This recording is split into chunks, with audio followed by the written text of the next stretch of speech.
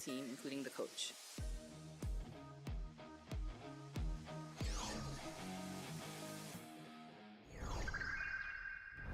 항상 저는 어떤 누구와 붙어도 질 자신이 없기 때문에 항상 자신감이 차 있습니다. Jago, terutama Salu. Who's gonna be a winner? You can pick yourself also. Of course me.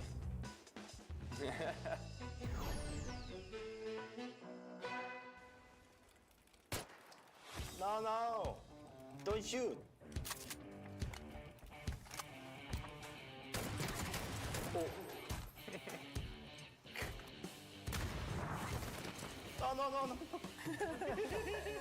Let's go, Salu. Fight. No, let's go.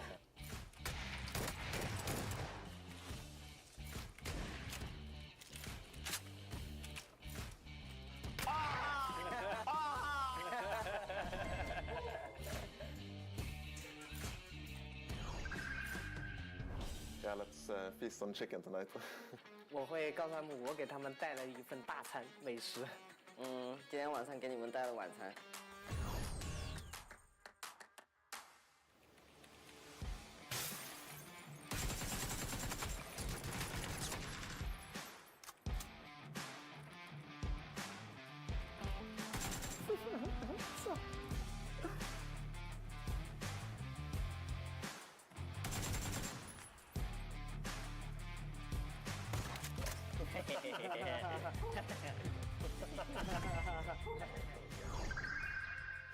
I'm feeling a little bit confident, not much, but we'll try our best.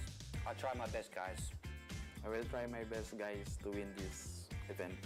我觉得我状态蛮好的，我应该可以吧。TB 加油！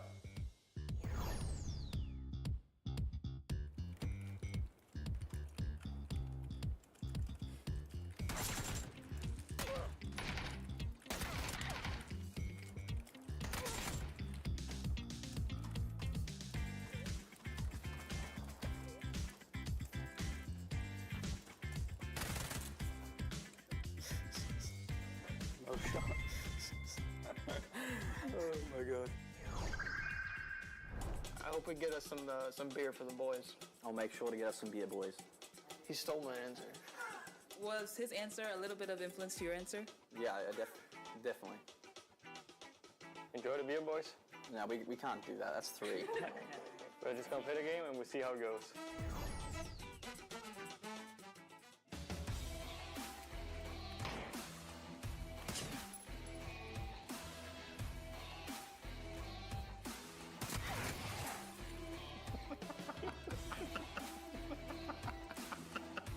Boom.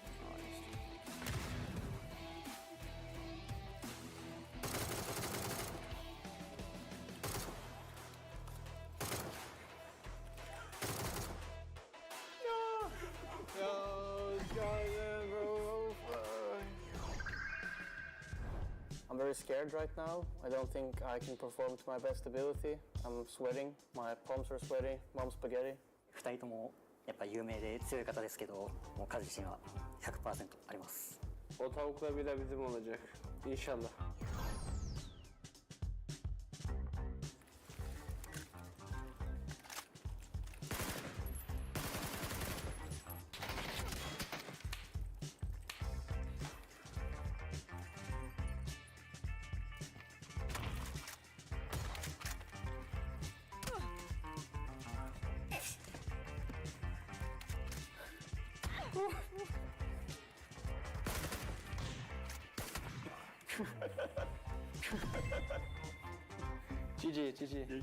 GG ก็มั่นใจ 50-50 ครับ เพราะว่าอีก 2 คนก็เก่งเหมือนกันครับ I hope I can bring this home because in France, chicken and beer is very important to me. So. Hey, they do my... Let's go!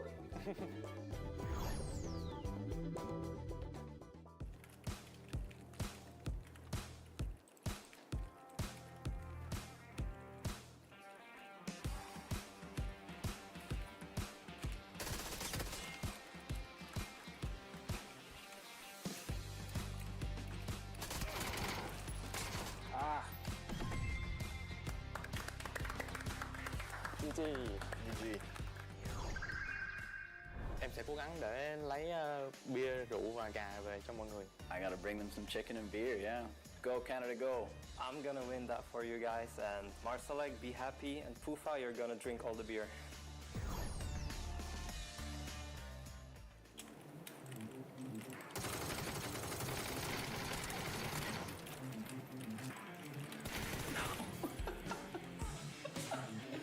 No way.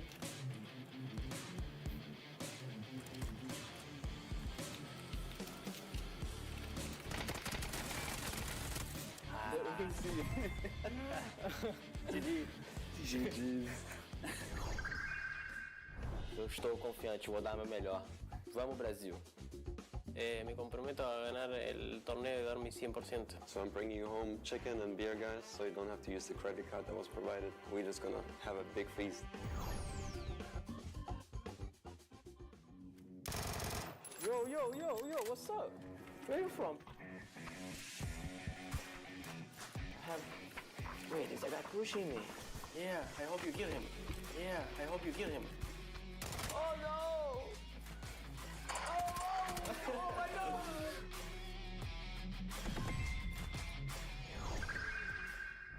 รอบ8ทีมสุดท้ายนี้นะคะ เราจะแข่งกันแค่1 ต่อ 1นะคะ แล้วก็แข่งแค่ครั้งเดียว แพ้ก็คือตกรอบ ชนะก็คือเราจะไปรอบต่อไปค่ะ ในโหมดของ Hard Drop ค่ะ Ahí te tocó. Te deseo suerte. Voy a dar mi 100%.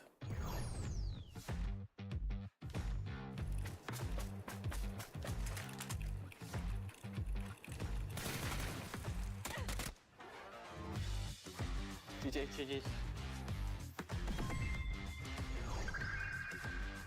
Good luck, have fun. Good luck. 加油.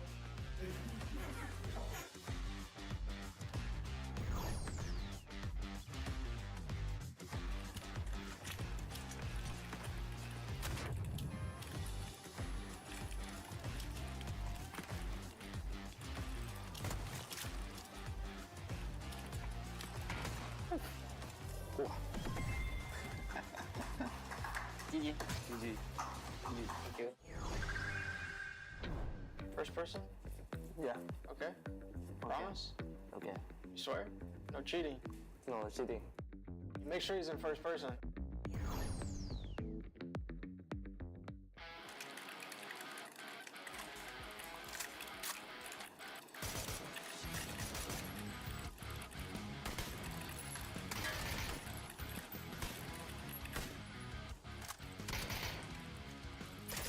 Oh, I'm dying.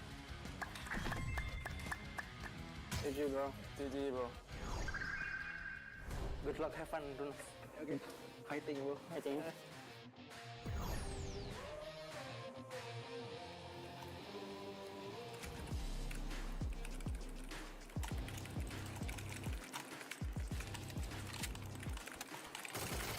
Oh, yeah.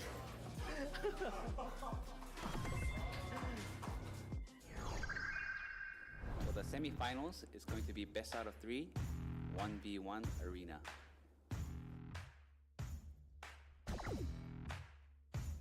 Take it easy on me, please. Okay.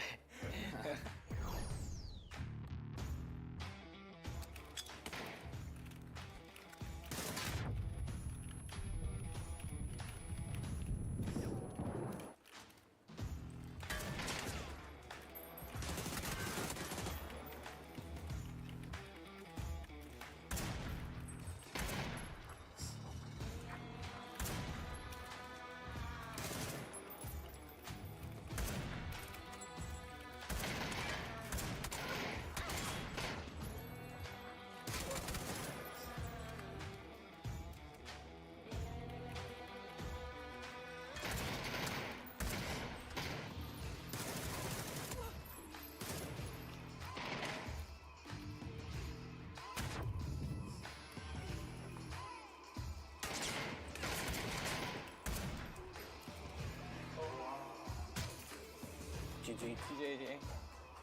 GG. 強敵ですが、勝って決勝進みます。 I'm gonna bring home the beer.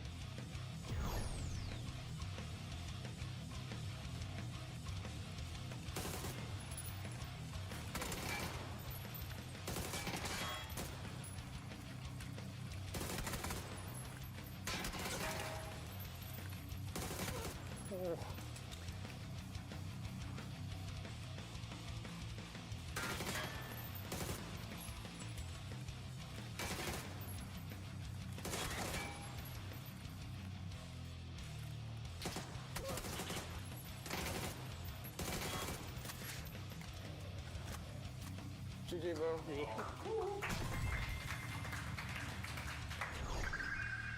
The grand finals will be a 1v1 arena match, and the winner will take home the chicken and the beer. Get ready to eat some chicken and beer, guys. USA needs that beer.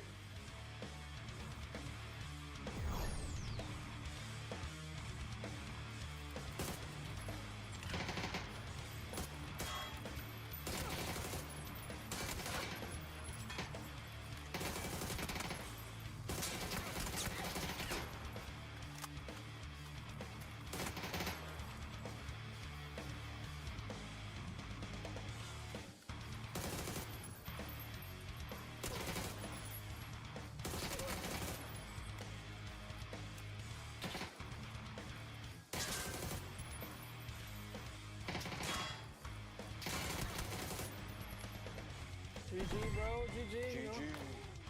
Finally. GG's, guys. I'm absolutely fine. Kickstart's a really good player, so it's fine to lose to him. Well, I have been a PGC king before, so I was pretty jet-lagged this one, so I didn't expect to win, but what can I say? I needed that beer. I'm bringing home the boys, the chicken, the beer, and the soju tonight. We're gonna have some fun. Thank you, Kickstart. Thank you, Kickstart. Thank you for winning. Thank you, Kickstart, for winning. Beer, just like I said I would. Why'd you do that? There's nothing for me. Don't even look at me.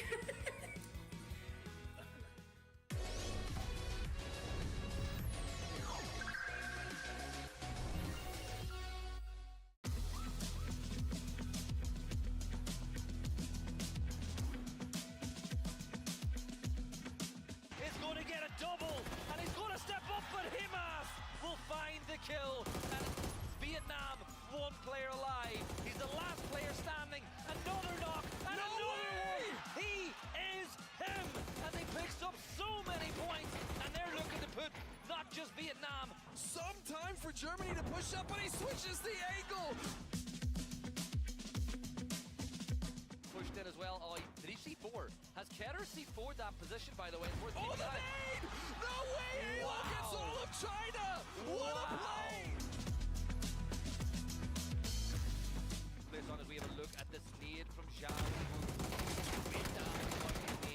And he just keeps on. Oh, he got the double. That's disgusting.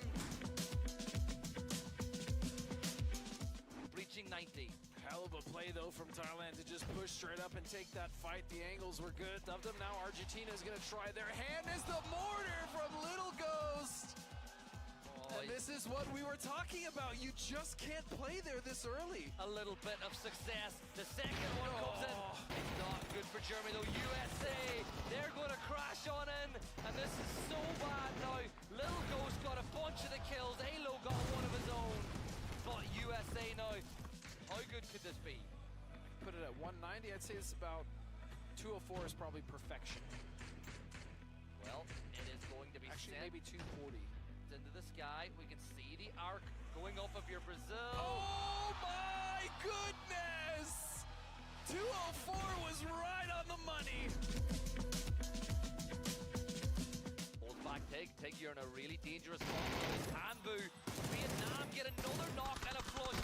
He was. There's no way! Tanvu deals with Korea, and the Vietnamese are just absolutely incredible from every single member, and the nade! Is another player going to fall at the hands of Vietnam?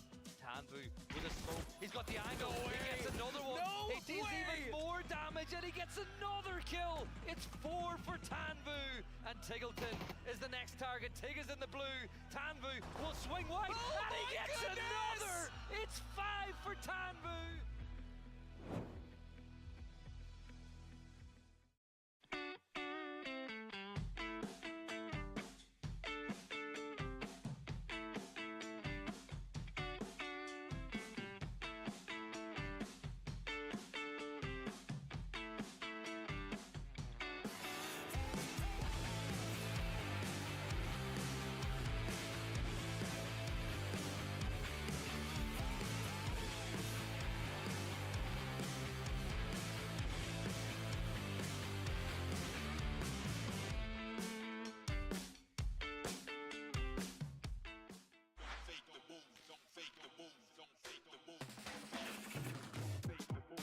Smooth and original.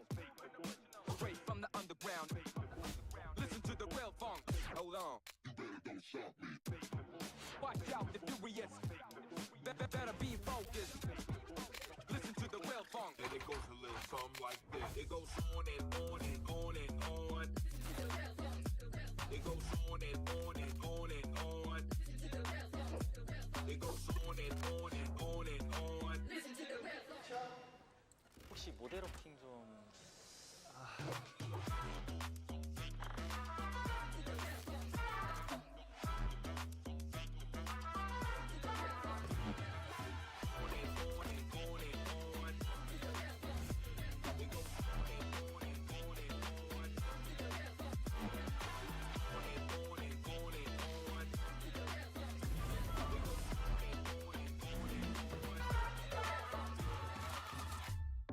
Smooth and original.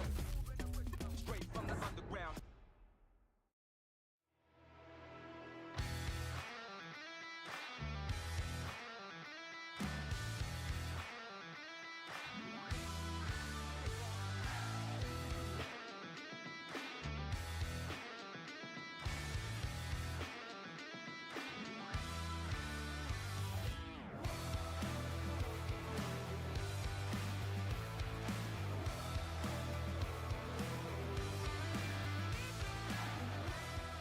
What is up, everybody? Welcome to the final day of PNC 2025.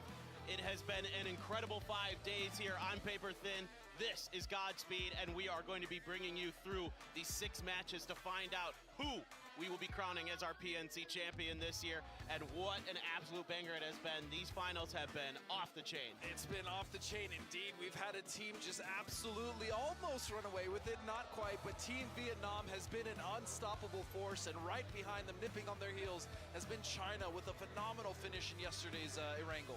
Yeah, really good to see China stepping up, somebody challenging this unbelievable Vietnamese team who just puts up just huge kill game after huge kill game. Doesn't matter where they're finishing, they're just fragging out. And that's the thing, is like even in the games where they didn't get points yesterday, for instance, in one of the games on Tego or Rondo, they still had 9 kills. They may have gone out in 9th place, but it doesn't matter. They almost got double-digit kills. And then Tonvu with the most disgusting save on Miramar. That solo play from him, wiping multiple teams, including Australia in the end, was just unbelievable. And he still got 2nd place. I mean, what's going on with these guys? What are they feeding them? I would like some. Yeah, please share. I would love to be that good at this game because they are on another level right now. But there is hope for some of these other squads. So let's take a look at our overview here as we kind of get ready here for a action-packed day. Not only do we have the games, of course, we have a very special performance coming up from Espa. You don't want to miss that. But looking at our survival stage into the final stage, I also love that we added the survival stage. I think it's fantastic. I'm so glad that PUBG and Crafton listened, and they gave us more games, they gave us more teams, and they made the event so much more fun. They also gave the players just more of an opportunity to play, right? A lot of these teams maybe wouldn't have made it into the finals, but because of the format, we got to see them play. We got to see France kind of pop off, even though they fell short. But, you know, that's going to be a roster now that people are looking at. Yeah, absolutely. I mean, some great players were able to showcase their abilities that maybe you don't normally get to see. Or maybe if you didn't watch some of these regions a little bit more closely, you didn't get to see some of these players previously. Philippines and Indonesia as well, really popping off. Love to see that as we get ready to find out what our maps are going to look like. Well, it's going to be the same. Miramar, Tergo, Rondo, Erangel. I'm almost a little sad because we're starting with the best map instead of finishing with it. But you know what? Finishing on the tried and true of Erangel, it's very bittersweet, and I think it's going to be perfect. All 6 of these games, ladies and gentlemen, are going to be absolutely incredible. Yeah, no doubt about it. I mean, my eyes are right to those Miramars with how good that Vietnam has been on that map. It's going to be really important to keep them kind of held at arm's length, especially for teams like China, maybe even, who knows, Thailand. Who knows? They've been playing really well yesterday, so there's hope here for this Thai team.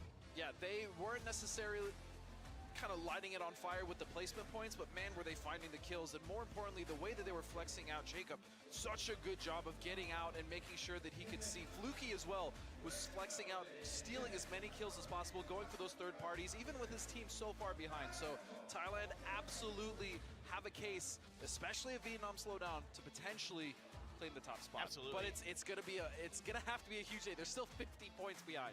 Yeah, I mean, the good news is there is opportunity for that, but let's check in with Bella, see what she's got going for us behind the scenes.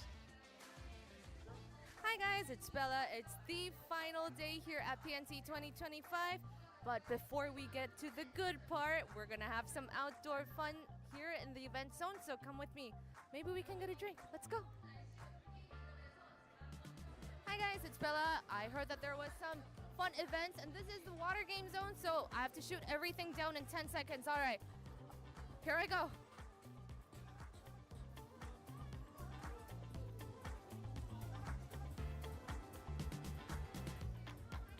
It's so much cooler to actually play these water games on a hot sunny day like this. So let's go and find out what else is more here. Let's go. Hi guys, I'm inside the Lenovo cooling zone. We have a lot of new products here that you can try out. And of course, the 5-second event zone. So let's see if I can be exactly on the clock. All right. Dun, dun. You know, these games, they're harder than they look. So let's see. Ah! Oh no! I'm early. This is me. All right, let's go. And how to cool off better than a slushie here outdoors at the PNC event zone. I got Team Vietnam's drink, so make sure to stay till the end and meet our champions. I'll enjoy this. All right, well, thank you very much, Bella. As always, awesome stuff to do around the venue, in and outside. Plenty of ways to keep yourself cool in this warm Korean summer weather, but we're looking at some of our MVPs throughout the years here. You know, Vard, and then back-to-back for Seoul. Who are we looking at this year, Godspeed? Man, I think it's going to be close between probably Tanvu and Himas. Yeah. That would be my guess. It feels like we're destined for a Vietnam win. We don't know. What if China steps up? Is it going to be Dude, Ace that'd left? be crazy. It would have to, oh man. Either Ace left or I'd say Zhao Wu. Yeah. Zhao Wu had some crazy, or Little Gross Mortars were just out of control yesterday as well. So, I mean, anyone, Ming Ming on that team could be an MVP. But yeah, probably Ace left. I mean, he had some just out of control individual plays. He is, when he is on, he feels unstoppable. He's it so feels clean. Unfair. It is unfair. He's so good with his ARs, and he's so clean with his decision making and his movement. Hard to best him. Seoul, one of those great players. Vard had that tremendous year in 2022 with the UK on the way to their win. So very curious to see. You know, Korea. It's hard to imagine a world where they come back and have a chance at winning this, but they can at least get themselves back up into that top 3 potential. At the very least, they could squeeze in a second if they really have a great day, right? If they're able to kind of stop China, and China just themselves don't have the greatest day, there's absolutely a case that we can see Korea climb in a second, but they're going to have just an extraordinary day. No doubt about it. As we do look at our top 5 kill leaders so far here at PNC 2025, the one I'm really excited to see, and I think a lot of people who've been watching PUBG Esports this year are very happy to see as well, as Kiss. He has been electric. Kiss has been amazing, and on Force Gaming on his team back at home, he's been able to just show us some really incredible stuff, especially when we look at the PGSs. So to see him come here and still find that consistency on a stage like this is wonderful to see. Well, in that battle against Argentina yesterday on Miramar, I was like, Kiss might just win this, dude. Yeah. He was like doing so much damage. He almost oh my God. did. I got really scared for Argentina for a second. As good as they looked, but Kiss was on a warpath. No, he is tremendous. And like we were talking about some of those other players, like Aix left, Solalzi up there as well for Vietnam. That's disgusting. You have 3 out of your 4 players up here, and I don't think Delwyn's that far behind either. No, I think Delwyn's probably at 6, if I'm being honest. So he's probably just creeping right around the corner of that leaderboard. But yeah, these are our superstars so far at this event. They have done nothing short of deliver, and so I'm looking forward to see what they're going to do at the end of or pretty much all of today. Should be relatively consistent, I would assume.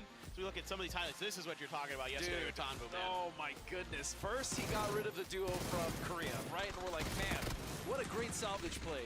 And then he happens to get the duo from Australia. And then he nades the USA. And then he cleans up Brazil. I mean, when was he going to slow down? I don't understand. And then he got rid of Argentina, if I'm not mistaken. I believe you're right. This was just unbelievable stuff. And then he's just holding this corner. I mean, Australia knows he's there. And then he pushes right as the Blues coming through. Sawed off, dude. Oh my goodness, it was so sick. Poor Tig, just had no idea it was coming. Yeah, Blood's already flushed, and this is just one of those individual moments that the Vietnamese players seem to bring out time and time again. I mean, I think back to Taikon's 1v9 the other year, like stuff like that is just crazy. Yeah, but I mean, again, they've worked together so well as a team, and that's what's been most impressive. Again, this is a region that has never placed outside of the top 4. And they've been different rosters throughout the year. It's not like this is the same roster we see every year. So the amount of talent that's in that region is just, yeah, it's undeniable. Yeah, it's crazy to think, like, back in 2019 when the Vietnamese roster just shocked us all with their play. Right. I mean, like, going back with Levies and some of these other guys that were just insane. Really like to see, as well, another Southeast Asian player stepping up this event. Tentrip, a lot of eyes. I've been seeing a lot of people talk about him on social media. Tentrip is probably my like secret MVP, right? He may not get the actual award, but the amount of damage and work he has put in for the Philippines, the fact that they will go back in the blue just to get him up. We saw that kind of little weird fight with Norway all the way in Chidena City yesterday, and that lasted for what it seemed like almost 10 minutes in order for them to just get Tentrip back. He is worth it to them, and he's just been putting in so much work for that team. He does an incredible job on his own. I mean, it's really... He's called upon to be that individual player. That's the Philippine style at this event, is that they're willing to spread out. They're willing to take up a lot of space in the early parts of games. They want to scrap early, and they're so comfortable with it because of how good he is. And that's the thing, is normally when you see something like that, as we head into some highlights here, is the ability to make plays and do it confidently, but also each individual player on that team able to do so is what makes them so strong. 4 players spreading out that thin should not be able to have the amount of control and put the amount of damage on field as they do it. I don't know how they do it, but they continue to do it game after game. Yeah, and this is the almost for Himas, another one. He's already had a couple unbelievable clutches to win chicken dinners in his illustrious history as a player, and this was another where he almost won a 1v4. He's just him. Like, he's so, yeah, he's different. Like, look at this spray trencher, so clean, using that water tank, able to angle. He really put just an unbearable amount of pressure on Germany. It's unbelievable. I thought he had this. When I was watching it back, I was like, oh, he's got this. Like, this is just Himas, just a classic moment. But we do have some of our important statistics, and Vietnam is topping the charts in a whole bunch. They're topping the charts in kills, damage, placement points, Miramar points, knocks, headshots, and survival time, and headshots. Why not? Just throw in that stat. I mean, they are leading the pack. You can see it with 150. What would really blow my mind is if we actually see this team not just win, because, I mean, that looks like it's going to be the case, but what if they get like over 210, 220 points? I mean, they just leave everyone in the dust. That would be a first in PNC history. I think it's very possible. I mean, when you look at them from a big picture perspective, the individual stuff is what we see in the highlights, but when you look at the way they control the map, the way they read situations is better than most by quite a large margin. And you have a reliable IGL in Delwyn who can get you that info and get a first knock, a first kill a lot of times as well. So, like, they do so much so well. And that's the most important thing that you just said, is Delwyn is their IGL, but he is not a slouch when it comes to mechanical skill or anything like that. He, as you said, sometimes he'll be the tip of the spear and the IGL. But he doesn't go down. He'll get the first knock, and then he'll feed his team that information, and he puts them in just the best position in order for them to execute, and it's just beautiful to watch. That team really is special, and I don't think people realize how special what we're witnessing is from Vietnam. They make really good reads in the early to mid part of game. I think back to the very first Miramar yesterday, where they out-rotated Korea because Korea decided to, like, try to pin in, I can't remember if it was Norway or Denmark or somebody. It was one of the teams, I think, under them. Yeah. And they, like, tried to pin them in, and Vietnam's just like, all right, cool, like, we're gonna go buy you. And then hold you out, which is crazy. So, exactly. Yeah. They've been incredible, and speaking of incredible, we're going to have an interview with that amazing IGL, Delwyn. Hi guys, I'm standing with the brains of Team Vietnam, IGL, Delwyn. Hello, Delwyn. Hello. What is the secret to being so good? You guys are so far up ahead. Can you tell us your secret? Thì bí quyết của team mình là gì? Khi mà bây giờ team mình đang thi đấu rất là tốt và đang bỏ xa các team khác. Bí quyết của bọn mình vẫn là đồng đội và phối hợp ăn ý, thì đây là bí quyết mạnh nhất của một đội tuyển và cũng là một tập thể.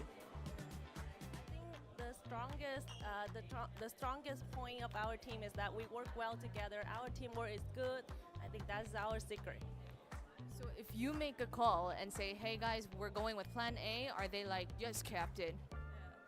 Khi mà em call team em bảo là đi lối này đi hướng này đi thì các bạn có kiểu như là ok đi thôi giống như vậy không?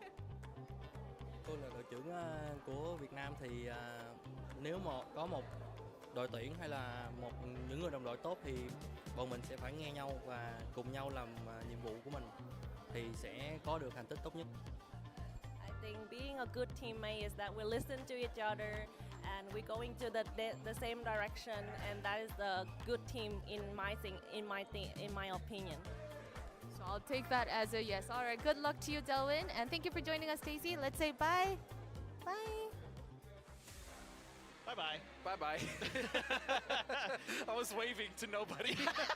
I don't know what I'm doing. You can see, well, it's just infectious. Bella's so Yeah. good at these interviews. We're just like into it. We're like, yeah, Yeah, bye-bye. bye. Yeah. Good job. I feel like I was out there with him, but look at, I mean, the way that China skyrocketed yesterday, and I don't want to say they righted the ship because they had a solid day one in the finals, but man, they finished strong. And what I noticed most about how they were playing and how they were able to garner so many points is they started to prio really good positions over the kills that they normally do. We see China sometimes will go for edge play, right? They'll try to clean that up. But they just got in one of the best positions early, and they were still able to get a healthy amount of kills. They didn't just sit on their laurels, they got proactive.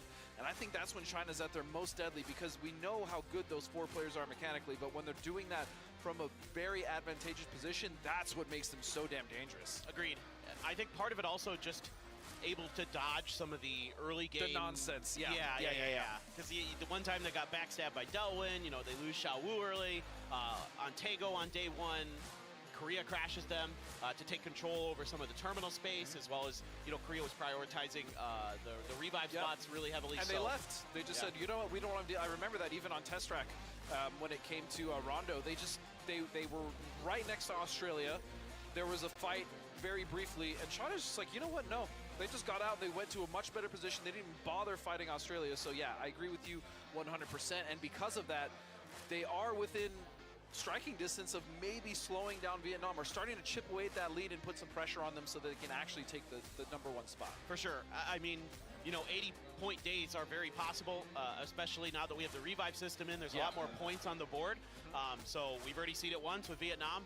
You know, maybe China's got it in them today with the way that Akesleft was playing, and if you can get that whole team kind of really thinking straight and doing things well, you're going to have a really, really solid chance. And you can see there was a bit of a drive up here from the UK that gets just thwarted in a heartbeat. Yeah, Little Ghost. I think this is some of the best PUBG I've seen Little Ghost play in a long time, right? We know he's on 17. He's had some incredible success on that team. But I feel like for whatever reason with this roster, things are just clicking. It is incredible. I mean, that's why I picked this team to win the event. I was like, you did? I think this is probably the best roster they've ever put together. I know how much they want to win this. I know how important this is for them, for their region, for their fans at home. You know, how much pressure there is to get that as well coming from those fans. So, you know, I talk to Akesleft every once in a while, and the guy's a gamer. The guy wants to win no matter what. Like, he could just be this guy. He could stream for the rest of his life, do just fine, but he wants to win. He's already had a great career, right? He can hang it up if he wants to, but no. And he still has so much talent. I mean, we just saw in that highlight, he fought back, kicking and screaming to get rid of Germany and make that upset win possible, and they got it because of him. He is unreal, man. Xiao Wu, no slouch, as we saw at PGS earlier, is capable of putting up some disgusting numbers. Really happy that Thailand is once again coming to play. I mean, you're seeing Vietnam, Thailand be really consistent at PNC the last couple of years, and a very different squad in some ways. I mean, yeah, Fluky is coming back, but with Rossiter Jr. coming in as the IGL, you're seeing a different version of them than we have in the years previous. Yeah, Rossiter Jr. for me really, again, broke out on the scene or showed what he was capable of in Gamers 8 like 3 years ago, right? And that's when he was on T5 now, which he's currently on. And he's just been not only a phenomenal IGL, but again, mechanically, we talk about this a lot because way back in the day, you know, IGLs weren't necessarily known for being very heavy kill or fraggers. not necessarily the best mechanical, but just very cerebral. Now you're getting the best of both worlds in a lot of these IGLs. I mean, just truly world-class stuff, and I think he has been such a driving force as to why this team Thailand has been so good, on top of why T5 has been so good. Yes, exactly. I mean, he's been a mainstay of global events for PUBG esports for a while now, and it's because he's so smart. I mean, obviously, he's one of our older players too, so he kind of has that experience. Yeah. And he's really doing a great job, and I'm really happy that he got a chance for this team. Kiss, yes, very, very good, very talented. We know that, but it's a lot of the big brain stuff that Thailand's doing there. Right. Their patience in the early to mid game has really been paying off. Yeah, exactly, and that's the thing. Their patience. They haven't got overzealous again. We talk about how APAC sometimes is just all gas, no brakes. But over the course of, I'd say, the last couple years, we've seen that with teams like Cerberus, with teams like T5, with Forest, right? And obviously Expendables winning PGC. They're not just aggression hungry anymore. They're very measured in how they find that aggression while still finding a crazy amount of kills. And that's the ultimate evolution, which is why I think APAC is just probably the best region in the world right now. It seems like it, doesn't it? It's really starting to feel like they have kind of risen and claimed the throne from, people thinking maybe it's Korea, maybe it's China, maybe it's EMEA, back USA in kind of Okay, we had like no, a couple. No, I agree, actually. I do agree. I mean, back when they were the Sonics, now the Falcons. Yeah. I'm with you, actually. Okay, I'll back you up on that one. I know there's a lot of haters out there. I'm not saying it's hard fact, but we were pretty good at one point, right? And we're still solid. We're still very solid. Falcons are always a threat. Well, of course. Team Liquid probably will be too. Yes, Liquid always one of the most consistent teams in PUBG history, in my opinion. Yes, 100%. All right, we both. This is kind of funny.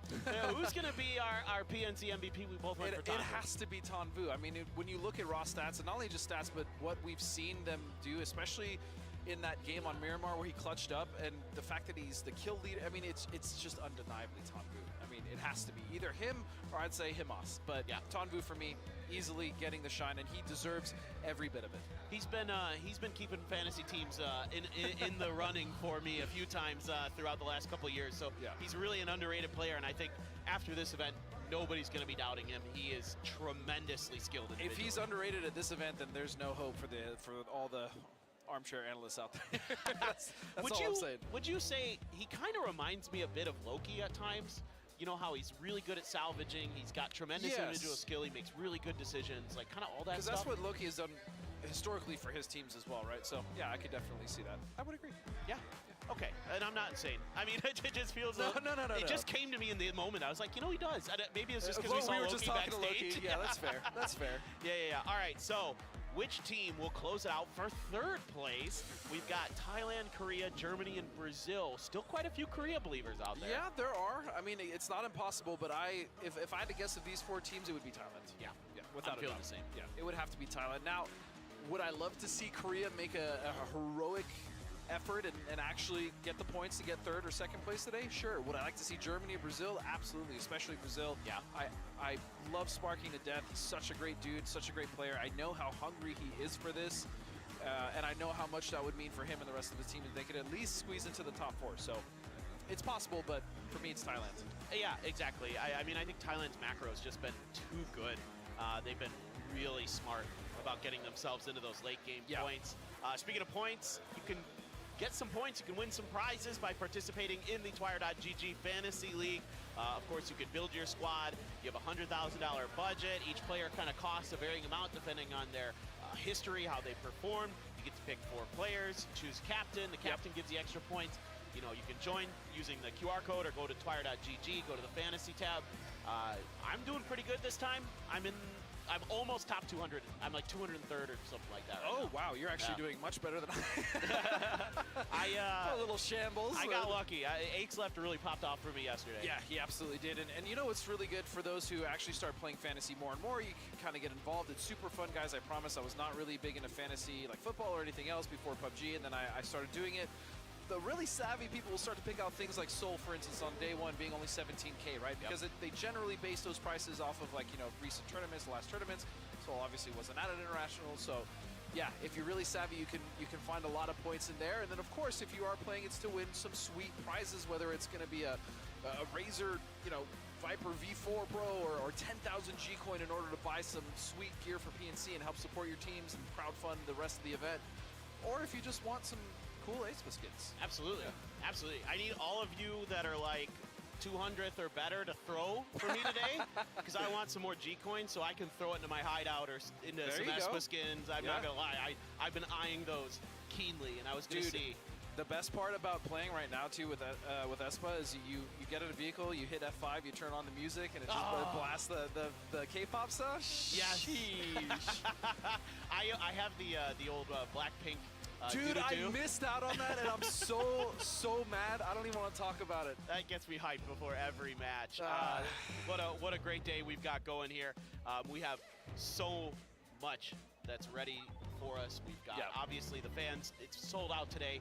It is going to be loud. It's going to be packed. I'm looking up, and there's really not much space at all in this arena. And even before we had this, you know, the amazing opening ceremony with Wing and his beatbox crew, or even like Aespa, it's yesterday there was no performances, there was nothing. This arena was still almost just as full, right? And that's because this country loves this game. They love their players like Seoul and the rest of that team. Guman all obviously doing so well. And just looking around, it's just, yeah, this is a very special event, so it's awesome. It's and we very get awesome. a lot of fans from all over the world. All over I the mean, world, I not have just seen Korea. Yeah. Brazil, Norway, USA, Vietnam, Thailand, China, Japan.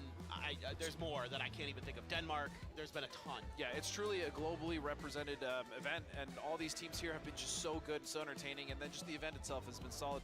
Plus, again, all the stuff we saw with Bella outside. It is hot. It's very hot outside, I'll just say that. But even then, like, you know, we were walking around, we got some of those sweet little slushy cups, and then the games that we saw Bella struggling in, but you know, the water gun game, there's a bunch of merch out there as well. So it's been a blast, man. PNC 2025 has, it's exceeded my expectations. This is why it's always my favorite event of the year for PUBG. It's like we get everybody just coming in. There's good energy. There's awesome events. Of course, we have events that you guys can participate in, as you're seeing at the bottom of your screen. Bingo only goes for the next, like, 20 minutes. What time is it right now? Actually. 4 minutes. Yeah, you have 4 more minutes for bingo, so you want to do that. But we have drops and other stuff going on throughout the day. We'll have codes that'll come up on your screen, so make sure you get those in. The drops, you just have to watch and connect your Crafton account to your Twitch account or whatever. Easy peasy. That's good. You're done. You're set. Yeah, and we are also, we have a lot of co-streamers, a lot of fantastic people out there who are streaming the event with their fan base. Make sure you check all of them out. They're a representation from all over the world. I saw Pokemoloto over there. It's been a while since I've seen that name, so awesome. And then, yeah, please just support these streamers as well. Watch them, maybe pop in, say thanks for streaming, and yeah, watch the event with them. Yeah, we have so many great people that have taken time out of their weekend to join us here, and we really appreciate all of you. Good old Duck Mize there, supporting Team Vietnam, I am sure. So love to see it. Tycon as well. Yep, Greg Shot in there as well. Shout out. Greg Shot, yeah, Greg Shot. Good old Greg. I haven't seen him in a while. But we love you guys out there. Thank you so much for tuning in. Thank you to all of our co-streamers for participating with us.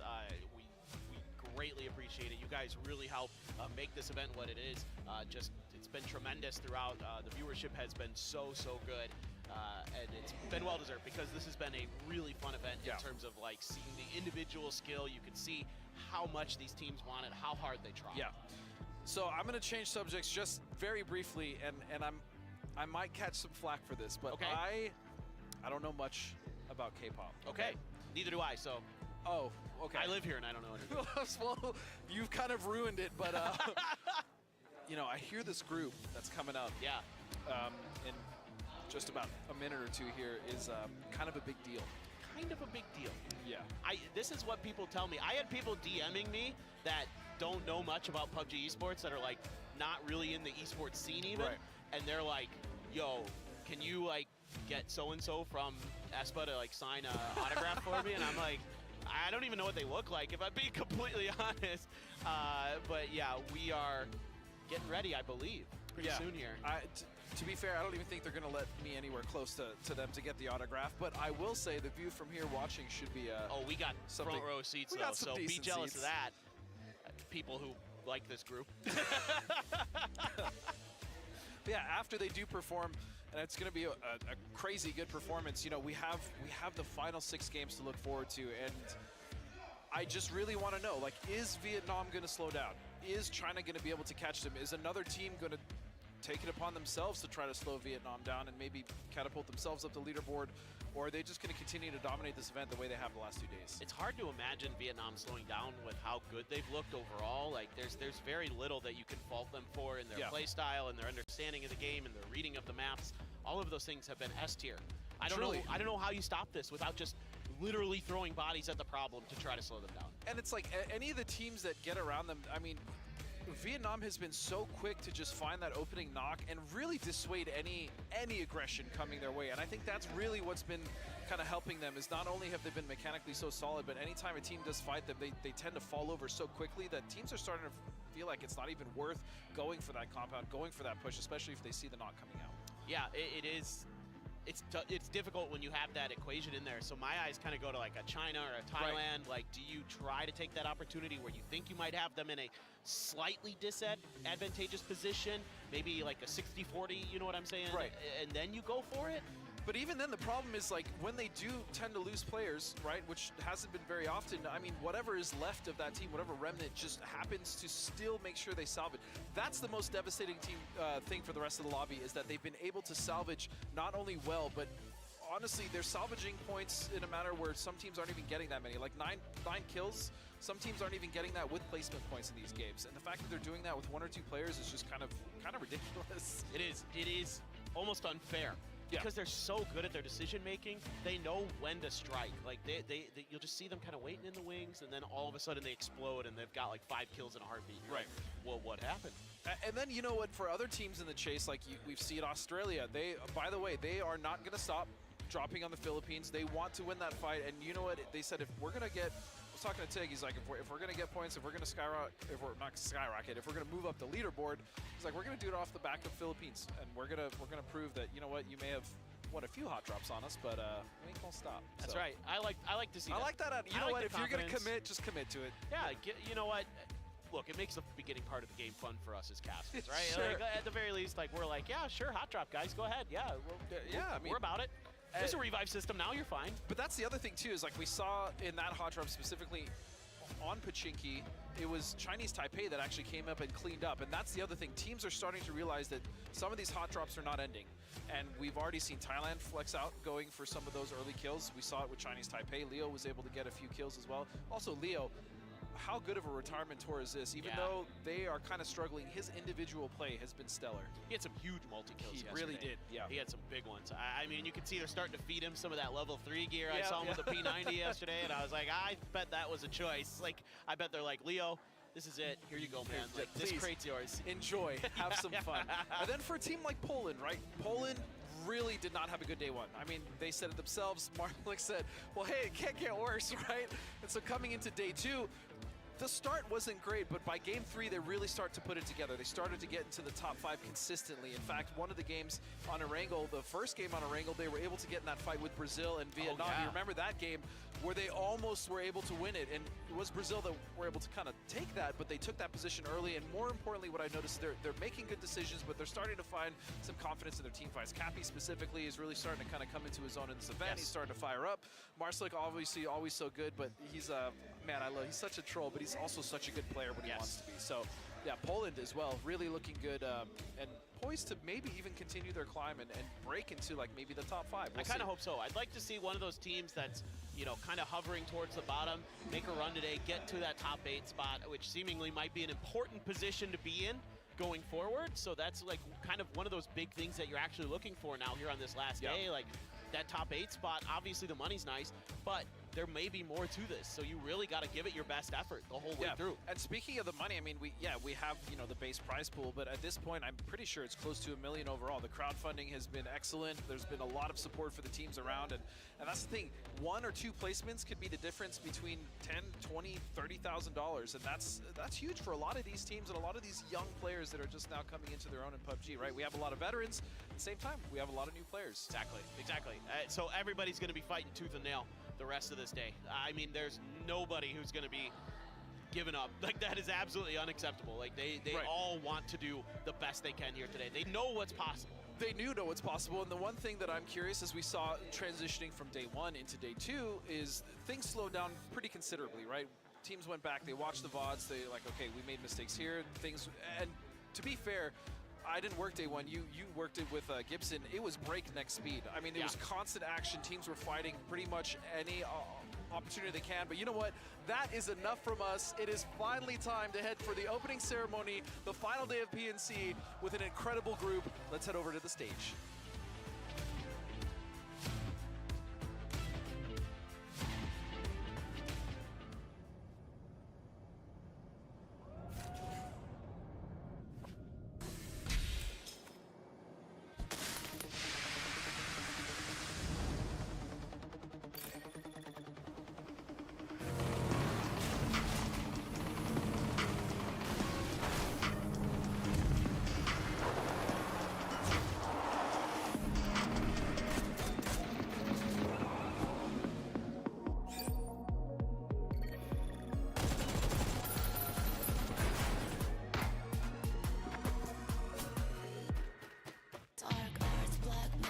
Can handle it, can have it, feel the power, feel the force, we attack it. Dark arts, black magic, one shot go maximum damage, feel the power, feel the force, we attack it.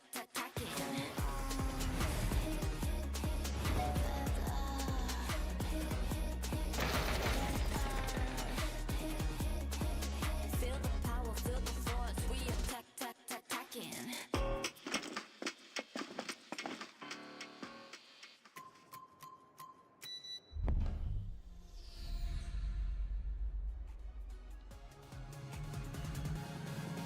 Dark arts, black magic, one shot go maximum damage, feel the power, feel the force, we attack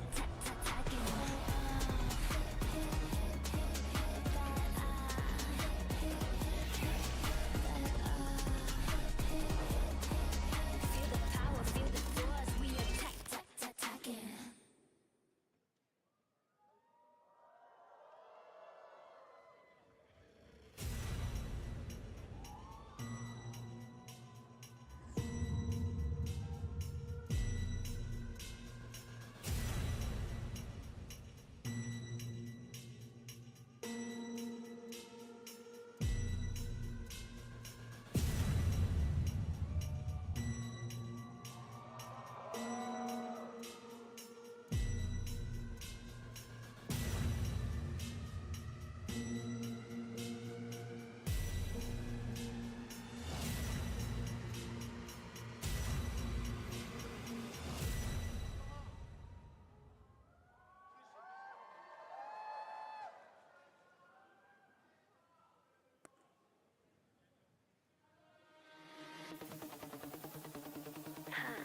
Dark arts, black magic.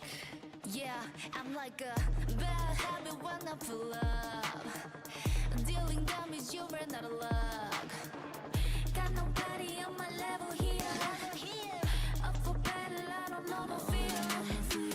Ain't no stopping, no, ain't no stopping, no, ain't no stopping, no show. Got you moving, I got you moving, I got you moving, I slow. I was savage when I pull up. Oh yeah, I'm a classic, you can't get enough. That you love to taste the wicked games, raising all the stakes. Oh no, no, no.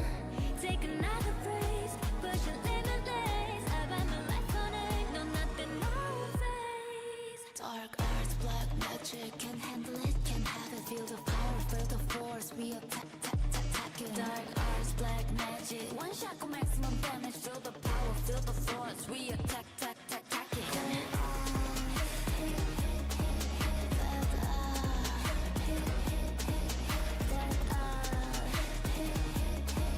Feel the power, feel the force, we attack it. Wanna tap it, wanna trap it, can't have it, that's what's happening.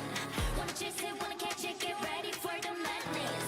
I'll take a live with this, follow my live with this. If you put in work, I'll make you want the best believe. If you love the taste, taste the wicked games, raising all the stakes. I'm not raising, take another risk, push your limitless. How about my life on it, no nothing on face. Dark arts, black magic, can handle it, can have it, feel the power, feel the force, we attack it. Dark arts, black magic, one shot go maximum damage, feel the power, feel the force, we attack it.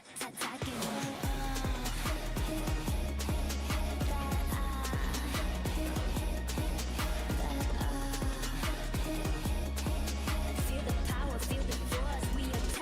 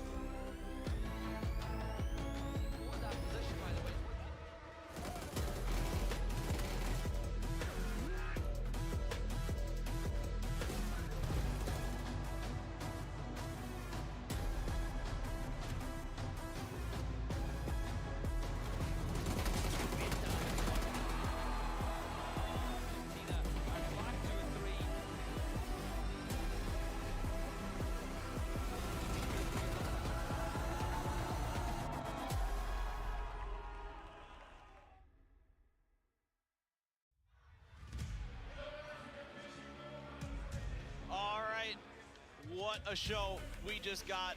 Thank you so much, Espa, for coming in here and performing their hit Dark Arts for us as we take a look at Team Vietnam. A lot of cheers go up in the stadium when they come on screen now, and a lot of people are hoping that they can finally get it done and finally get that win. Yeah, I mean, they were going crazy for Himas yesterday. I mean, he got a little shy. He had to hide his face. The cheers were so loud, but China not far behind. There's so many fans for them as well. In fact, their cheering section, I don't know if you know this, is right in front of us, and they get loud. Oh, good. I'm excited. That actually makes me really happy. I love it when we can see and hear the fans. Dude, the energy it gives us, oh man. There's nothing better. There's nothing better. Thailand with some hopes here, trying to see if they can climb even further up the leaderboard. The Philippines want to show that they are not done just yet. Man, they are so good, dude. What a performance at this PNC. Honestly, they have really come through and shown us exactly why they are such a good region. And then even UK, you know, they've had some struggles. They've also had some good moments, so we'll see if they can make their climb up the leaderboard. But Vietnam, all eyes are firmly on them. No doubt. No doubt about it. China as well. You'd be remiss without talking about them as having an actual real shot here today. And I know that they're going to give it their all. And I know that they learned from those day one mistakes again, and they looked so good yesterday. They did. And you know what? Indonesia also looked fairly good. You know, they've been really taking the fight, making it messy for a lot of teams. They're actually right next to Denmark, another team who, man, you want to talk about an incredible survival stage finish in order to get to the finals. You know, they've had some success here or there, led by Gustav, of course, such a good IGL Beamy as well in the wings. And then Korea, man, the hometown heroes, the favorites coming into this event, the team that every single other team had their eyes on. Yeah, for sure. And, you know, yesterday, it just felt like Korea made some choices in the macro game that cost them in the long run, where they went for some fights that I kind of was a bit surprised by.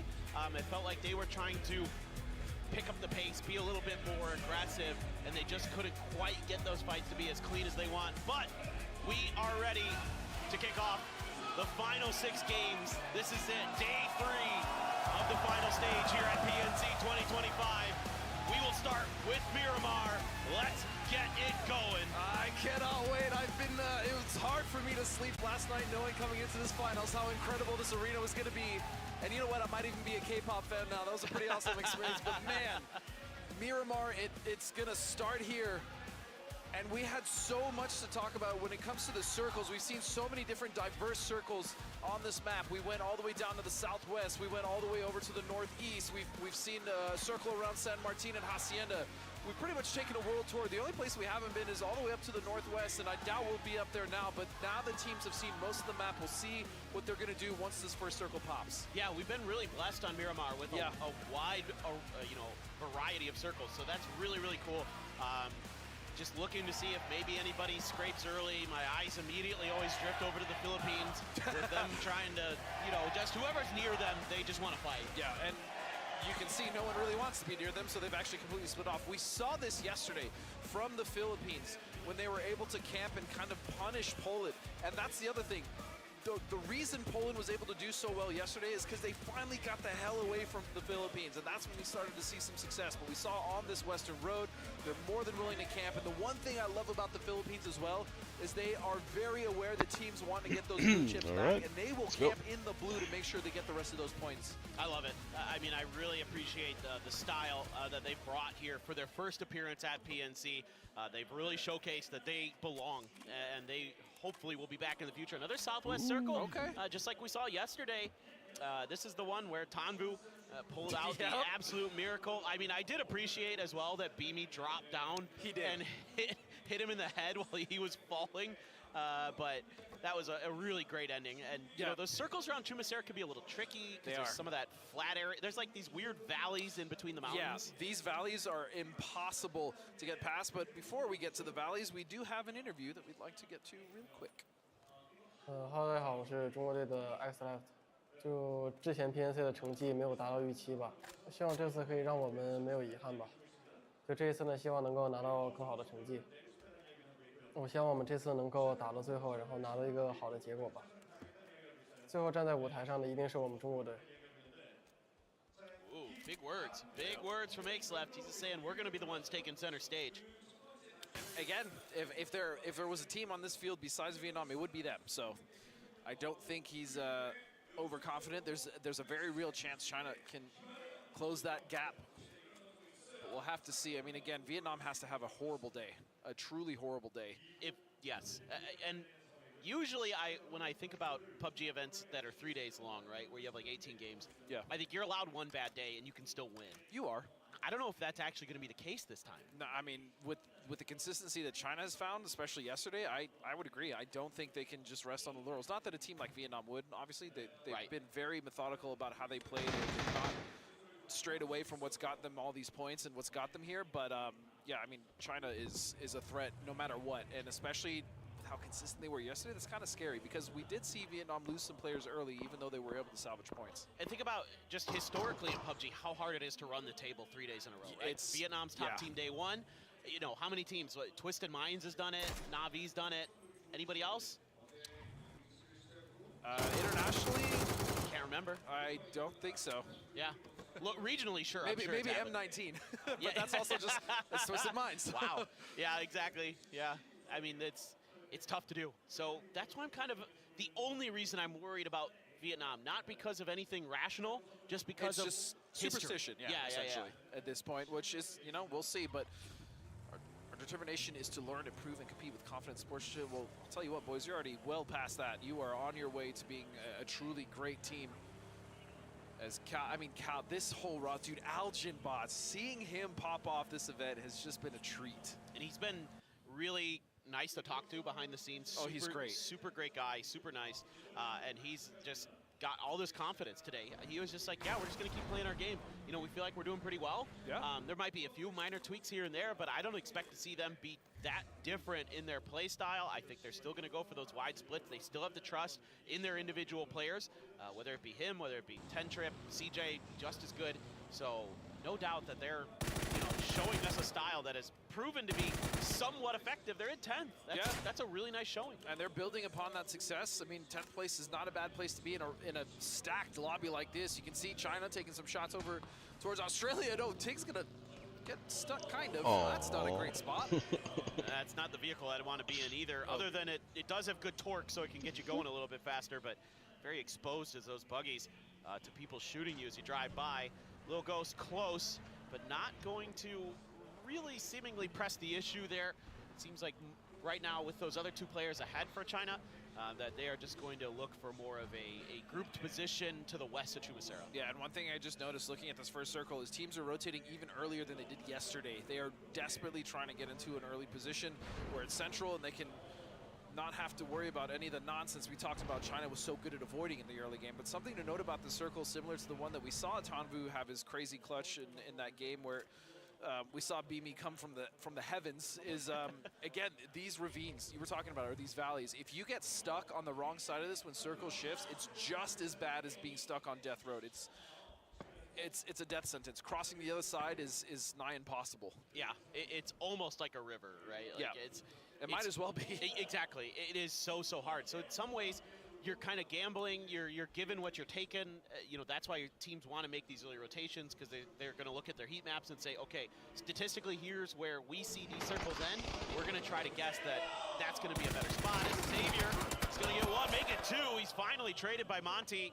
Things not going so good here for Team Australia, squaring up with the team that's just behind them on the leaderboards, and didn't go well. And Tiggleton trying to find an angle. Yeah, if they can, for either team, if they can clean this up, though, they're fighting on top of a res point. So, and we saw Korea use that to great effect the first day, really fighting on those res points. Mount Rush is going to get the flush onto Flood and Luke. Tig very low. He's going to have to back off, but the pressure's on. Leo's pushing forward, and Tig knows this. Yeah, Monty trying to see if he can relieve a little bit of that pressure towards Leo. Good grenade actually splashes a bit of damage, but Monty and Tig are going to combine to take Leo down. This is really nice work from above by Monty. Oh, Monty is cooking right now. He's going to get more damage onto another member of Chinese Taipei. Chao Wei is trying to get down. We see a spray, though, from Indonesia. They're going to get involved. TD. Oh, that's unfortunate. Tig there had the drop on him. Goes for the reload. What is this? Point blank Dragunov? How does that happen? He gets it done somehow, some way. Gonna be able to flush this point out at the very least. Around the corner, Savior though, quick to finish the job. And like you said, the revive station is there. Yeah, I mean, it was a good fight to take. Unfortunately, with the help of Indonesia, it was a fight that Australia lost, so they're gonna be, man, that is the worst. Getting eliminated early in an event like this, you just got nothing to do but turn around. And the monitors are black. The monitors are straight black, so they talk about it and hopefully have a better game next time. But Chinese Taipei will get that res off, and they will be 4 strong yet again. And there's plenty of loot there for them to take, so it's going to be just fine. Savior there. Man to get the job done. And he will also be the one to call in the revives. Nobody's going to try to punish that just yet. Indonesia's Teddy has pulled off a bit. Brazil is rolling up behind this as well. This is the least shocking thing you'll ever see. Brex up in the glider. Yep. As this looks pretty similar to how Brazil started this particular circle yesterday. Yeah, this is the standard for Germany. Oh, this is different though. Look at Korea. Yeah, Korea they actually opted to do this yesterday, but instead of going onto drumstick, they actually just took the road, right? This time they're actually opting to go behind Germany. Yeah, and I wonder if that's because they saw Germany there the other day? That's my assumption, is they want to try to avoid any fighting early on those edges, and they're going to try to come in through Vaidamar, and then you're going to run into the Philippines, which is not a team you want to necessarily be bumping into, because they are going to take a fight, and they aren't going to be shy about it. No, not at all. But I do really love that feature where we now see like where the teams are pinging, what their rotation look like. You can see kind of what they're thinking. They pinged pretty much all of Germany as they were rotating, so they were very aware of the fact that that team is there. Meanwhile, Philippines, we were just talking about him, 10 trip. My GOAT on this team has just been unbelievable, and he's going to push back Poland. Yeah, Master's like, no, I know this song and dance. we have seen this before. Yeah, and I mean, man, Poland almost got bullied initially by Philippines. But again, once they were able to break off and finally actually play their early game into the mid game, we've seen Poland really shine. Yeah, Poland's just got to be like, why is it always us? Why is it every time that it's the Philippines are going to be the ones to try to, make our early game just a nightmare? Meanwhile, it's actually Germany who's setting up for somewhat of a bridge camp here.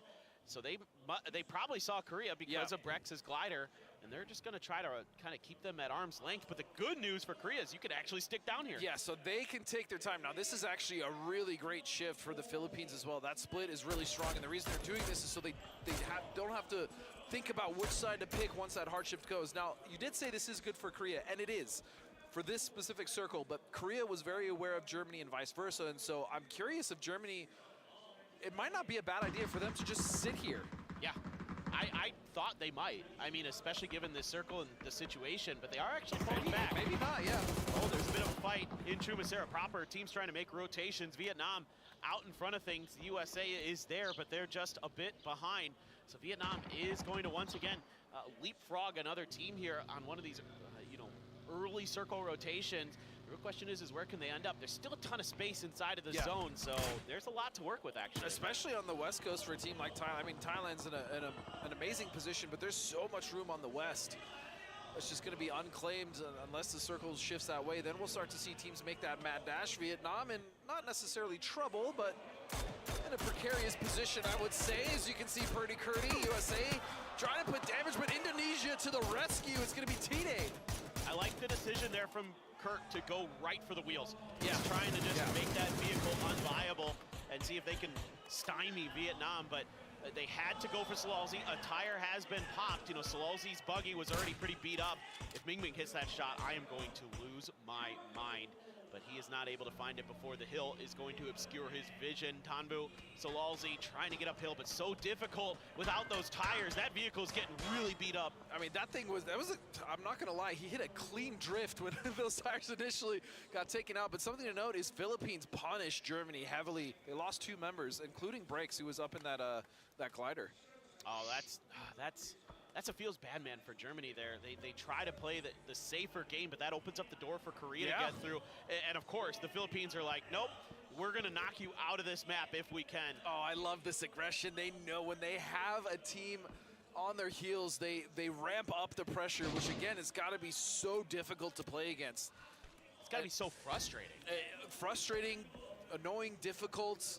The pressure is there. And right now it's up to Chris to just, I mean, do what he can. He does have an S12K, so in this close range with the smoke enveloping those rooms, that long building, we know how difficult those are to push. But Korea now looking for an opening here, maybe on CJ. It's gonna be Seoul to open up the salvo. It's not gonna get the knock though. Seoul can relay that information over to Gyumin though. He's like, I hit him a couple times. He should be pretty weak. Now the first aid is going to come through, I believe. No, he had to pull back. The grenade is right on the money. Gyumin is going to claim a point here. So leaving this player behind has cost the Philippines. Yeah, but now they have to be careful because of Chris. This can go wrong so quickly, and it does! And that's what we were worried about, just one member left. Chris doesn't know if he has time to heal though. I liked the duck there, the crouch slide past Chris. Now Algenbot's gonna try to get it done, and he can just barely. But it's almost basically mutually assured destruction for both of those teams. That opens up a ton of space for Korea. And I love this. Korea recognized this salute is going straight for the compound, that long building that you see Algenbots at. Meanwhile, it's gonna be China. They're gonna have to fend off Norway. There is some shots ringing out in this direction from Vietnam as well. Looks like an emergency pickup being thought about by the USA, but they don't need to take it. They're still in the zone, so they're gonna opt to just hunker down on the mountain that's to the southwest of Chuma. Sarah intends there, just waiting out these blue zones for their moment, seeing if they can find an opportunity to strike, but this is a tough nut to crack. Even if it is just Lil Ghost on his own, he is a force to be reckoned with. Grenade, if well thought out, would have been pretty devastating. Now they're starting to kind of work this out that, where is he? Oh my God. Oh, the timing was crazy, but Little Ghost is still gonna find that knock. Still got a lot of work to do though. Nade's coming out utility. Yeah, it was gonna be a tall order, but still that's a, I mean, it was a hell of an attempt, I'll say that. Yeah, it was a good idea with the Molly there to try to block that door, and he does end up claiming a point out of it at the very least. The rest of China isn't going to try to make a move off of that. They're just going to lock down their territory. Lil Ghost just gets caught. You know, he is more of an IGL, so he wants to kind of be that guy who's out there getting the info, being that solo player. You see it with like T-Bone on the UK, has kind of a similar idea at times. Yeah. And you can see here a replay of how the Philippines got it done versus Germany. There is no way he didn't miss a shot there on Briggs. That is unlucky.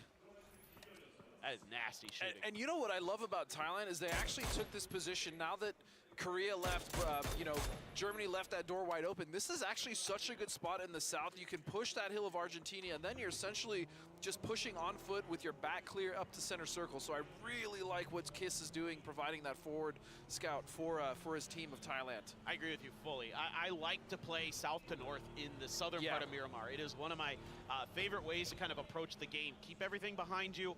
Worry about what's going on in front of you. I learned that from old school Navi. That was like that was where I was like, man, I like the way they do this, and it could work in my regular games. We have the 3 members that are still alive for China, trying to harass Vex. Gets over the hill. The car though rolling. Not sure if he's going to be able to recover it out. But look what happened to Rossetta Jr. there. He's trying to rotate and he gets caught. Yeah, I don't know what happened there. A little wonky as we now see USA and the UK battling it out, but no significant damage going out for either team. In fact, it's the duo of UK that are now trying to just consolidate with Fex and Vard. And still, this split is actually, this is just a fight between the 2 splits.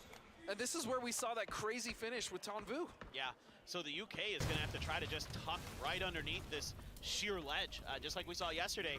And they have to try to hunker down.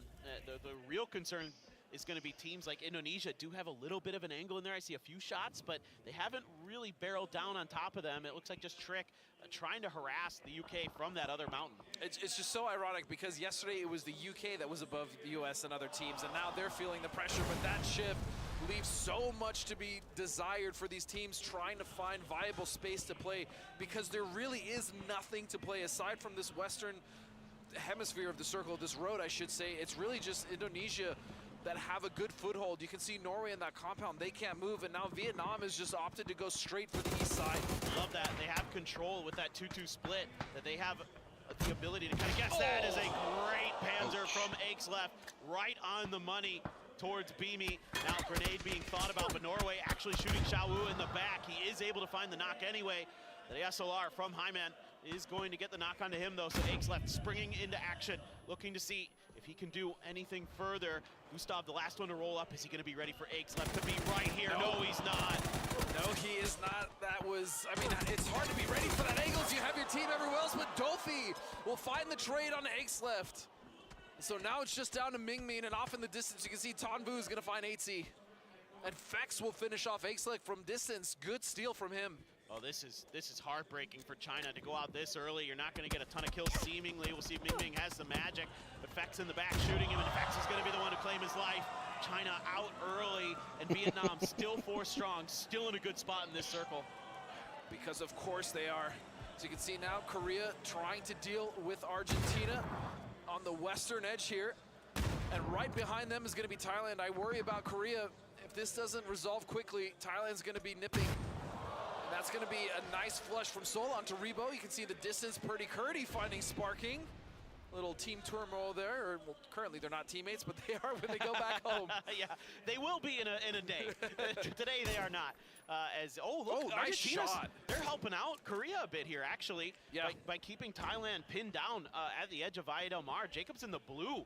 Where he's knocked, so that's really scary for them. Seoul trying to be that point man, trying to break things open. Saw this so consistently on day one where he was really able to just get fight started on the right foot. Salute often going to be called upon to be that flanker in this current formation that Korea's been running. So we see Fluky and the rest of Thailand. They are going to get the res off, but we've seen, I mean, we saw it with Korea. They got those reses off and they just dropped down and were free points for other teams. That might be the case here for the rest of Thailand, but I mean, you might as well try. You can see Rossiter Jr. on his way back. Where he's going to go, though, I am just not sure, Paper. I don't know either, dude. It doesn't look good, I'll put it that way. He's trying to fly right over Poland, but he might just get shot out of the air. I mean, Vietnam's in the vicinity. Oh, he's in trouble. We'll just assume that's a unfortunate situation there for old Rossiter Jr. And Fluky can't do anything but try to find somewhere to go in the blue. Kiss still behind him, but Argentina is just tunneling down. DraftKings right up close and personal, though. Man, this circle is brutal. There's nothing to play now in the center. All these teams, we're going to see so many players fall here in the next 2 minutes. So it's going to be Kiss to find DraftKings, but he's going to go down, and Thailand will fall. That is expected, as Rossiter really had no gear and nowhere to land. It was a nice attempt from Fluky, but both places going to be Thailand's best for this game. I'm curious what Korea wants to do off the back of that damage that was done to Argentina. Instead, they're just going to kind of fortify their hold on the northern side of that squad. Kickstart just peppering into Brazil. The vehicle's now going to start to explode, and he's actually hitting a couple shots there onto Sparking as well. So looking for an opportunity to just hamstring Brazil. They're on the outside of the new circle looking in. Grenade there right on the money from Shrimzy. Alo as well had found a knock with the Dragunov, and here comes the USA. Beautiful stuff. I was about to say, I'm curious if USA have spotted out their next play, but it's just going to be straight into the arms of the UK, and for the USA, that was light work. We get a USA. Dude, I'm telling you, when you guys were working the first day of the finals and Korea would go down, the crowd started cheering for USA. It was awesome. I do appreciate that. Yeah. They have like their secondary favorites. They do. It's kind of cool. Yeah. I really like it. As Vietnam doing some work on Poland there, taking one player down. DraftKings gonna drive right into them. Damage done both ways, but Cappy actually gonna find one. What are you doing up there? Cappy got, oh my God! It almost got Poofa. Oh, he gets hit by the car. Tanmu gets knocked, trying to reach out. Korea doing some damage. The superstar for this event for Vietnam gone. That's the difficulty of this circle. We talked about it. There's nothing to play. The edges that already are occupied, that's pretty much it. And if you're a team like Denmark, you're very happy because you're the only team that's somewhat safe in a compound. For now. For now. For now. But the other thing is these teams like Korea, like Indonesia, like Norway need to solidify their control of their, as you said, hemispheres. I really like that. It's really vital that you contain as much space as you can up there, because that gives you the ability to make sure that your rotations are a little bit safer. Maybe get some kills here and there, but you know, then you don't have to guess who's gonna like rotate first, right, and all these weird little kind of tic-tac-toe games that come through. Can just wait for them to get in front, you punish, and then you take over. So, and that's what Poland's trying to do. Now, fortunately, they do have a Ridge to work with as well, but they're going to have to run into Vietnam, which is the unfortunate part of that. So we'll see how they're going to be able to do. And I mean, if USA can get rid of the UK, they could also try to flex out, but it looks like Himas is actually flexing up towards them. He is He's just ultra confident, as he should be. The smokes are really nice here for Korea. They've gotten a decent read on where some of these players are, so now comes the grenade barrage. Will they be able to find any knocks off of it, though? No, Indonesia had completely evacuated to the backside of the building to the safety of that area. They're doing a great job of dodging this utility. They anticipated this barrage well ahead of time, so now the blue zones and other things are coming out. What in the world? Solalzi's got a mortar. Seoul Gyuming gonna combine. All of a sudden, Indonesia in trouble. And look at the amount of utility being used here for Korea. They are just cooking Indonesia inside of this building. It's just down to Trick and TD now. The blue is here, though. Korea taking some damage from that. They gotta try to make their way through. Raining out the window. Is anybody gonna be ready? No! He's gonna step right around the corner. Soul and Raining on the ground. Teddy here trying to pre-fire the window. Gyuming watches him go by, but can't pull the trigger in time. Meanwhile, over here, Vietnam and the USA are squaring up, but it's Solalzi's mortars who have really devastated the United States. They just mortared the United States out of existence, essentially. It's just down to Shrimsy now. I mean, they had this top ridge. You can see the nades going out, but Shrimsy's gonna have to do this all alone. He's trying to guess at when Delwin will have to push the edge of the blue. He came out just a little bit ahead, cooked it just a little bit too long. Emergency cover gonna come out here for Old Shrims, trying to see if he can hang on to life a little bit longer. And there's a good one from Shrimsy right onto Himas. And all of a sudden, he's got a chance, but he's in the blue. Put that nade right in Himas's pocket. As Delwin now coming out of the blue, he's got to heal this blue. This is phase 6, this is hurting. You can't take it too much. Delwin will find the USA. They will fall in 8th place, at least in the points. But now it's down to Solalzi and Delwin for Team Vietnam. And again, another game where they are salvaging placement and points. They just cannot be stopped.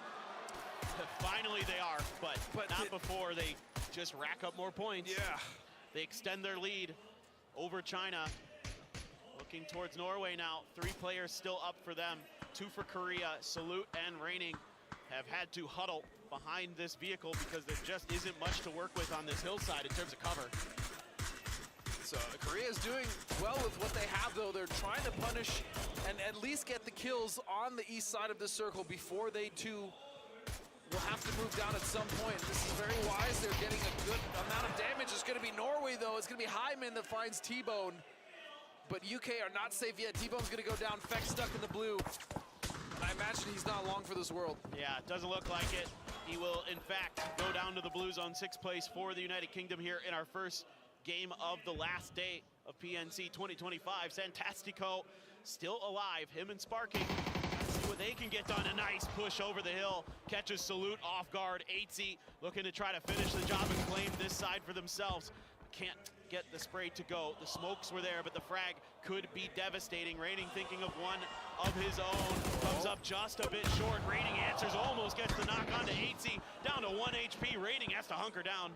And the fact that he's still holding him off, and it took so long that now Denmark and Brazil are taking shots. But Korea will be eliminated in 5th, but the damage was done in Norway. Yeah, nice stuff from 8Z there. Didn't commit too much. Was able to get the job done with some well-placed grenades and some good fire.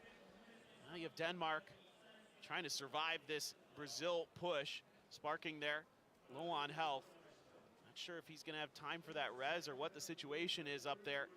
Yeah, he's just holding that corner. This is so awkward, being so close to each other. But now they're kind of working together as their compound gets pushed out, and Poland with what a position they have now. They've got a great shot at winning this game if they can just kind of keep these 3 players alive. Looking over towards Santastico to see if he can figure anything out. He sees some of the Norway players up on the hill. Can't do much about that. He's got to worry about the danger close threat in Denmark. And careful. Easy. Don't run Cappy over Marsalek. Come on, man. He almost did it again. Marsalek, please. Don't let this man drive.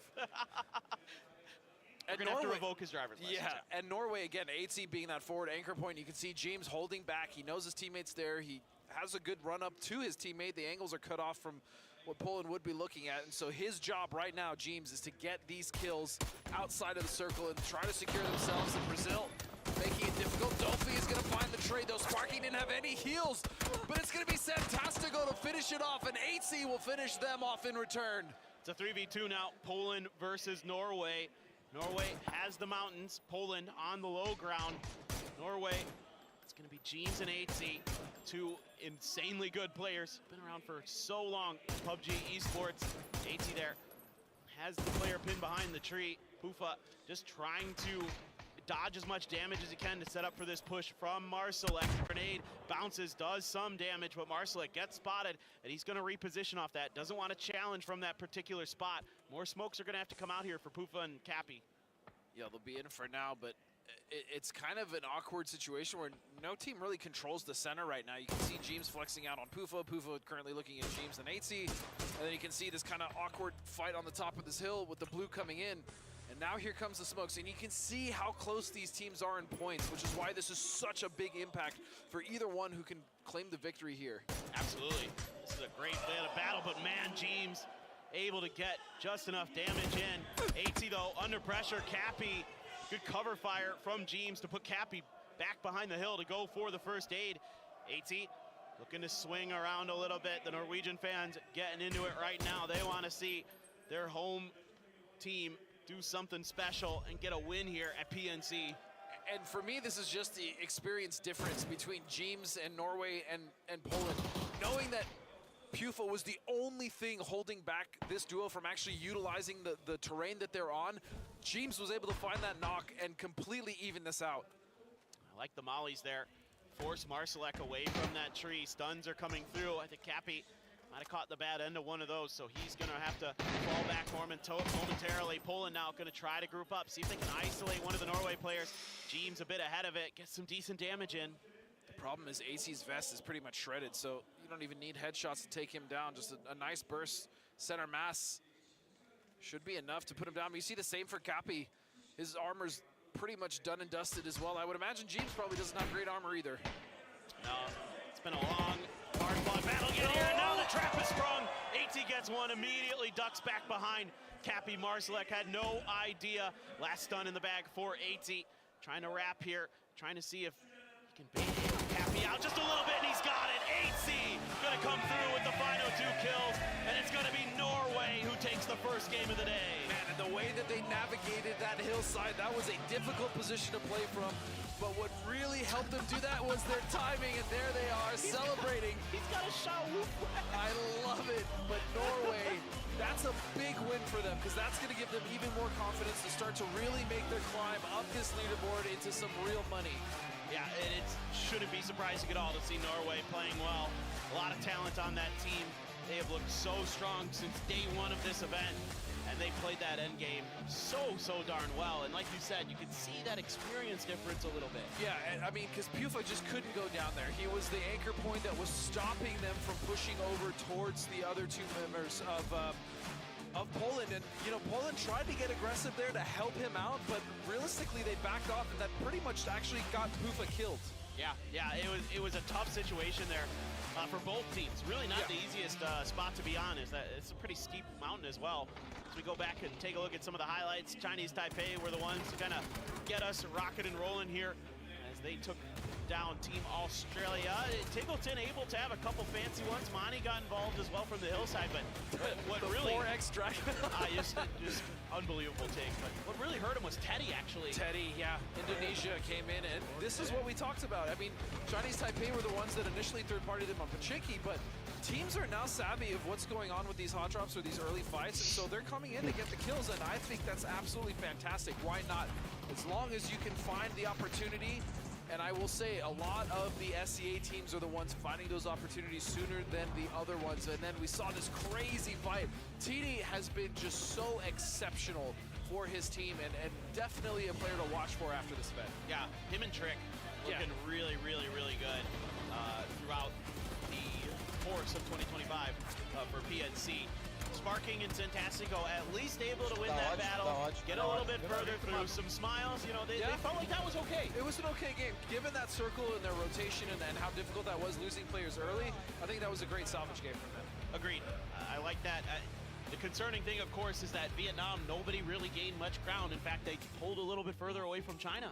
They got 8 more points that game, so that now puts them, I believe, at what, 160? So they're trying to get that gap even further, but China fighting back a little bit, but China didn't have a great game that one, so no, that doesn't help them. That 1-3 split, which with Little Ghost Yeah, I mean, I get the idea, but there's just no feasible way for those three to support that split of the solo player, right? And we saw Little Go, sure, he got 1 point, but he was down, and they could have really used him later in that game as they were trying to push that southern edge. So It was Norway. It was Norway, yeah. Pushed him out of that position. I kind of wonder if, we don't know what happened, we didn't get to see it, but if Lil Ghost had been able to escape that, get back, and they do like a 2-2 split. A 2-2, yeah, that could have been a completely different game for China. Yeah, I think then you're looking at a different scenario there where maybe they're able to take that fight in that crossroads More compound. confidently, yeah. Yeah, for sure. Another thing that we really didn't get to see was what happened to USA. Sololzi just hit perfect mortars and I think knocked 3 of them. That has to suck. I mean, that's close range mortar stuff there too, and that just not much you can do about it sometimes. When you're out in the open like that, you're trying to just run along the edge of a road and they were trying to deal with UK, to be fair, so they weren't even worried about Vietnam, and they just sent mortars their way, so that was ridiculous. As we now look at the top 4 teams, Norway claiming a first place, 12 kills from that team, but really the duo in the end able to clean up. So fantastic work by just the veterans, AC and James. Yeah, a solid game for Korea. 8 kills, a couple placement points. They took some good fights, some timely fights, some fights they had to, but when they took them, they were relatively clean. And then Poland, getting second. We saw Brazil with their salvage. Poland making it to second place, only 2 kills. They didn't get as much as they wanted. I think they were more focused on just their position in the circle. But man of the match, 8C, no surprise, 5 kills, 742 damage. He worked that ridgeline masterfully. And he was the one who found the timing on Korea to get that first knock, to break that fight open so that Korea just had no real recourse there. Some decent grenades from Raining, but he couldn't ever really get the gun barrel down. Agreed, and that's the most important thing that you brought up was timing. Timing had to be perfect, because if they had done that push at either a couple seconds earlier or later, there's a good chance that he was probably just going to get knocked, but the window of opportunity they found was just immaculate. Yeah, he caught Korea when they were kind of busy dealing with some stuff on the other side of the road, Really close game, though, overall. I mean, Norway with a huge 22-pointer, but everybody else is, like, really damn close. Yeah, I mean, the whole leaderboard is so close as we see now. Yes, the top is pulling away, but you look at all the way from Korea, I'd say down to pretty much Argentina down by 20 points. Like, that's not an insurmountable gap. No. And any of the teams can kind of close that. And I'll tell you what, 9th to 4th place is a considerable amount of prize pool. No, you're absolutely right. So that is such a kind of important pivot point here to look at as we go out to another Miramar. And we will keep our eyes on that leaderboard, of course, throughout the day. We are well underway here today. We're going to see if Vietnam can keep it up or if somebody else is going to make a run here. It looks great for Vietnam. They played another solid one, but we find ourselves onto our second Miramar for PNC. It saddens me so, because it's the last Miramar of the event. Why do you gotta say that? Now I'm sad. I know, I didn't want to, but I needed someone to share the sadness with me. I didn't want you to be happy and me to be sad. You're bringing me down with you. Oh, okay. Also, make sure you guys, if you want to watch from specific teams' perspectives, use the multi-view. It's a great tool. Also, if you just want to support your favorite team. I know Australia was streaming. USA is also in there. China, Korea.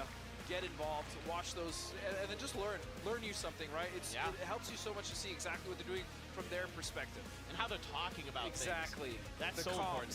If you happen to understand whatever language you're watching, of course, but yes. Even if you don't, just watching a team and seeing how they move and where they're pinning, stuff like that helps so much, even with your own game in let's say, pubs. Absolutely. Even loot patterns, in a way. Like, a lot of people don't think about that, like saving time. In how you're looting buildings. Or what you're taking, what you're willing not to take. Yeah, exactly. Yeah. All right, well, we look at Norway. They are heading over to the eastish a bit, just past Hacienda, and more towards the Minas Generales general direction, Norway. Great game, man. Poland have another solid effort. It's just like if they can just get into that late game, they've got a shot. They're solid. They do have a shot. Now, I will give them a break as far as their kills. They only got 2 last game, but they really did not have opportunities to get many kills, because remember, they were at the bottom of that valley, and so all the fighting was happening on either peak on the west and east, so they really didn't have an opportunity to get many kills. We can see, speaking of kills and opportunities, oh no, Brazil! They're going straight for Norway. They haven't even landed yet, and this could be a disaster for the team that just won our last game. Oh, I love this. Brazil needs points, and they know it. 8Z just has to throw a molly at the ground. He couldn't find a gun, so he's trying to buy himself a little bit of extra time. Did scoop up a Vector, but he's got the full force of Brazil bearing down on top of him, except for Poso is just a little bit further out. Gotta be cautious with how many bullets you're willing to spray. BL gets the headshot with the ace, and that puts 8Z out of commission early. And I love the adaptation here, though, from Brazil. They recognized it. They immediately went to punish it. Doesn't matter if it's outside of the circle. If they can get rid of Norway, that's 4 points going into whatever they're going to find consistently when it comes to placement, because they've been able to at least make it to top 8 of almost every single game. This is just great stuff that Sparking is calling here, because he recognizes a bunch of different things at once. He's like, look, we've got him, we got the drop on him, we got the vehicles, you know, we got the guns, but it's also about the leaderboard for themselves and for the other teams, as we do have an interview, I believe, with Brex from Germany. Hi, I'm Brex, and I play for Team Germany. I like Seoul. I think Seoul is like a beautiful city. I've been here like 3 times already, and it's always nice to be here. Personally, it's like a big chance for me. It's like good to like play LAN. It's always nice to represent your country, and yeah, it's just an honor, to be honest. Danke an jeden einzelnen Zuschauer da draußen, die uns supporten. Wir werden unser Bestes geben und viel Spaß bei den Spielen. Is it just me, or does he kind of look like, he looks like a police officer to me a little bit? I don't know why, there's like weird thoughts come into my head. I'm surprised he's not wearing aviator goggles instead of glasses, because he's always in the sky. I mean, that's where he's... I took 3 years of German. The only phrase I know or remember is, oh, hold on, we'll get to that. Gustav is going to find Sharimzi. Not the best of start there for USA, but again, with Rezes where they are early, I mean, this fight doesn't really matter if they're down to 1 as long as they can clean it up, and Gustav's going to get a second one. Halo will fall. This is disaster for the United States. Kurt and Kick at least get 2. It's all in the Kick, though. He got traded out. Did Purdy Curdy. Beamy. Ooh, Kick had an opportunity, but couldn't get the spray to connect. And it's going to be point claim here for the side of Denmark. Now, if Kick can survive, could get the reses, but he's trying to get up close and personal. He's trying to finish this fight before Denmark can get reses of their own. Around the vehicle, a bunch of damage both ways. Beamy very weak, but Gustav trying to press, and he's got the advantage. That is going to be the USA down and out. Look who shows up, it's Vietnam. Yep, Vietnam heard the fight. They're going to clean it up as they are 4 strong.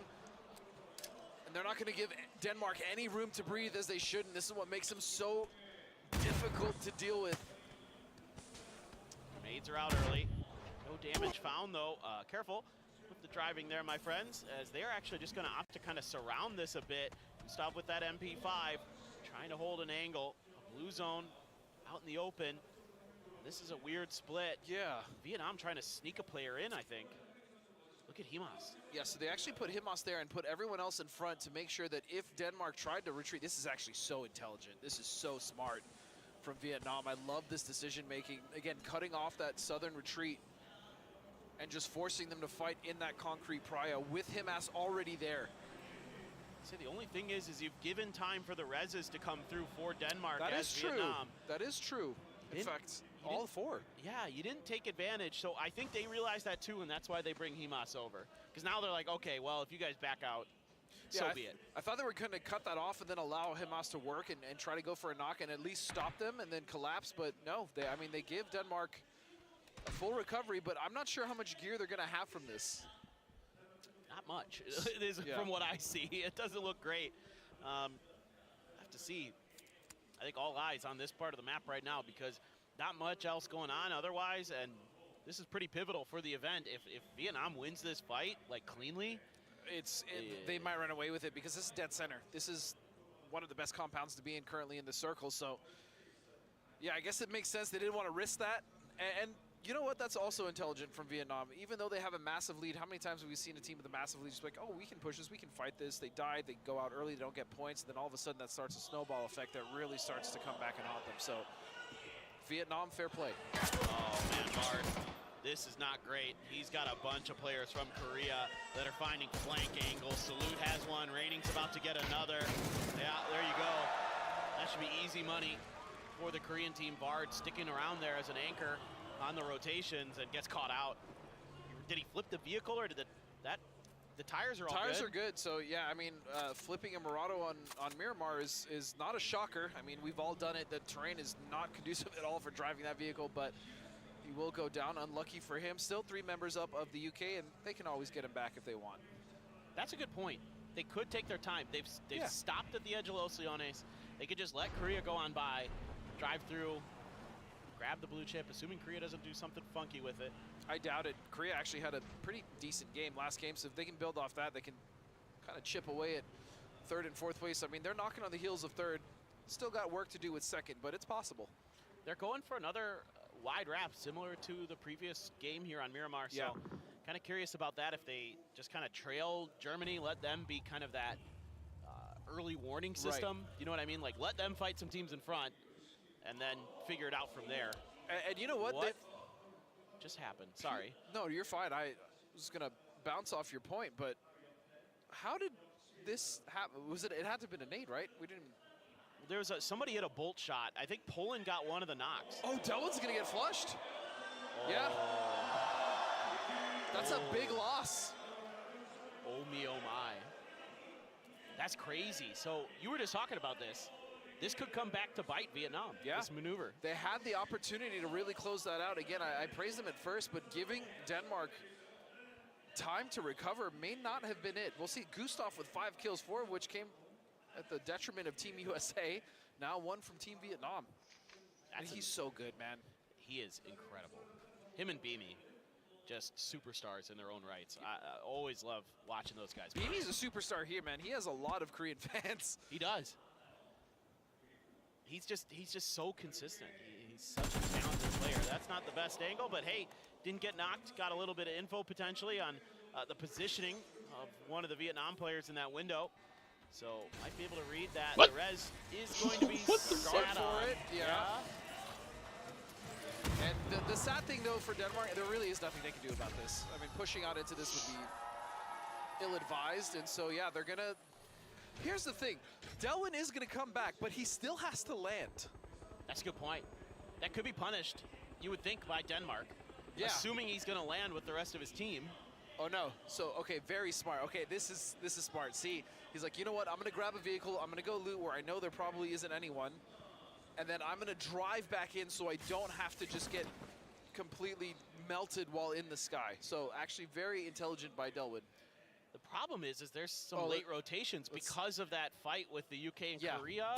We'll see. We'll see. He might be able to navigate it. Pufa gets the knock on a Gustav there from downtown. Yeah, but then who got the knock onto Delwin? We saw the blue zone that flushed Had to him. be Gustav, right? I suppose. Because he's got 5 kills. Well, he got the flush. I don't know if he got the knock. Oh, actually, you could be right. You could be right. No, you're right. He probably got the knock too. You're right. That's why they pay you the big bucks. No, I got the small break.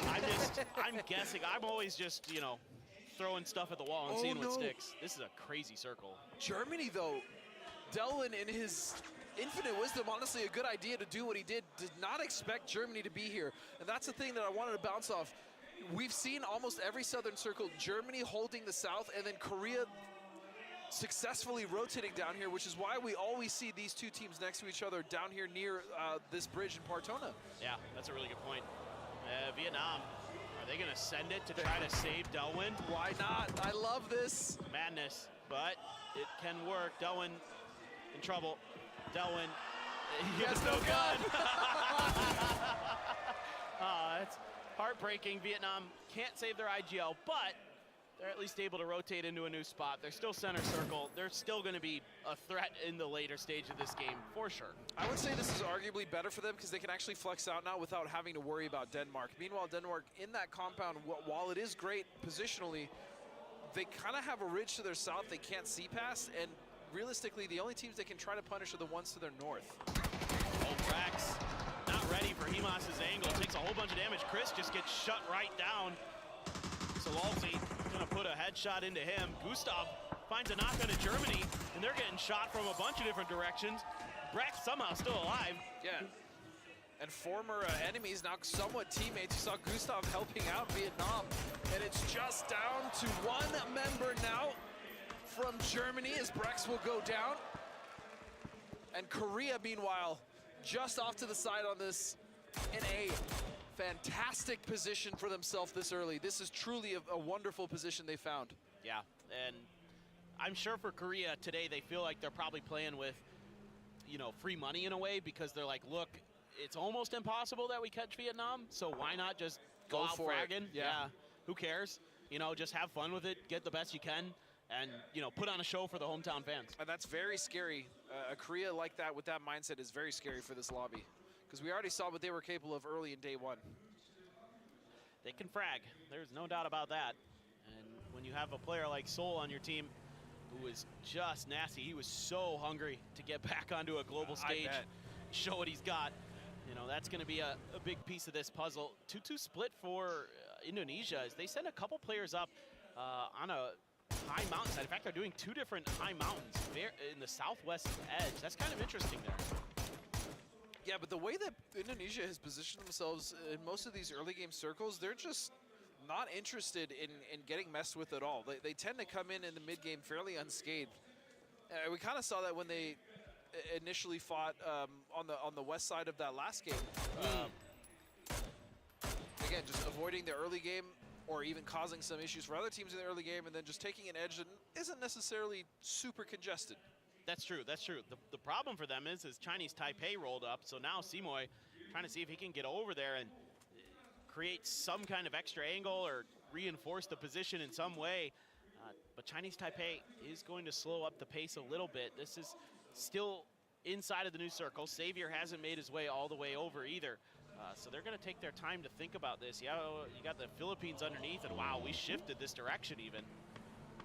That's a crazy shift. That is a crazy shift to say the least, but the beneficiaries are Brazil and Poland and China. I mean, Australia, even if they can get past China, a good spot. You can see the fight starting to happen now. Tiggleton raining out, but finds nothing. Those are hard shots to land anyways. He's just trying to at least let them know that, you know, he's there. I didn't expect really anyone to land those. It's that peacocking, right? Where you're trying to just fluff out your feathers, make yourself look bigger than you are. And Tiggleton there doing his best. But, you know, China's just going to kind of counter move a little bit in response. Send some players out to try to contain. But the storm could be an opportunity for either China or Australia to get closer. You can see now Luke 12 and Monty joining, or Flood joining Tiggleton and Monty here just underneath China. Meanwhile, it's going to be Chinese Taipei who are on that edge. You called this against Indonesia now. In fact, they're getting dangerously close to Indonesia. I'm worried about Trick. He's got Brazil curious about what's going on across the road. Right. And he's tucked in. He very well could be hidden, but he might be taking a fight. In fact, I see some shots ringing out in that part of the map. Norway has to make a rotation. Korea just ahead of them. And they're going to try to wrap wide. Wow. I almost sounded like Elmer Fudd there, dude. Like, what the heck happened? Oh, whap wide. I love it. It's okay. Yesterday I could not speak, so it happens to the best of us. As Korea, again, extending their control now, and they have that duo just to the east side of where Argentina is sitting. And that's a great compound, but I imagine Korea is eyeballing it, saying, we want that. For sure. And they are looking for an opportunity. It's going to probably take a little bit to manifest, but I'm kind of curious about Norway, dude. Like, this is a really tough spot to be in. There is like that little group of buildings that's just to the south of Argentina that's available, but that's like a really awful spot to be in. There's so much that can see into those Exactly, compounds. and to your point, it's because so many teams are able to see that, and the buildings themselves are not the greatest. It's not somewhere that you want to be. The problem also is that the teams around them are the freaking Philippines. They are so good at punishing teams coming in. That's a great point, and they might be finding out sooner rather than later how difficult it is to fight against the Philippines, but maybe they could turn that fight around and do some work there. They will be able to settle up underneath. China still tracking Australia, just looking to see if they can find their moment, find their opportunity. Australia is being very cautious about this, you know, based on what we see, and there's one of those frags that we're talking about, one of those knocks coming through, and it's a quick finish. There was a trade for 8C, but that fight kind of 1-for-1 right now. Curious if we'll cut down to it at all. This is getting weird. What is this circle? Yeah, this is really weird. You have that mountain position you see Brazil on, and then you have the compound just to the southwest of it, which is where Indonesia is sitting. But what a crazy split. They've been holding this for so long. Surely they're going to consolidate into that compound and let Chinese Taipei take that mountaintop compound. I feel like they have to get away from Chinese Taipei. Like, that is too much of a fight. Meanwhile, there's three teams trying to rotate together. If you look at the mini-map, it is chaos. It's traffic at rush hour right now. Vietnam just a step ahead of Korea. Korea gonna take a ridgeline position. They have a dip for themselves. Vietnam wants more.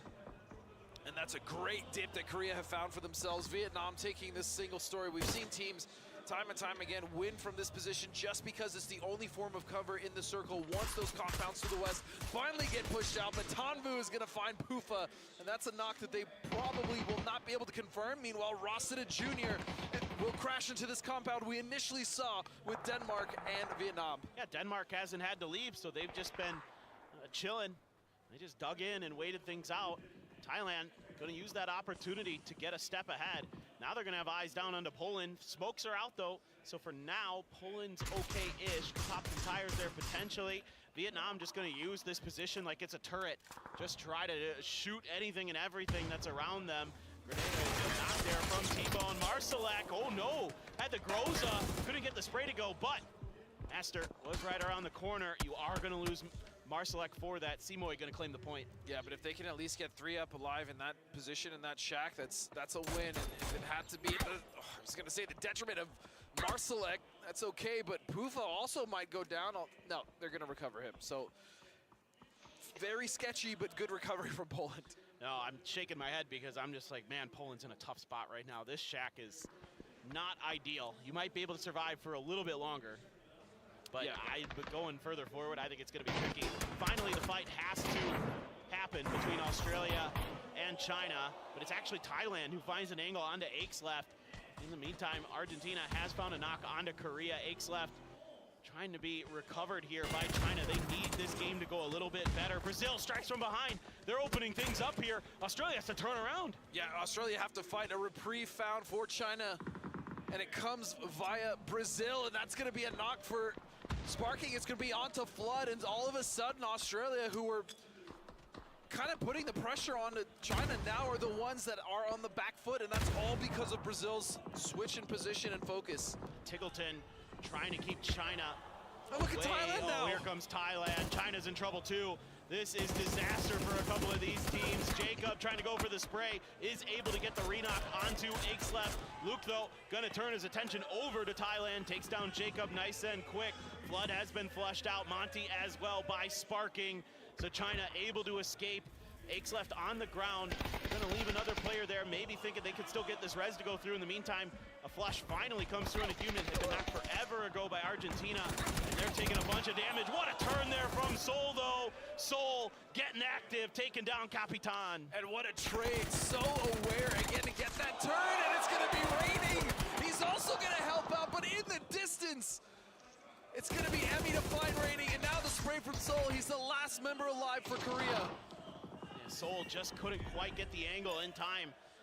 Emmy able to escape back down behind the hill, but Sol throws a nade at him, keeps him honest, keeps him backed off. Now the smokes are gonna come down there. In the meantime, Aches left still somehow hasn't been flushed out of this lobby just yet, and finally, it is gonna happen. It's gonna be Rossida Jr. who in the long run is gonna be the one to get those points. Sol just trying to do everything he can to keep Argentina bay. The grenade just goes just a bit too far.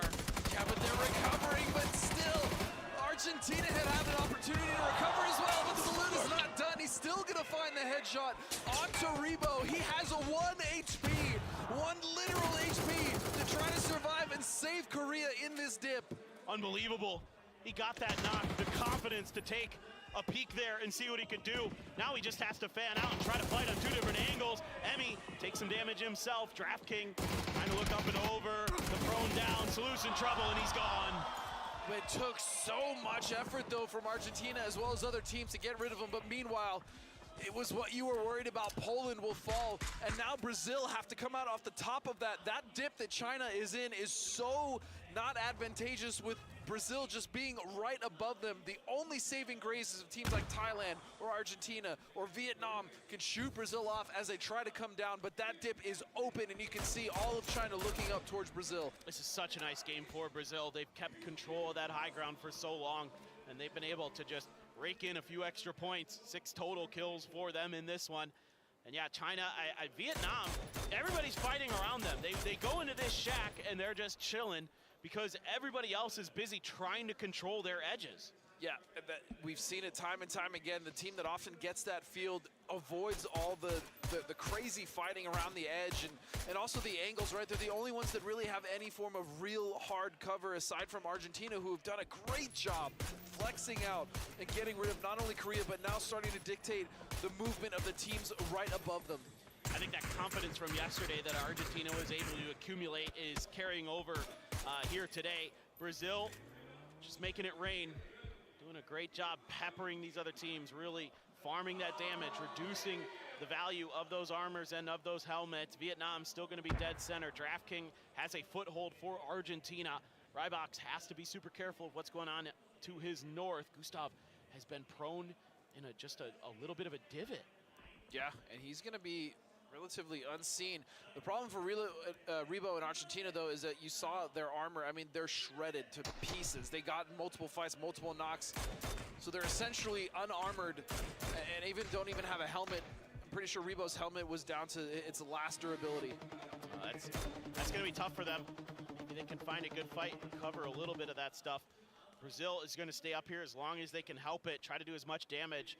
You know, if they could find a knock, find an opening, maybe that's when they can make their move. They do have Simoy down out there, and they know it, so they're going to make sure that he isn't able to be rezzed by Indonesia.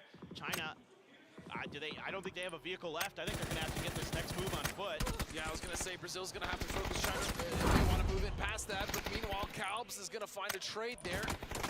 And never mind, Philippines just gets eliminated. Xavier just deleting what's left of the Philippines, and Chinese Taipei really coming alive today, actually. Yeah, I'd love to see it. See if they can climb uphill, do some more damage. Trick with a Groza, make short work of Sparking, trying to come down the rocks. It looks like they're opting for the parachute method here, are Brazil.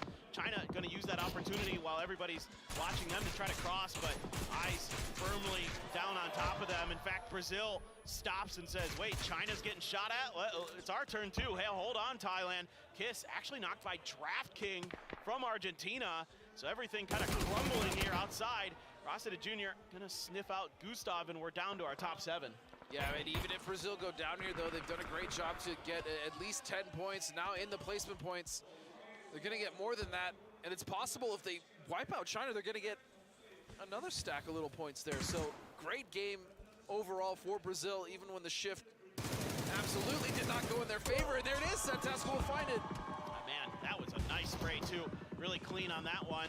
Argentina is just on the warpath right now. They wipe out Thailand to their north. Chai Wei turning his attention to Vietnam. Got a little bit of help from DraftKings there. Tan Bu, the jump up, the up and over is hitting, but he can't find the knock. He keeps going back and forth. Is he gonna get it? There is no way. Jose, Leo, actually Chai Wei gets the knock on the Leo there, but it's okay. You dealt with Tan Bu. Himas, the final boss here for Vietnam, storms in to try to finish what his teammates started. Didn't see anybody there that blocked vehicle, and he's got one. He looks for another out the window. You're in trouble.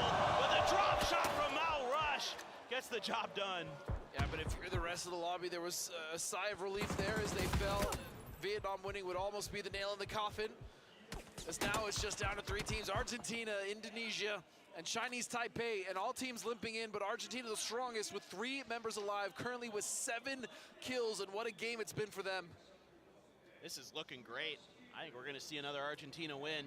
I think you're right. I would love to see Chinese Taipei come through and do something special, but they're gonna be able to maybe get this res. Emmy's kind of angling in that direction, but I think they have enough cover in that shack that they're gonna be okay.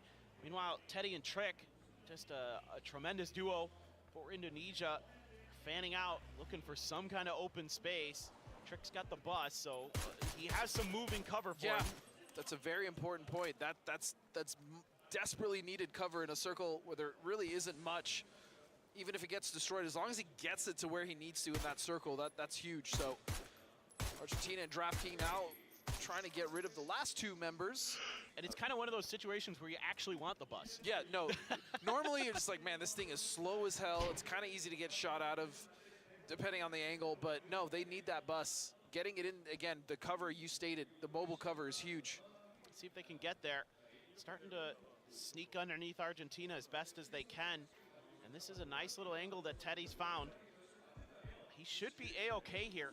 I think it's going to be tough for Argentina to confidently push this ridge. I think you might open yourselves up, to Chinese Taipei a little bit. So they're just going to hunker down, hold this angle. They've got the circle. They're saying, okay, it's phase 7. Let's just let phase 8 kind of force the issue, and we'll play from there. That's probably what these teams are going to do. Yeah, I mean, in this position as well, no one wants to move. No one wants to fight first. No one wants to get third-partied.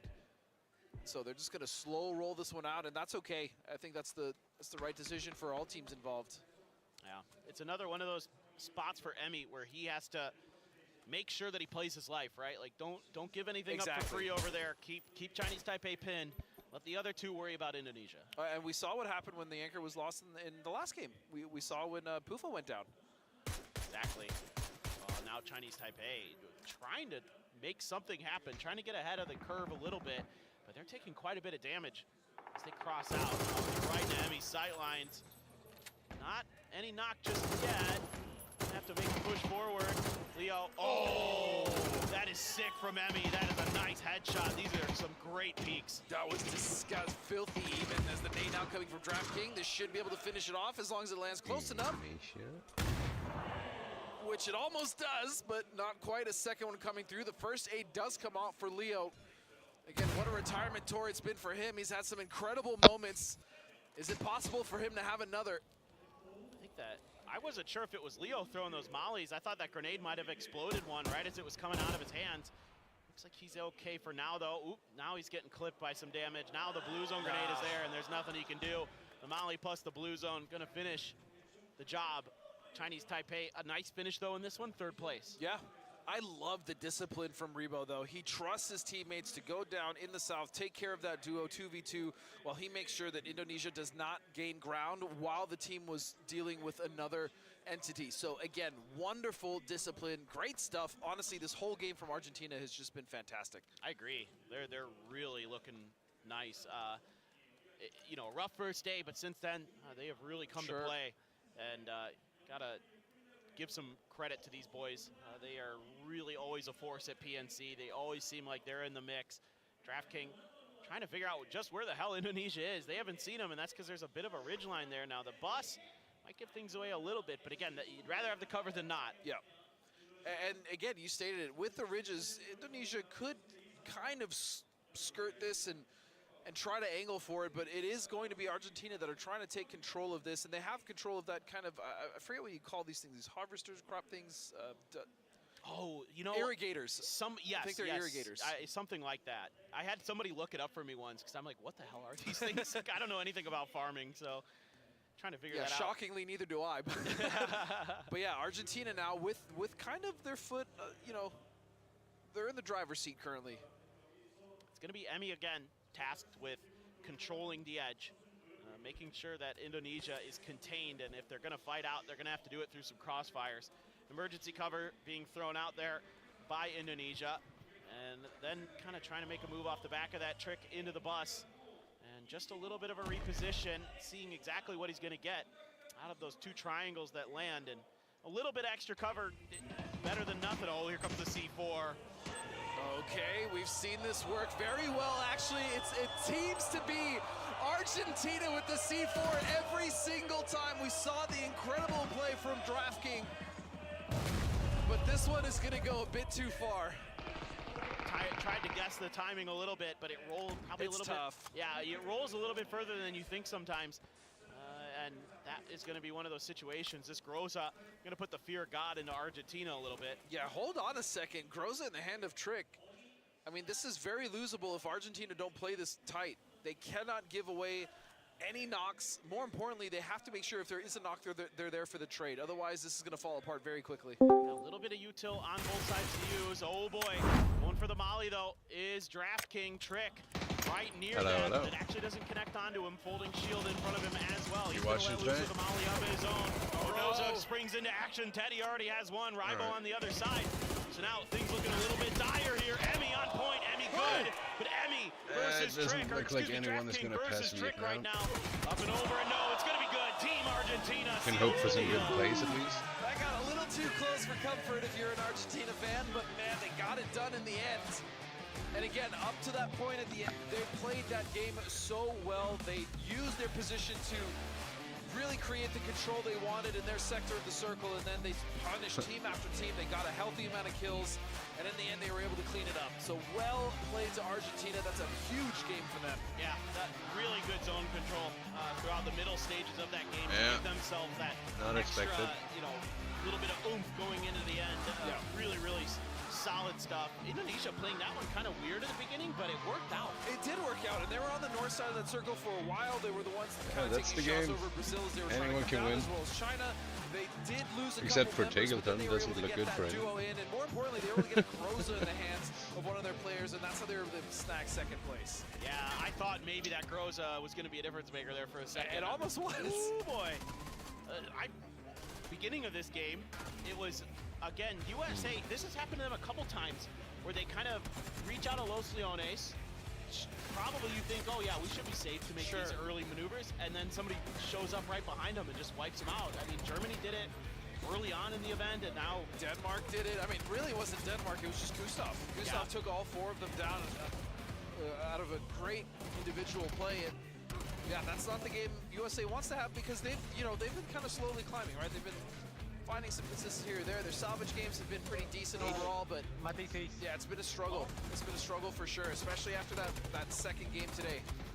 and it's got to be frustrating. Like, as a team, you're just like, we're just trying to make a rotation. Like, early game, like, what is going on here? Like, how do we keep finding ourselves in these bad situations?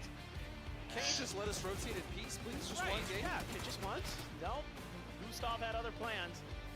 Great little fight here at the end.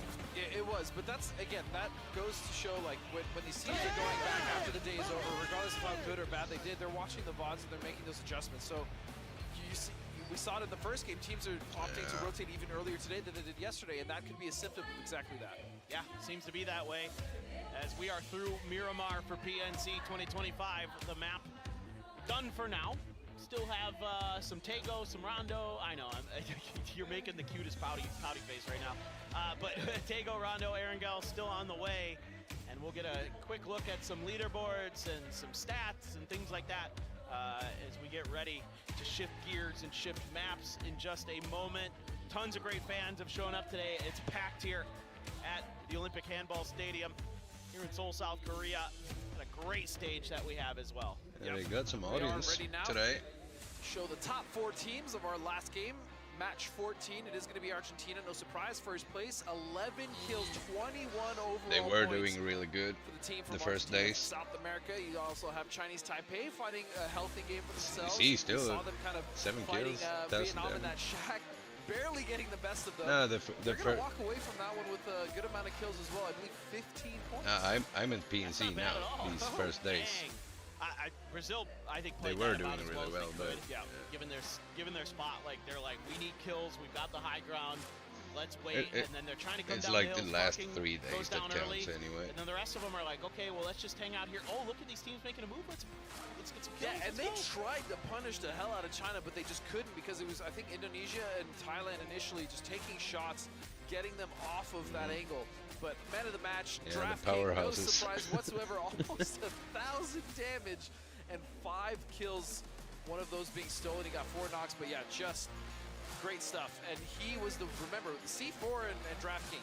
Remember, that's a synonymous duo right there. And he's only going to get better once once these players get more time with it. He's got a 4 in his name, so I guess that's maybe That's a really good point.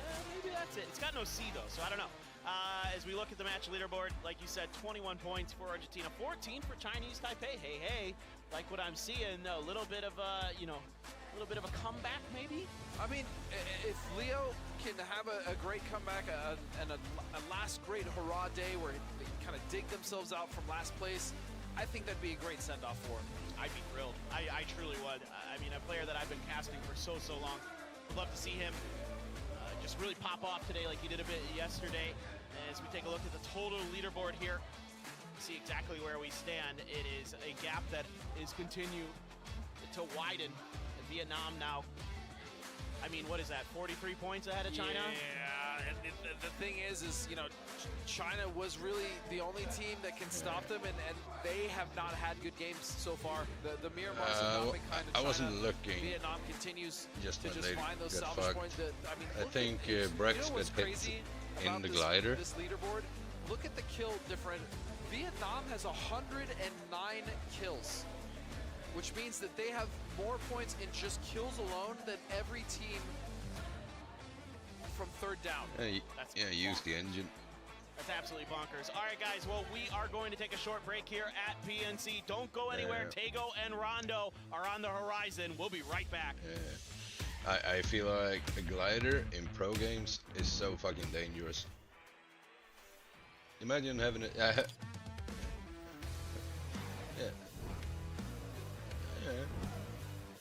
But they are good. You get so much information, and you can land pretty much anywhere. But yeah, having a team of 4 good players spraying you, you're just dead. You're out of there.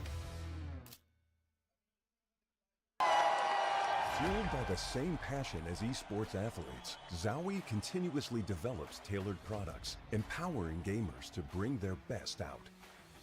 Today, we are launching the all-new XL2566X Plus, which uses the newly developed Fast TN panel and upgraded Diac 2 technology. The new monitor series continue to evolve, refining details to ensure players can perform their best consistently in games.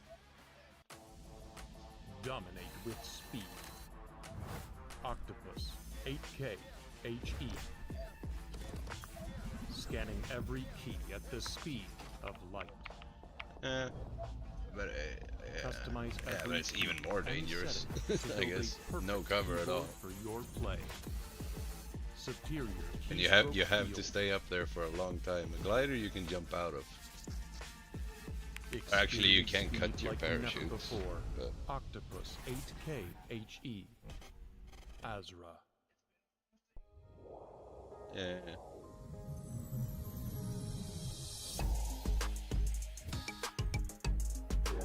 Still, being up in the air in any way, it's dangerous. You always see it when in these games, when they use the pickup, they always get sprayed wherever they go, you know.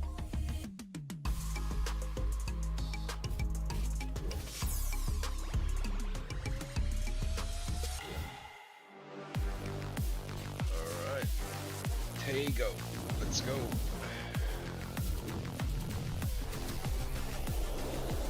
Be right back. Oh yeah. Yeah, be right back. Gonna get a drink.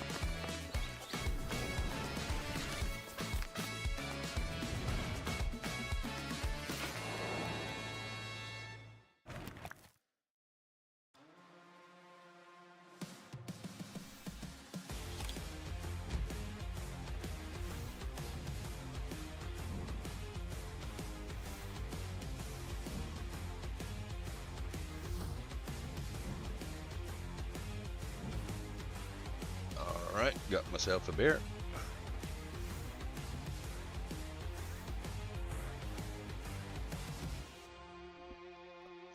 No, I'm on a diet, so I just googled which beer has the least calories.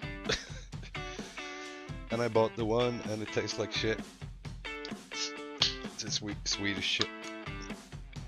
What?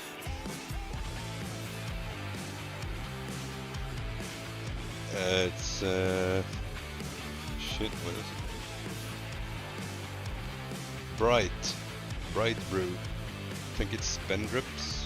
I don't know. Wasn't really that good, but it's a beer. It works.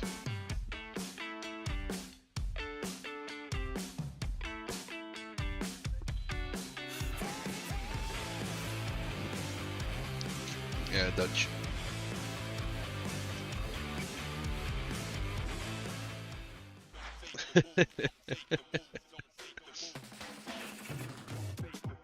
Smooth and original. Straight from the underground. Listen to the real funk. Hold on. Ah, well, it's a lager. They all work, kind of. You know, I'm not gonna spit them out.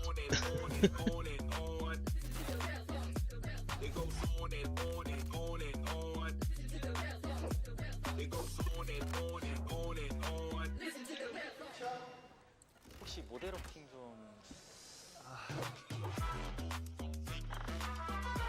Alright, have you seen, I posted in general, in this Discord, all the codes you can redeem?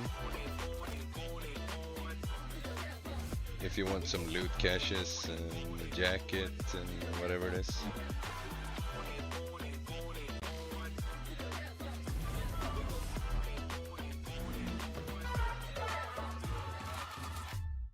Smooth and original.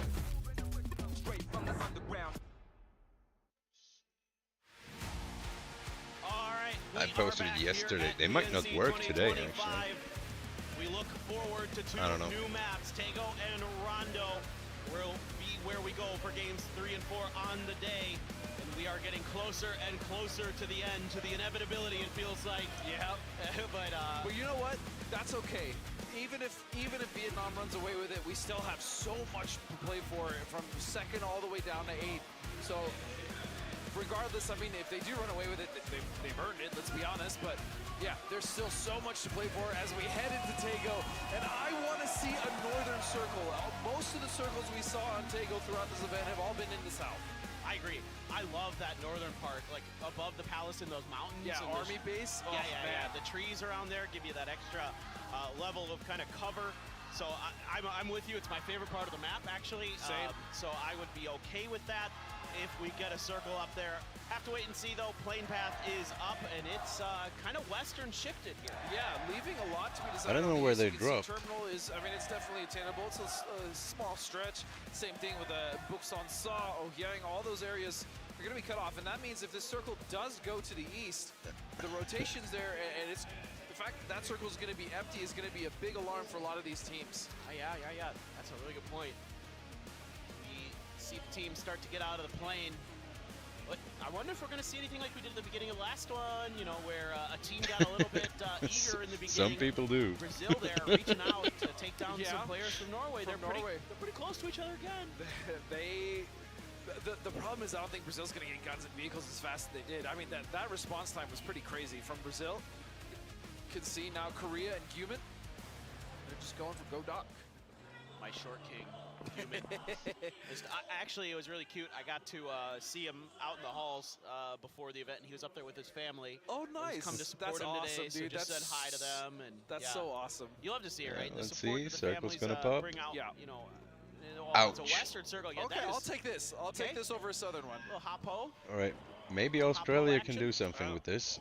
We've never seen a circle end in Hoppo, but we have seen circles end in that area just to the east of it, the compounds. In fact, look at the amount of res centers that there are in this area. That's kind of huge and an opportunity for some of these teams if it does western shift. That's that really we'll be able to do interesting. it. But Yeah. we do have an interview with the man, the myth, the legend himself, Sparky. Jogar Nations Cup é sempre muito divertido e muito legal, porque estamos representando nossa bandeira, nosso país, em vez da nossa equipe.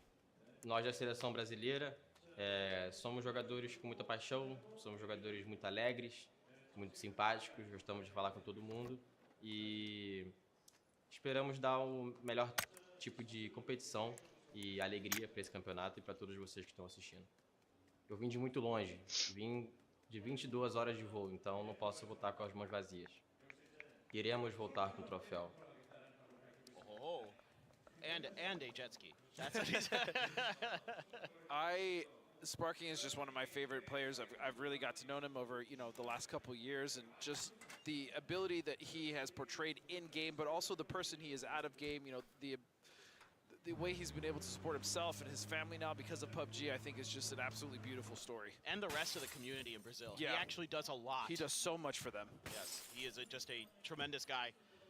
You know, one of those players that I always love to see at events that I can't wait to give a hug and talk to because he's just such a great guy. He's a spicy dude, though. Yeah, he's got a fire in him. Is the he thing. Does. He's such a competitor, and that's what I like. That's one of the things I like about him, though. I mean, that's why we do this job, right? Is because we love the competition. Yeah. We love to see that fire. And he's a, let me tell you from experience, he's a massive troll outside of the game. Good people, though. Good people. Australia in last place. That is not something I would have expected. Yeah, they're not looking happy. No. It was hard for me, like if I were to power rank these teams coming into like, this lobby, I would have had a pretty tough time outside of like the top 3 or 4. I felt like there's a lot of potential on so many different teams. Yeah. So like, but Australia's the one where I'm just like, they should be middle of the pack at worst. At worst, agreed. 100% agreed. They should be middle of the pack, like 9th, 10th, 11th, again, at the very worst. But, you know, it is what it is. This lobby is very difficult. These games have been very difficult. The circles have not been kind. And quite frankly, the wall that is the they were Philippines, blocking others from using no one. surprise that they actually do find themselves struggling. But I would venture to guess that I don't think they're going to end in last place. Okay. I don't think so still either. have faith. I still have faith. I don't even know. I mean, there's so many good teams down in the bottom of that leaderboard. So right not now an that I'm just entire like, waste. None of you are. Nobody deserves to be down there. You know what I mean? Like they're well, all so somebody good. has to be though. I know. Someone has to eat it. That's what makes me sad. But it is part of the game, and that's what makes it fun. Is every little thing matters in this game. Every position matters in the long run. For all these players, they want to do as much damage as they can here, get as high up on that leaderboard Looks as possible. like Australia is getting fed a Okay, we got a care package. Did he hit the wall? Did he? An E pickup. Interesting. Where are we going with this? Is it just a fake? A bait. Is he gonna get gunned down on the way Yeah, out? see, they're also blocking so others can get positions This is early. long. Yeah, this is a very long. Oh, okay. All right. That is the most anticlimactic. I thought thing. we were going somewhere. I mean, too. I was in constant suspense. You know what? I imagine if Argentina then gets on that thing and they're like, you know what? Thanks, Dylan. You know what the storyline is, though. I think the storyline is that he got away. He did. He got away. He's good at that. He's slippery. He is slippery. So look at the kills of the top 5 leaderboard in the final stage. Ace left number 1. Who would have thought? Never heard of this guy before. Yeah, no, never. You never expect him to do well. Little Goso again. This has been a very good event for him overall, especially with his mortars. Those things are like heat-seeking missiles. As he's now driving dangerously close here to the Philippines. A crate for USA. Many crates for USA. Have we seen any trigonometry? Have we seen Tiggleton? We have not the seen trigonometry. Any. We have not. With the, I don't even think he's with touched the porter. water this entire event. Should we just go yell at him? Like It seems like it could be such an easy fix. Get on there. I'm just gonna walk down there and Tiggleton.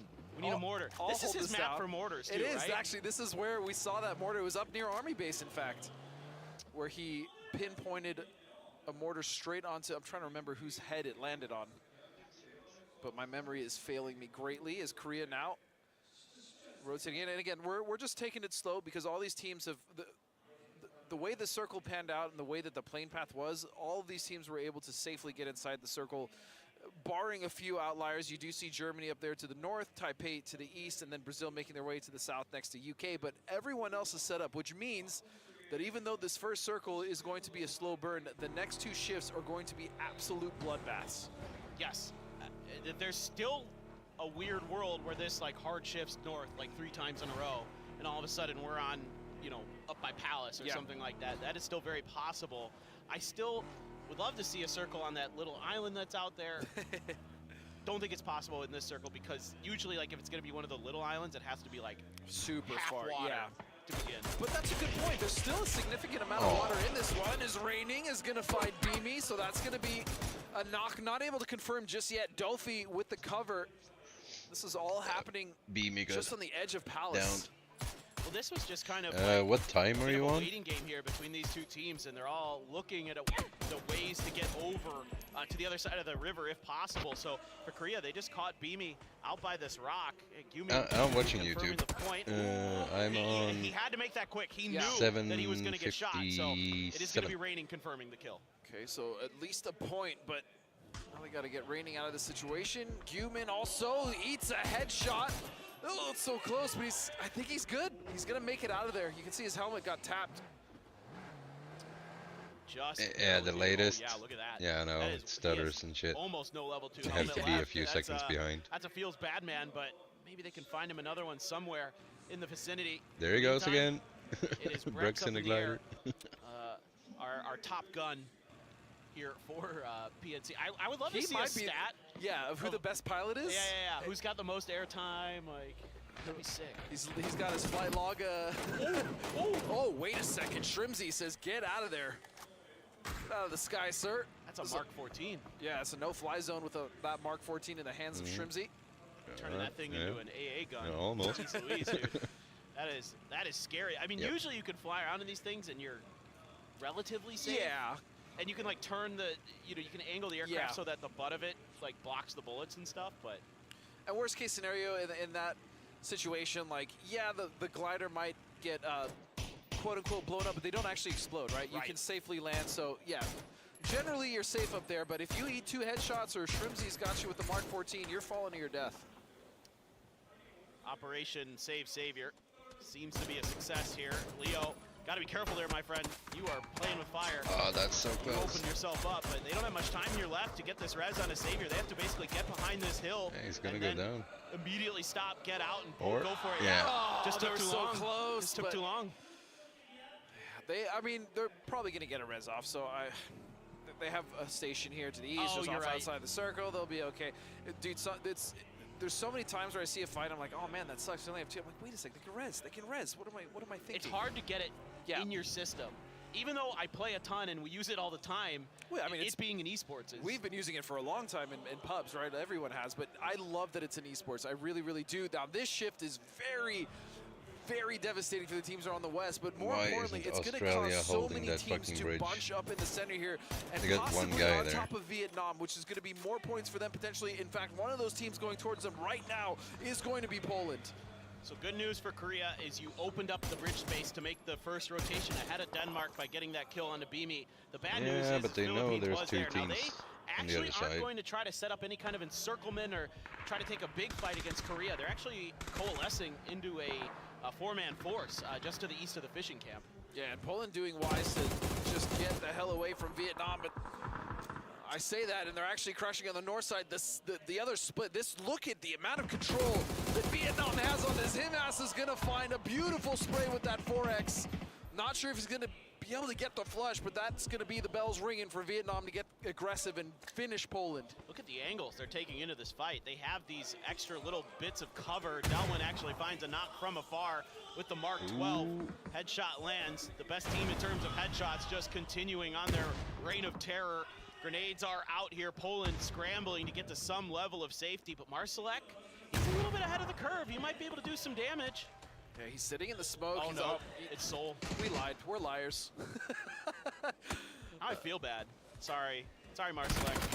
Yeah, that's going to be a rough one. Fex is going to find Malrush, so Chinese Taipei lose another member as Vietnam just casually cleaning up what's left of Poland. Is going to be Cappy and Pufa, and yeah, that nade probably going to be enough. Sure, not.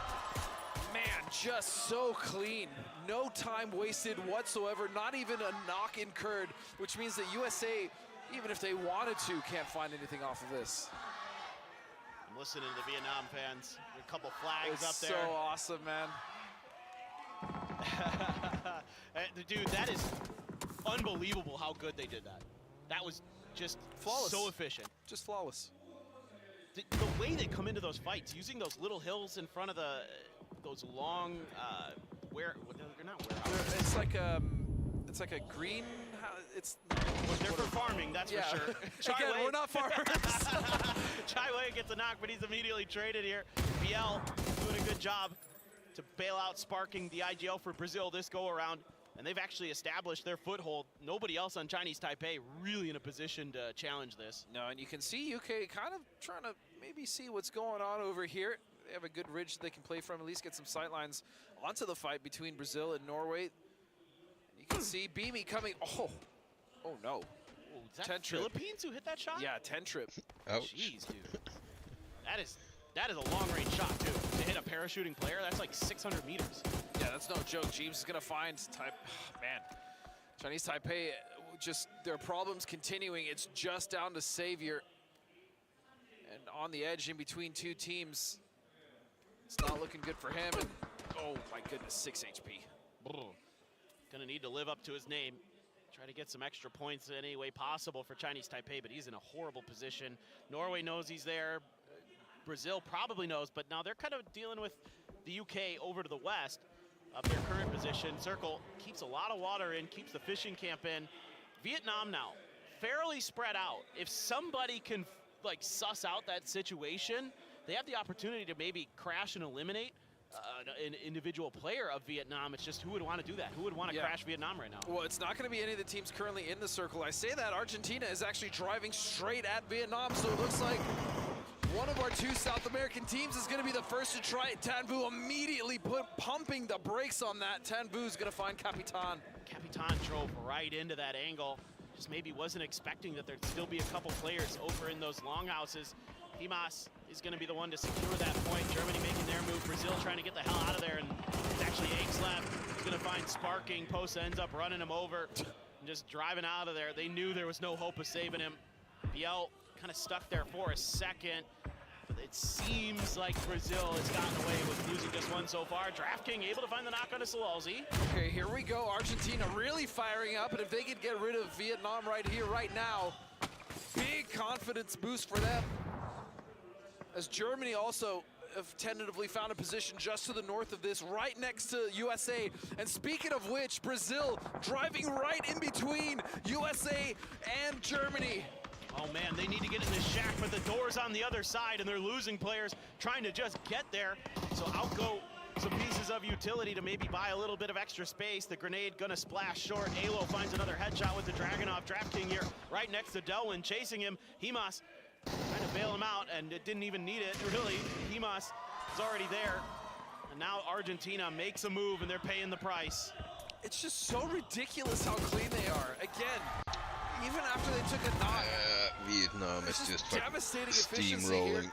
As Vietnam will clean up Argentina, a second team now. USA, meanwhile, trying to get active, but their position being so good, there's really not a lot they can do. I think Vietnam's gonna put up more than 200 points. I think they are. I don't even think it's a question at this point.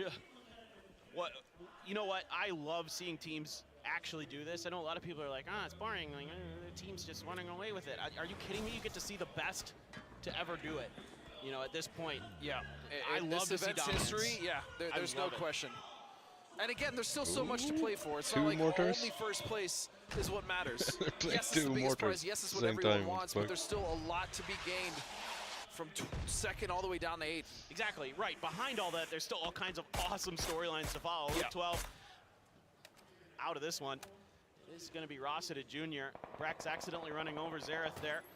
Not sure what happened in that situation. Looks like they were maybe trying to move some vehicles around. And the Kiss going to go down. It looks like they're going to actually take some shots at the players that are trying to get there to save him.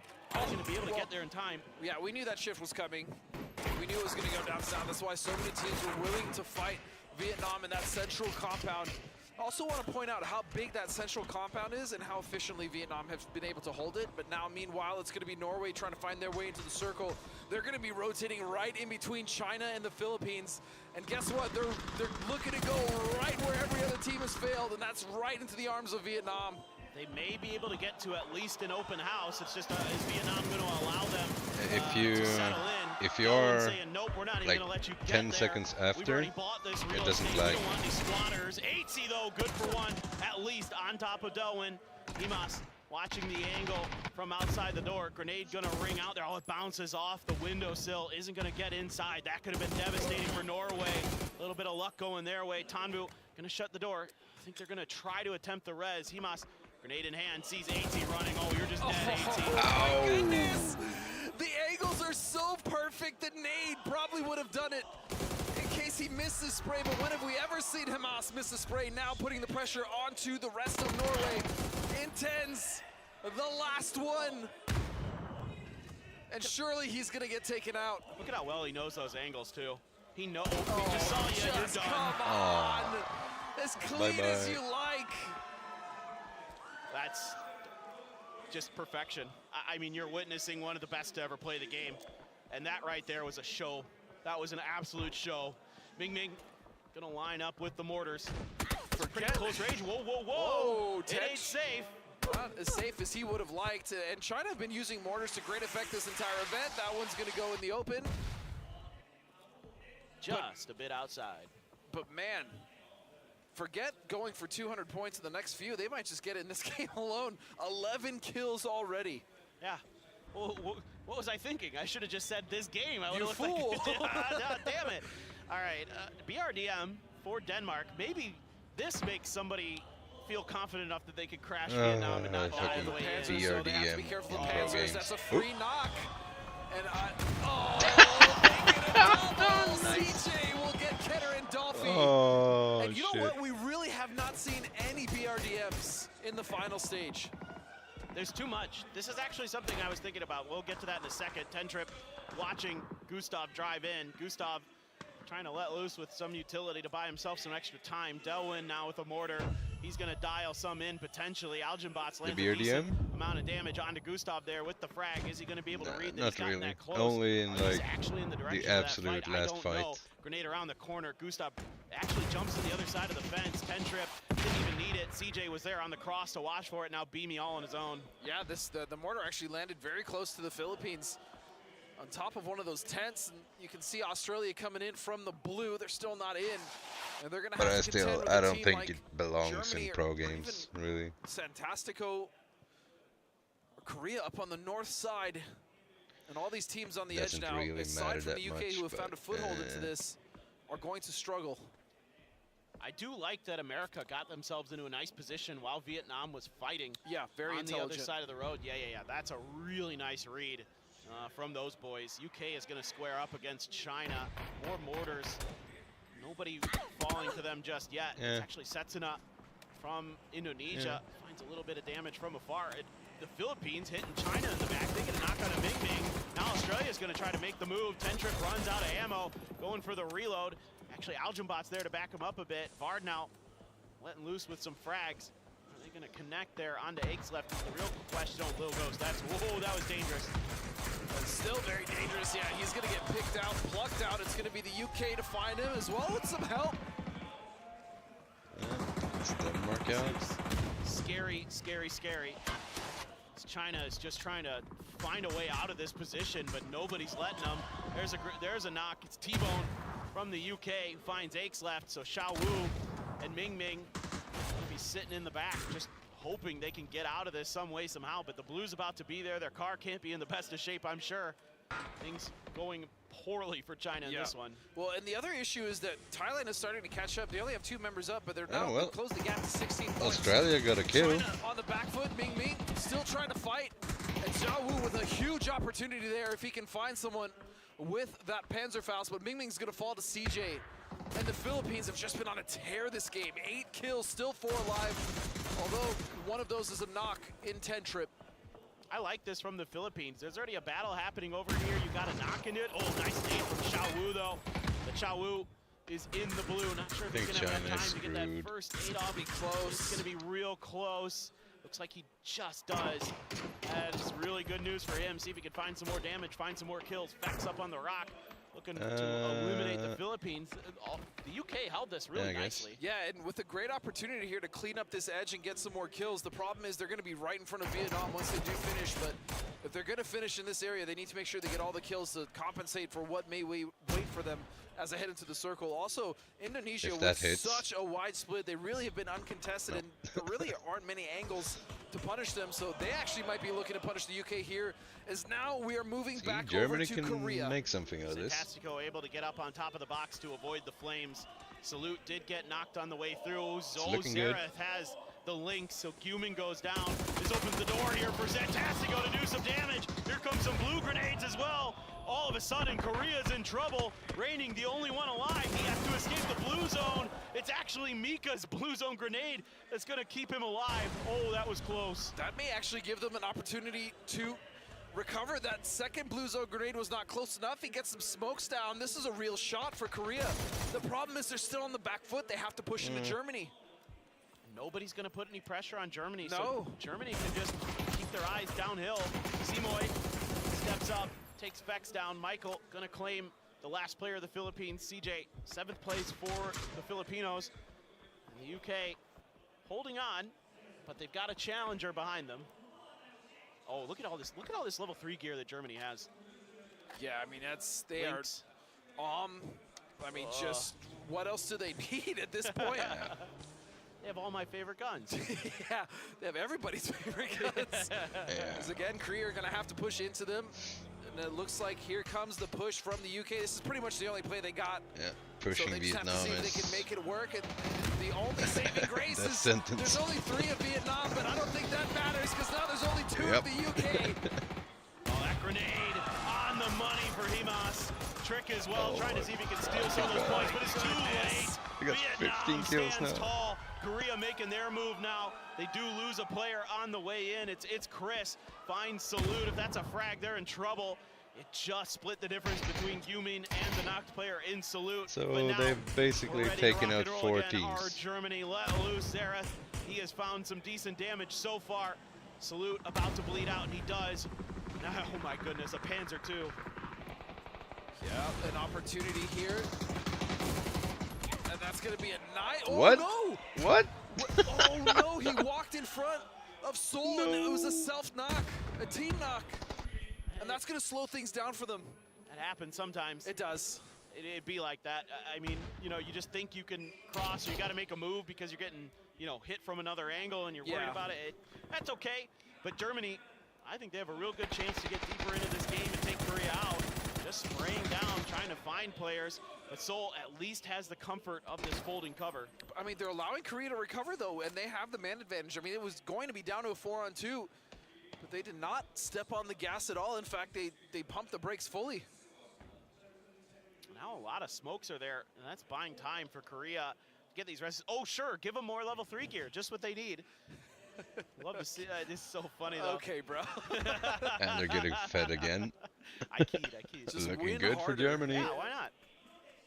And, you know, there was maybe an opportunity for Indonesia to kind of pounce on Vietnam because they were down to just 1 at that point after the fight with UK, but it didn't come. And now this is, I mean, this is the issue for the USA. They have had the best position since they moved into this position. They backfilled on a great play in order to take advantage of the fight that happened between Vietnam earlier and one of the multiple teams that crashed them, but there's been no angles for them to get any kills. I mean, they're coming into this with only 3. Here's my question. Do you try to maintain that 2-2 split, or do you maybe group up a little bit more? What's your feeling? I think with this, with how close those buildings are, I think this 2-2 split is still perfectly viable this late. Okay. Seoul got a knock on the ALO. Of course, I say that, and you know, one of them gets knocked. Well, I think that's fine, though, because Germany has to fight Korea. Yeah, there's no punish for that knock, so they'll be okay. Oop, big explosion there. Vehicle goes up in flames. Somehow Seoul finds a grenade. I don't know how he does it, but he keeps doing it, raining down again. Damage being returned. It's actually Vietnam helping out Korea from afar. Mali comes in just a bit too far there for them. Germany getting harassed from Himas on the side. He's happy to just keep farming the ADR. Seoul up and over. Can't win the battle. Korea falls. Yeah, but look at the damage that was taken from Germany because of the angles that Vietnam had.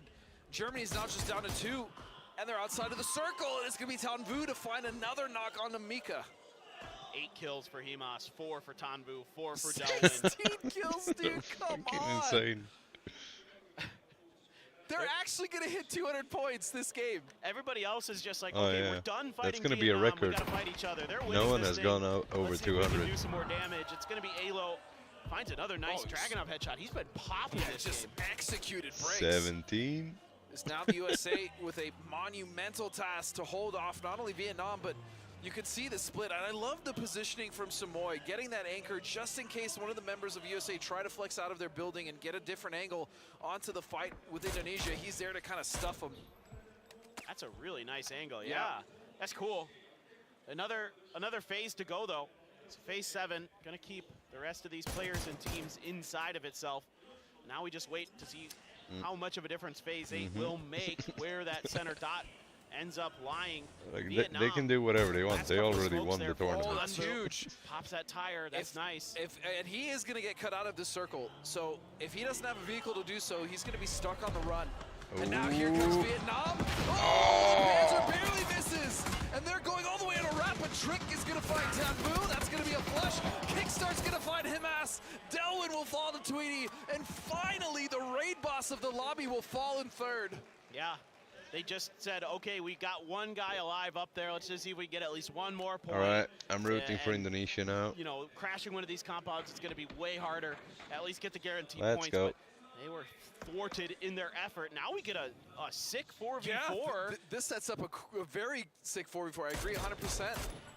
Circle center is going to be like right outside of the compounds. Nobody's really got like a fantastic position on it. Yeah, it's about as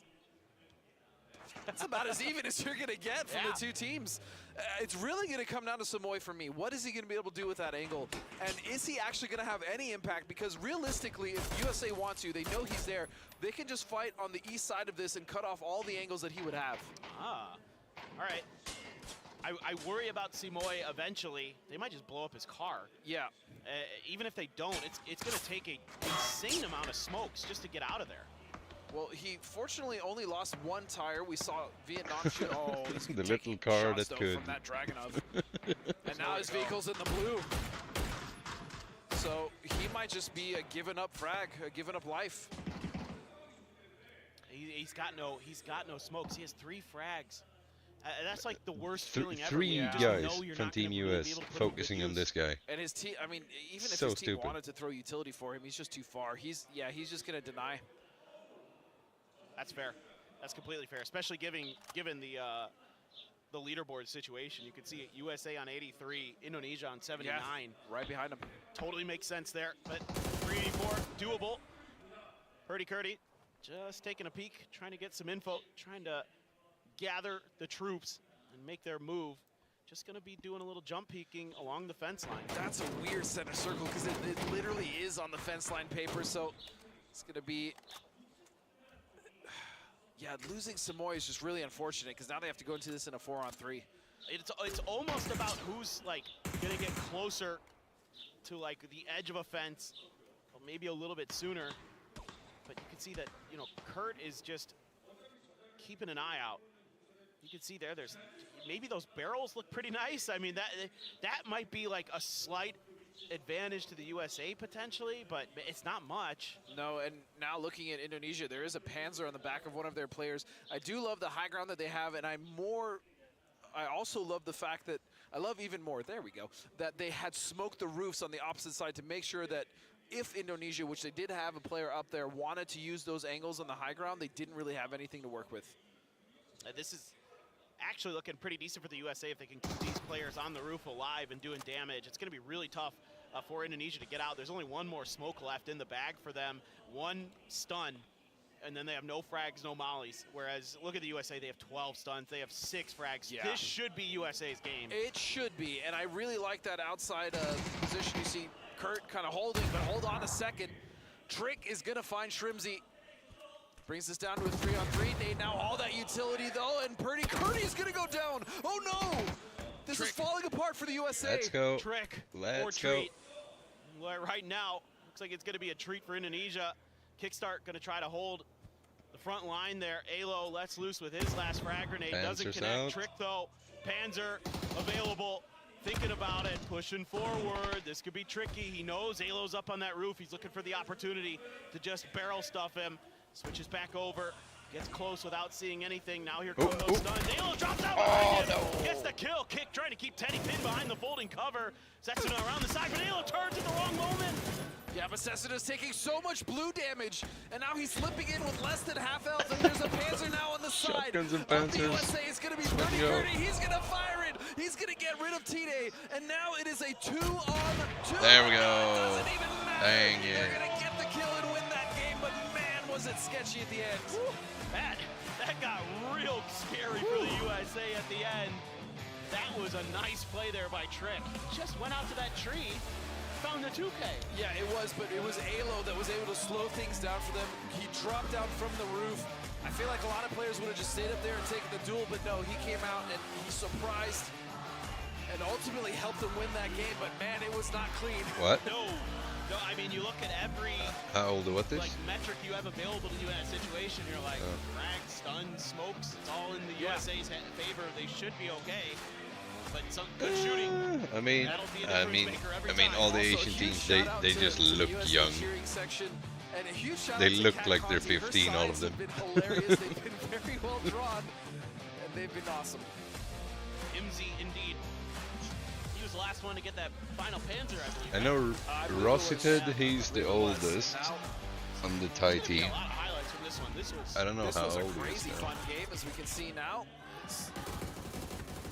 Look at these sprays, man. And Vietnam, what do you do, dude? They're just so rock solid. I mean, they're just immovable. They take brilliant fights. They're so good at positioning. Obviously, their mechanics are outrageous. What are you gonna do? I mean, Delwyn. I mean, China might have a chance. Teams were able to crash, and Vietnam was able to not only clean them up, but just clean them up so cleanly. I'm trying to think. Argentina, Brazil at some point. Germany got picked apart from distance. Yep. UK. They kind of crippled China. Yeah. They had, I think, 17, 18 kills at the end of that game. Just bonkers, dude. Just absolute bonkers. Rex there. This was okay for Germany, but this fight took forever. Like, they just couldn't finish the fight against Korea. Yeah, they couldn't finish it in a relatively good time. And then again, that's Korea, right? Korea struggled in this game. They had that northern wrap. They had to deal with Germany, and then ultimately it was just too much pressure. And we saw that jumping Panzer, and it was USA to take the dub. Love to see it, though. At least the USA, you know, giving us a little bit of a show on our final day. We wanted to see them maybe be a little bit more competitive in this one for sure, given especially, you know, previous results at PNC, but it hasn't been their best day. No, it hasn't been their best day at all. But again, our next map we're heading into is going to be Rondo, and so that should be a fun one. I love Rondo for the most part. There's a few parts of the map I'm not a big fan of, but mostly. For me, it depends on where we go on Rondo, right? I mean, Test Track is just so overplayed. We've seen that fight. Plus, the terrain there isn't super interesting, but man, down to the south, we have some amazing areas. Up in the north, we rarely get to see that quote-unquote Miramar-esque version of Rondo, but there's been some circles that have been there, been awesome. But again, 17 freaking kills. And they're at 100, I believe, at 90 points. USA did get 8 points, so that's 18 total for them moving forward. Indonesia as well with a solid game. And Germany was picking up kills at the detriment of Korea, but even still, a good game for them. But yeah, Rondo is going to be interesting just based on how much land mass there really is for these teams to play with, right? We saw some nonsense in Geneva City with Norway and with the Philippines when they were trying to get 10 trip up, but yeah, I'm just curious where we're going to go for the final Rondo. Yeah, me too. I'd love to see one, up in that northern area or northeastern area. I think I've only ever casted like 1 or 2 that have actually ended in the desert. I think I've got like 1, yeah. Yeah, it's pretty rare. Man of the match is going to be Kickstart with 2 kills there. A lot of damage, though. Just not able to convert all of that into knocks and kills. Yeah, but they were able to win the game, and that's a big boost for them as they're fighting for that top 5 spot. Yeah, no, I mean, you need to keep going. You know, everybody's going to be looking at leaderboard. Man of the match, Been 2 saying kills. So much to fight for underneath all of that. As 22 points in a game that you don't win. Well, they didn't even get second. How or can he be third. the man of the match when Vietnam They had got- 17 kills? They got fourth that game, but yeah. Or no, they got 5th place, but you know, USA getting 18, you have Indonesia with 12, Germany consistently getting point after point. What? The Philippines, man, the Kickstart Philippines got it. has been my favorite part, Just because they're as far winning, as, like, the my winning favorite team, surprise, but I it would shouldn't say. be man of the match, really. I'm so happy that they're playing well. I'm just so happy that they got an opportunity. I think this region has had really good players for a long time, and this is definitely a well-deserved look at a PNC and a well. Yeah, and but a I still well-played think showing man so of the far match as, should go to the down guy towards with the bottom, most we have impact. Australia, You Chinese know, Taipei, Poland, UK, all trying to climb their way up, have Two. some good games, close out on a high note. Then you jump up to Norway, No, wait, 3. Philippines, and then it's a bit of a difference. It's a between Rondo, Indonesia, Denmark, Yeah. 80 Rondo and So 2 Indonesia Erangels. up to 4th place is only separated by 21 points, and that is very doable, especially because of how many points are being sponged up by Vietnam. As we head into Rondo, a huge opportunity, a lot of moving to be done in this top 9, I would say, of this match as we head into the final Rondo of PNC 2025. Unbelievable stuff we're seeing. Just a run of dominance like no other. Vietnam, how much further can they get ahead of everybody else? How much higher can they climb? That's what I'm here about now. I want to see them just 16 kills, 15 kills every game the rest of the way. I just want to see them just dominate. Yeah. Just dominate. I mean, they're going to by far have the highest average points per game, and not just because of the recall system and the extra points that are going to be, you know, put into the pool anyway. No, they are blowing everything out of the water. I don't even think they've really abused that many extra kills off of a recall system, right? It's just come down to their immaculate play, their amazing fundamentals, their awareness. The IGLing from Delwyn has been just out of this world stellar. I mean, they've just been an unstoppable force, and you know what? I'm fine with them dominating like this. If they want to continue having games like this and show the world how damn good they are, I'm here for it. Taipei and US contesting.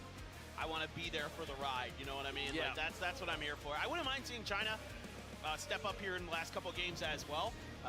Really solidify their second place finish. Yeah, at the same time, I'm excited to see if China gets challenged. I'm excited to see what 3rd place can do. I mean, again, it is getting very tight, and China have not had the best of day at all. So that means that they're going to have a lot more pressure, not really to win at this point, but to make sure they maintain 2nd place. And this is a 6 circle. That's what I'm talking about. Ouch. 10 long, all the way down to the south. We do Dude, see a this area split around water Hongshan ending, quite that often, would but be so fun. this should be a really fun one. Curious about the USA. The area around Hongshan is like pretty open, actually. It is. So you kind of gotta like, if you're gonna gamble on it, you gotta like pick a side. It's really kind of weird. Like, if you guess correctly, you're in a phenomenal position. You're gonna crush. If you guess incorrectly, that's going to be a really disappointing game. And right now, I mean, US? they're split. They're looting. No. But yeah, I imagine Hongshan is going must to be be China. where they want to end up. You can also see to their west, it's going to be the Philippines, Germany. Also, actually, within the circle, we've seen them generally. don't know. They're usually the ones that rotate the furthest every Oh, game to the shit, circle. I don't They have know. no qualms at all with taking their time and coming in late. In fact, it's what they do well. It's what works for them. But right now, they're also just right in this circle Means. already. And also, there's, for how much landmass there is, it's kind shit, I of don't unlucky know. how much of the south is cut off, because that's just all unplayable area. Yeah, you're right. I'm also looking at 10 Trip drifting closer to Germany players. Yep. You gotta All right. be wondering, like, Oh yeah, of course. oh, can we even get in a glider this game? But the like, not only is the circle I know not PUBG necessarily, like, Mobile the best is for it, but biggest in India. with how close the Philippines are, you gotta be thinking, do we risk But it? they- It's dangerous. Yeah. It's dangerous. I mean, he's not even just drifting. He is just straight up moving in that direction now. Getting danger close to Yeah. them as Yeah, Argentina but they all play on had their a good phones. day, man. No, they've been and really they are a pressing third today. of the world. Just South America in general. The population. Every time we come out to PNC over the last couple of years, since we've kind of merged the Americas. They've been the whole practicing country of our region, India they've been is. learning, they've been leveling It up, is and I like think the they third, take the a game third very of the world. seriously. They have had wonderful results here at PNC year after year. Yeah, they're How top many 8 again. are they? And, credit to Capitan, his first time as an IGL, first time as a player. He's coached before, but now he gets the opportunity to be in the server. And again, rough first day, fine. They recover and they do great. And there it is. There it is. There it is. I hate when we're right, but it comes at the cost of other players' lives. Yeah, yeah. I know what you mean. But he is just Just he's another ask one of those players that just has that ChatGPT. instinct. I'll He see knows what how it to go out, says. get that How many first kill, percentage of the world and is even if he Indian doesn't population? necessarily like get it cleanly, and the other team can respond, we saw this on day one, like when Poland, he took him on 1v3. Yeah, no. Yeah, a 10 fifth trip, of again, the world my is favorite Indian. part about PNC, besides seeing incredible play from like teams like Vietnam, kind of just shutting it out and really just proving how good they are, is just, and we talked about this at the beginning of the show, watching players that are lesser known from regions that may be lesser known really shine, right? We saw it with France in the survivals, what they're capable of. You know, inexperience got the better of them, but now we're seeing it with 10 Trip, we've seen it with TD. I mean, just so many good players from these countries that don't really get a lot of shine, but now they absolutely will because they are on the map. Everyone's eyeballs are on them and they see how damn good these players really are. Yep. Right there with you. Argentina just fanning out a little bit to the west. And you have Korea. Yeah, China in the emergency pickup 17.2%, already, pretty much right the out of same. stadium early. Where are they going to drop? Because if you go into Hongshan, you're going to have problems. Yeah, problems indeed. China also rotating now into the circle on the northeast side. They're going to be going tentatively right next to Australia, who are currently sitting in a less than desirable spot, but every How game is is an Brazil opportunity for them to doing at least so find well? one I or don't get two it. positions if they can finish strong. There's nothing here for Korea. Chinese Taipei is fanned out on the very southern edge of the map. I don't know where in the world they're planning on going. Meanwhile, Brazil looking to take an edge of Hongshan Is it seemingly based on what we It's can pretty much see all with their, Luna waypoint players, pings. right? Trying to go a little bit to the east of it. And they have there never are done a few well. things you can do, but this is problematic for Korea. Oh boy. Mao Rush had an opportunity, could not get the bullets to go where he wanted them to. I know Biel aware of his and position. Posa Here come the was reinforcements. playing for Luna. This is a big fight here for Korea. If they can close Maybe this one Sparking out, too, Leo I though don't might know. stop that one right where it started. Raining is going to get flushed out. 3 members now and a trade almost there. Nope, it is there. Soul's going to find the nade onto Leo. And so a 3v3 now. Soul though is going to get found. It's going to be Chai Wei. And this is not looking good for Korea. No, it is going to be really tough to recover from this potentially. You mean gonna have to go absolutely that is devastating. Dude, That sucks. I'm pissed for him. Everything That's blocks something bullets I in could this have game done. except for Windows. That's a tilt. I am genuinely upset for him. That was actually a And he beautiful goes spray. down He probably to would have what got the that fuck? knock too. It do be like that sometimes. Yeah. Salute now the last one alive. And now you look to survive his salute and see if you can somehow pull off a res. That's the only option here left for him. Can't really do much else. Great reactions by Chinese Taipei. Never really looked that bothered in that fight. No. I mean, aside from that first knock, they recovered beautifully. And so it's going to be Salute and Korea that are sent running. And Didn't see. I imagine because of the position, because Circle's still in, Salute's not going to be able to get those chips. He's not going to be able to go for a res. In fact, we didn't even really take a chance to look at the res stations that are available in the circle. I don't even think there are any in the south. Like, I mean, where they're playing in the south. Exactly. There's like one way over to the west, but that's pretty far away. Is there? There's not one in Tin Long Garden, is there? I don't think so. There might be, but I can't see at this point. Yeah, I don't know. Not easy, regardless. Not a lot of options, and that goes. I mean, for Chinese Taipei, they still need to res their member as well, if I'm not mistaken. No, they actually got him. He got knocked. That's right. Leo got knocked. They got him up. So they don't have to deal with that. And most of the teams now have opted. Dude, what is this in Jadena City? What is going on? Posted the jacket code What in the world? in general. Is Indonesia like just waiting? If you want the Are they just jacket. gonna let I mean, being nice guys and let everybody drive by? Because UK's already kind of through. Yeah, No, they're all the way through. They're all the way through. It's just Norway now that have to squeeze past, and they've already let UK through. So Yeah, well, it's curious if pretty they're much gonna just strike. And the east side of this circle, for all loot intents and purposes, cache is wide codes. open That's for both interesting Norway to and me. UK as long as they get there. Yeah. If this starts shifting away from the water sooner rather than later, like there's still a bunch of open real estate over there. So especially in the northeast. Yeah. Oh, here we go. We are getting the fight inside of Jadena City, Asking you shall receive. Oh my Oh, God. Brazil is That- about to go out. He just got out of the car, man. Don't crash Vietnam. Leave him alone. It's a bad idea. Just no. There they Elias go. is just not giving anybody a chance. This is crazy, dude. Okay, recoverable though from Brazil.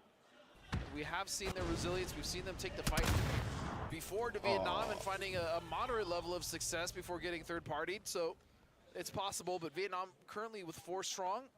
Yeah. Mass is about to heal, and Yeah, since it's Sweden Brazil is with one out, I'm member gonna down that root have to for deal with this Germany on the for back you. foot. Yeah, BL. That's a great angle. Oh, he please. needed that so bad. He needed that knock. As long as Norway doesn't win They'll win. anything, you know, Just a I'm happy. sliver of HP left. Gets out, but now you're nervous. Now you're nervous for Brazil because you gave him a chance. Right. Nah, actually, And that one trade the way, possibility the just barely didn't get him. nah. So It's Lozzi hate, taking hate damage love. from somewhere, though, off in the distance. I think I'm it not might be the actually UK. rooting for them to do bad. Okay. I want to see Well, good plays from Brazil any team, might be you know. in a bit of a stalemate. When it- Sparking. Thinking Or about Australia. Thinking about something. Someone was third-partying that fight. Got some damage onto them. I think you're right. I think it was us. Oh, bye-bye. Oh, man, and that's... Well, it's just He was trying to get over it's that red neighborly station. hate love. It's You over know, the you don't city on the really bank of the river. hate anyone. Yeah. You know, you're pretty much obligated to, right? It's a long journey over to Rinjiang. Not quite. Let's see what this circle is going... Oh, my... What? What is that shift? This is going to end Oh, we seem down by to that we seem to mountain love that those. Jai Wei is on. I don't mind immigration. I That don't is- think... I've never seen one this far down. I've never seen one this You far know. south. And the other thing, Paper, is Shit, there's still a significant no, amount of water but in I think this. like I saw one end by the mountains by what happened in Rinjiang once, but that's it. 2015 with the That's war the in furthest- Syria, or we the took all the furthest south I've fucking ever seen one. refugees, Germany and Yes. Sweden, pretty much. The Philippines are just Everyone else was like, harassing nope. Germany. Poland has Like, squeezed by that. fucking help. Lil The Ghost war got up into an refugees, emergency help them. pickup, is looking for info while the other 3 members have an open compound over on the east. But yeah, dude, this is bizarre. Well, I don't know most if of I've them ever were. seen this part of the map. Yeah, I might have and driven through it once. I don't think I've Sweden ever and traveled this far Germany down, is like- paying that. like that far below Tin Long is something Everyone should help, kind of crazy. and it's no problem. UK fighting a battle as we move back to Vietnam. And okay, dude. Oh, look at So fucking Lozzi Vietnam. is going to almost single-handedly take out Brazil. He do it with a micro Uzi? Is that what I saw in his hands there? Like, just styling on him, dude. They are crazy good. Poland actually did get a knock over Denmark, trying to take down Chai Wei, and they will. He went for the vehicle, and he did not get very far. Just must have not known that Denmark was there, despite him having kind of some high ground and stuff, but so be it. There's the UK. Yeah, and you can see all these teams trying to jock for position, but it's just there's really not that much space to play. With so much land currently being cut out by that river on the south, but you can see also, I really like the way that the Philippines is trying to hold out Germany. That setup is really strong. They didn't just get a knock. But the main issue is going to be Poland. Having to fight and share that space with Poland is a real issue, and this could actually help No. Germany out. No way, James. He's up in a glider? No way. Come on. Oh, he hit, oh, headshot and a body shot, clean 1-2. What an animal. That is hard to do. Marsalek has found weakness. So all of a sudden, this fight is 3 ways. The Philippines, Poland, and Germany. Pufa, the only one alive for Poland. Marsalek only knocked, but hasn't been flushed. Getting shot in the back now. It's actually Denmark from afar. And you can see Pufa looking at him like, come on, guys. Like, there's already 3 teams here. Leave me alone. Yeah, what the fuck is going on? Is it not enough by myself? Aren't we from the same region? Like, come on. Oh, I don't think they care right No, now. they do not. They absolutely do not. Denmark, though, with probably arguably the best position in the map. You can see Flood trying to drive his way towards that massive hill that they do currently claim. There's even a compound up there for them, which is wonderful. You can see USA now pushing the split of This is China. such They're an gonna find unplayed Little Ghost, area and of that's the going to map. be the first part of this It's punish. nice to have an ending here. As long as they can get rid of the second part, they can then they might even push towards. Actually, they don't even need to push. They'd have so much control. But what a Yeah, beautiful that company pickup Germany here. He is in, gets him in the car. I and dropped he's there gonna in consolidate. solos Again, and get the Islef, glider. Not just the fragger, also very intelligent and great decision making there. There's no reason to stay or try to fight. He's just going to get him in the vehicle, and they're going to recover. China will be fine. Yeah, that's really nice timing there by Xleft. Some damage sent out, but we're still just going more south, by the way. It's only phase 3. I'm honestly not very familiar with this area in between Chinese Taipei and China. I don't know how much cover is there. I don't think we've ever been down here before. I've played a lot of games on this map. I have no Coming idea. in? I've never been down here.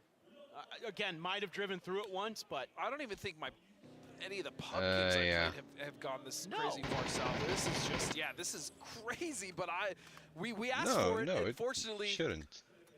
we've been given the opportunity to see what's But going on down here. Philippines with I don't just know. 2.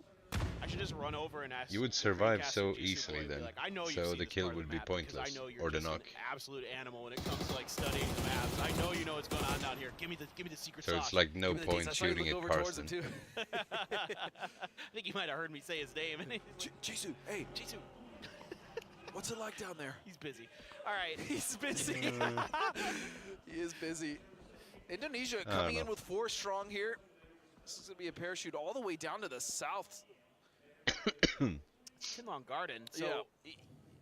actually okay. That's actually not that bad. Australia trying to find some safety. They do get there. Tiggleton rolls up. He's okay, I think. So Australia, they're stuck a little bit though in that shack. How are they going to get out of there with America just barreling down on top of them? Tiggleton's trying to find safety in his coop. I He's want the gotten fucking underneath SMGs Denmark. nerfed. Denmark's position has to be really good here. It's so strong. They have just so, Or so much removed. vision on what's going on. As we go back to this nade and this fight between basically Solozzi and Brazil. And yeah, it was a micro-Uzi. It's just, again, style points. Like, now you got to get, like, a kill with every type of gun in the game, right? Like, now you need to go get that bolt action kill. Like, oh, whoa, Tiggleton, that was pretty good. Unfortunately, Tanvu was there. The rest of Vietnam shows up and Tiggleton just flattened. smushes him. That was a nice spray, but he was all alone. Yeah, I think he was trying to secure a forward position for his team before they ended up coming with him, just in case something crazy happened. And nothing crazy happened, just Vietnam happened to roll through and get rid of him. I'm not even sure that he got the point for that. I think they were able to recover. No, actually, Vietnam's down 1, so he at least got the point for that. That's a field madman. I mean, I'm sure a lot of these players are trying to work out what's actually playable in this part of the circle as well. Yeah. There's a lot of util coming through. Argentina surrounding the USA. What was it? Grenades are good. Poland. Halo already on his Poland is knees. 1 player left. Purdy gonna go And for who a else heal. was it? Shrimsy's gonna try to Philippines? play up close and personal. Where is Kickstart in all of this? He's a little bit fanned out to the side, holding Yeah, the there's flank. Poland gone. So Rez being stuck. Shrimsy should be able to lift his teammate Poland up. is out. And look at Just go more south. Just screw it. Yeah, okay. I mean, it had to. Denmark It is had to. pretty fed the I was zone. rooting for it, though. I was rooting for you. So we can see Yeah, Germany actually just did a Germany great can job gang to up really on stay the out last of that. Philippines Again, guy. This is what they do, but they've kind of stayed out of the nonsense scuffles that we see early Oh, game. they're They're on two. the What other the side of the fuck? bridge. They They saw have- the Philippines. They actually put some damage onto the Philippines without getting too involved. Now, their downside is that they don't have any kills currently, but there's still plenty to get as long as they He's find gonna a good get some position, backup. which they have. Mika has found a nice forward operating base, if you will, for them, and they're actually just going to collapse back on Calby. They're going to get the points. Meanwhile, USA got out of that area with Argentina, but they're kind of driving back into them. There you go. There's nothing open over there, so Yeah. they're just turning around and fighting Argentina instead. They're like, let's get the points that we can. Calb's knocked here. That should be an easy flush there. Where in the world is the last player of the Philippines? I can't see him on the current map. That's all I got. USA, though, holding on, getting a little bit of help now against Argentina. Trick shows up, immediately puts DraftKing down. Can't get the flush just yet. Capitan rolling in, so he's got to turn his attention that direction. Oh, Capitan with the AK puts Teddy down. USA continues this fight here uphill. Yeah, they want to clean this up as quickly as possible, but more importantly, they want to clean this up to get all these points. They have 0 kills. They have not been able to find anything. Again, this is another, Zhao Wu with the mortars. Where are those going? Should be going USA's direction, yeah? I would imagine so. I did hear it fall, but a bit short. And still, USA have not been able to clean up this fight. In fact, look at this rotation. He got another mortar. Oh my goodness, triangulating over here. They're doing dual mortars again. All right, the USA would love to just clean up this fight here on the edge and get the hell out. but I don't know if they're going to be afforded the opportunity. He hits Tanvu? He does. Oh, they're out by that road where they got Tig. I see. That's where they're aiming these mortars. Okay, and that's going to be another one. As Simoy now in that forward position, Trick shredding USA. And finally, the last member of the Philippines will fall. But USA in a lot of trouble. It's just down to Alo and Kickstart. Yeah, and it's Denmark from that high ground can actually see a bit into this fight as well. So USA trying to scoop up whatever points they could. Indonesia did a nice job flanking out Teddy and Trick away from Simoy to buy him time to get that rotation through, to get to safety away from the rest of the team. Man, oh man, those mortars are very, very close. Australia still Vietnam alive. clinging to life by their In fingernails. phase 4. It's Chris! It's Chris! It's 2 with the There we Lynx! go. There we go. Well, if you're going to take a fight to Vietnam, you might as well bring a Lynx with you. It's the only thing that seems to even the odds. Tanvu's going to get flushed out, though. That kill's going to get stolen by Xleft. Another point for China. And meanwhile, Kickstart There we go. is going to do well for himself to get 2 from Indonesia, but he's going to get eliminated nonetheless. Ah, Vietnam out. A nice effort. Yeah, there was no other choice there for the United States. They had to fight on that edge and just go for kill points. Yeah, There was just Germany nothing to play needs from, to really. push up on Flood Denmark. and Luke still kicking for Australia, though. Like to see that. Yeah. Is that a C4 on that car? Like, I didn't see anybody in it. Or did somebody just get shot out of it? Or Seymour died in the blue while he's driving? I don't know. Jacob has mortars too. Why not? Party's kicking. Party's live. Let's join. But this compound split between the UK and Chinese Taipei. They have to find a way around it. They're not even going to try to breach it. No, the other interesting thing is that of the 7 teams, 5 of them are full formats. It's only 2 teams that are actually coming in with less than 4, and that's going to be Chinese Taipei with 3, and Australia making it probably the deepest we've seen them in a minute with 2. They've somehow found a little bit of safety up on that northern edge. It's Chris is on one right now. That Lynx giving him some confidence to switch over. He's taking a bunch of damage, and he's knocked. Grenade out, but smokes have to immediately be there. That might buy enough time for Thailand to get one. No, it's Brex. Brex shows up from the side. He gets Rossiter Jr. Nice spray. That's a very quick knock, and now it's just down to 1 member. It's just Fluky, and he's so far from his team. He's opted to just try to get out, and he's going to have to contend with the UK unless he's able to speak on by. You now see China's little ghost looking towards Australia. Remember, this is just a duo. This is going to be Luke 12 and Flood to try to survive and try to stop China from continuing this push forward. And China knows they need points. This is why they're so aggressive and they want to get rid of them quickly. Flood needs to hit some headshots with that Dragunov. Make a difference in this fight. Switches over to the AUG, but he's taking headshots. Aches left in return from Denmark. Getting backed off just a little bit, so they can't really push around the side of this hill right now. And Luke's going to spring into action, trying to take advantage of that. Gets right back behind the safety of the blown up car. China, though, And the question is, try to make angles, can try Australia to come in Australia 15th out of the place? equation. Every time they do, it's Denmark who's able to put some damage in. I don't think so. I can see Dolphy very much focused Oh, on China, but the rest of maybe, Denmark is maybe. actually looking over towards Germany. Gustav is going to find breaks, but man, China's just going to get rid of the last 2 members of Australia, so that Dolphy is going to get Zhao Wu down. They're going to have to get him up, but they're in the circle still, fortunately, which means that they have time, and they have 4 kills now. That's huge, though. That's given them the opportunity, along with Germany making noise on the western edge of the circle, to at least get to more safety. Another knock onto Zhao Wu. He just got picked up. So that's unfortunate, but not the end of the world here. I believe China, A-OK, you know, once they kind of figure this out a little bit, to get to some level of safety. Where, oh where, does phase 6 go? I was going to say, is he going to get another knock on the Zhao? At this point, I'd be surprised if Zhao Wu has any armor or a helmet left. And the other thing, too, is that those knocks are starting to add up, right? And so that they do get in a fight and he goes down first or he goes down second, that's a lot more pressure to either get him up or just have What is he doing? I wonder how much cover there is downhill for Denmark now. Where are you going to be able to set yourself up? They try to hold on. They do have that ridge paper, but the problem is Germany. Yeah, you're right, you're right. There is a little bit of, I don't know what kind of cover that is down there at the bottom of the road. But I think this is going to be huge for Germany. potentially China too. Yeah, they might have to come around from the north. Agreed. Depending on how crazy the fight between Taipei and the UK is going to be. Barricade. I mean, there is a little bit of space for the UK in that house, but not much. It's not much. They're going to be on the edge. Because if one team just fucks the other one without losses, then Any form of lethal utility, and that's going to be Germany's difficult. in See Vard, though, I like trouble. this timing. They're trying to get ahead of it. They know that if they stay behind that fence, they're most likely going to get chewed up. And look at the amount of smokes they have blocking off the angles. I love this from UK. The right idea. Let's see if they can execute behind it. Grenades being thought about. Vard just clearing a corner there.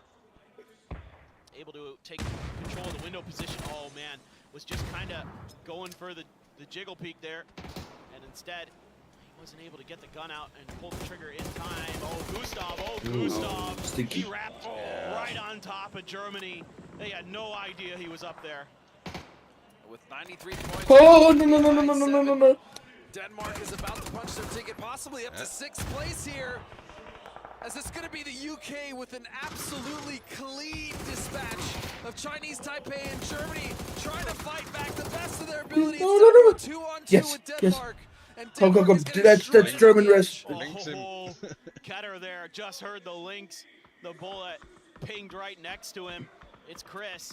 Back over to the AUG. Not many bullets left in there. China shows up. Dolphy at least.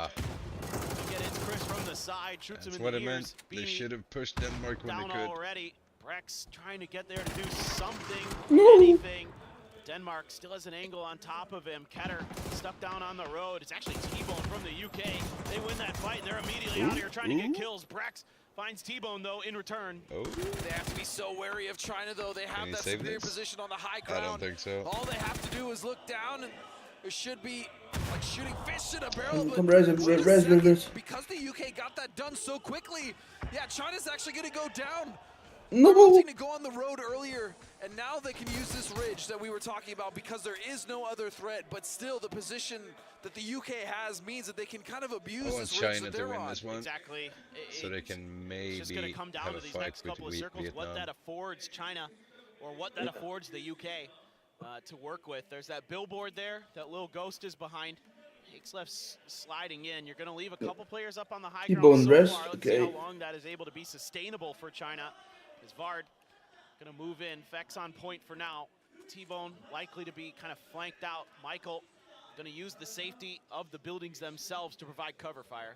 Yeah, but the Well, problem is, even Germany for survived China on the high after ground, I Denmark, don't think they right? have the angles on that ridge. That ridge is so strong Yeah, I think for the so, UK yeah. that realistically, if they just play kind of whack-a-mole, they keep popping up and down, they should be able to get enough damage to just eventually get rid of China. The other issue is utility. I don't think UK has enough nades to really do what they want because of all that emergency cover that's come down as well. So the interesting thing here is if China can get a grenade to land, but the UK should just be kind of moving back and forth to make sure that a frag grenade won't be that much of a threat in theory. Right. But if China can get some of those to land, if they could find a timing, get a knock, they might be able to break an angle open. Real problem is Michael. Yeah. He's dug in, he's got a roof. And he's still in. He doesn't even have to move after, at least until the next shift. So, again, the onus is on China, and they're actually just sending it. They're going to the right side. They want to open up more angles and make this ridge line hell. And that's an angle they can do it from, but he's going to back off because Michael has found a knock. That's a second knockdown. Vard will find Ace left, and now it's just down to 2 members of China. And I think it might just be one here in just a second. The grenade right in front of Xiao Wu. Oh my God, it comes up short. Ace left cleaned up. Xiao Wu in trouble. The UK claims game number 4. Takes Rondo, takes the chicken dinner.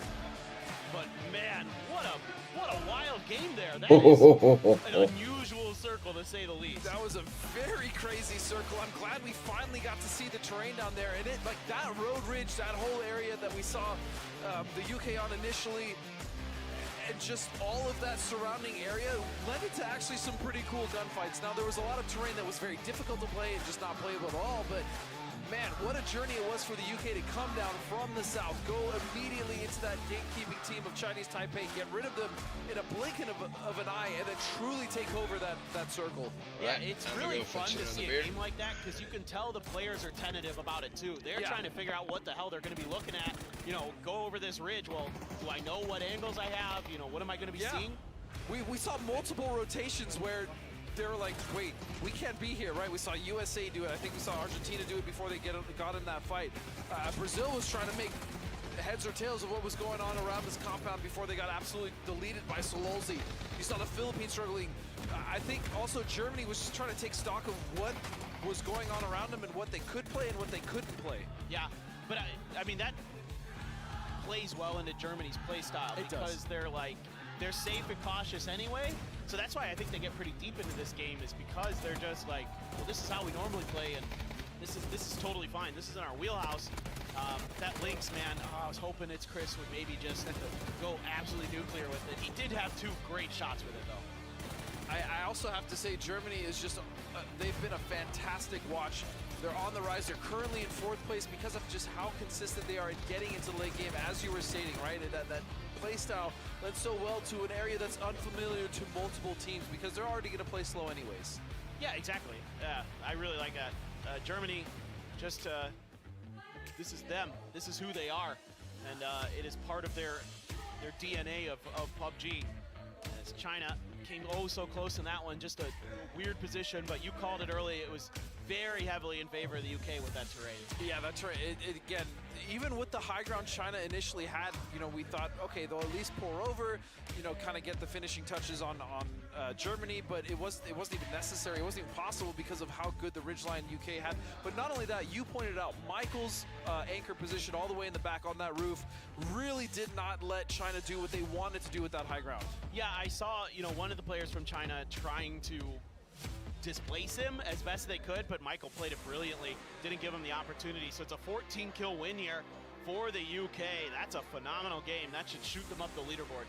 Yeah, it's going to be a very healthy 24 points for them. Meanwhile, though, China, they are going to get some points to go home with, at least double digits there, so that's good. They needed that after the kind of disappointing last couple of games that we've seen as far as today is concerned. And then Denmark, again, getting some much-needed points. And Indonesia, once again, finding that consistency in the top 4 overall in these matches has been great. That's true, man. Again, this is the best I've ever seen from that region, and it just continues, and that makes me so happy. They've been an underrated region for a long time. Agreed. They haven't had great results. I have underrated them, to be fair. To be fair, they haven't had great results. Thank you for at least giving me a bit of a break. But I know what these guys are capable of at their best, and they're showing it here. They really are. I mean, they are up there in the leaderboard much higher than a lot of people, myself included, thought. So it's been great to see, and now we're going to go to the man of the match, and I have no doubt in my mind that, yeah, it is going to be Vard. 5 kills, 504 damage. Just such a powerhouse on this team. We go hard for Vard, that is for sure. I love that. Dude, he is just so good, man. And that's why, you know, new teams are picking him up, because he's a very, very good player, and always has been. I mean, obviously, he's literally been an MVP of PNC in the past. Yep. We know what he's capable of, and he's showing it here. Yeah, and fortunately for him, he's, you know, playing with one of his new teammates in fact, so that's good. And so kind of a precursor to what we might see, and they've been so solid, man. Yeah, dude, excited to see what that FaZe team is going to have for us. 24 points there, 13 ahead of second, which is China. 10 again for Denmark. We should talk about Denmark a bit more. We should. They have been ultra consistent this finals. Yeah, they absolutely have. Is even trying to look at some of the match leaderboards from last one. They got 7 in the last game. The game before that, they were able to find a healthy amount of points. They did drop a donut today, though. They did get 0 points in one of those games. Other than that, they've had 6, 7, so they've been pretty consistent overall, and now obviously getting 10 in this game. We can blame Avenger for the donut. Yeah, we'll give him the blame, not the players. They're too good. I like that. And now looking at the total leaderboard, China was able to kind of create a small cushion for themselves against Thailand, right? And that's going to be the important factor for them going into the last 2 maps of the day. Now, we are going to take a break soon, but going to the last 2 maps, it's going to be imperative that China creates that cushion so that they close the door completely. 131 kills. Oh, yeah. No. It's kind of over. It's kind of done. It's insane. Between Vietnam and China. But for China, it is not. It is not over in terms of their battle, right? Keeping teams away from second place. You know, Thailand has a shot. There's weird worlds where somebody goes nuclear in the last 2 games, wins back-to-back. But guys, we are going to take a short break. Coming at you up next. It's the last 2 games on Erangel. Don't go anywhere.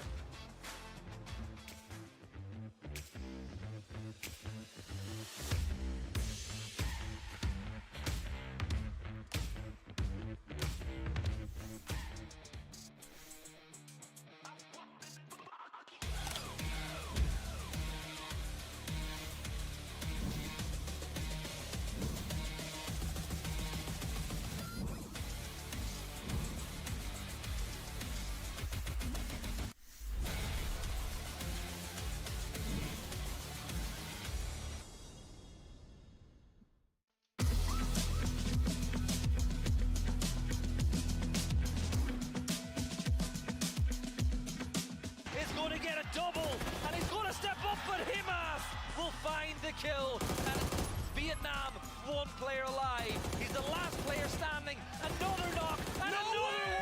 He is him. And they picked up so many points. And they're looking to put There is a not chance just Vietnam, Germany can come Some time second. for Germany to push up, but he switches the angle. No, let's not be ridiculous. Third.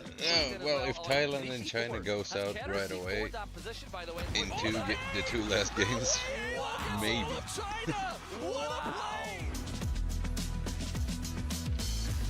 Even then. We have a look at this nade from Zhang.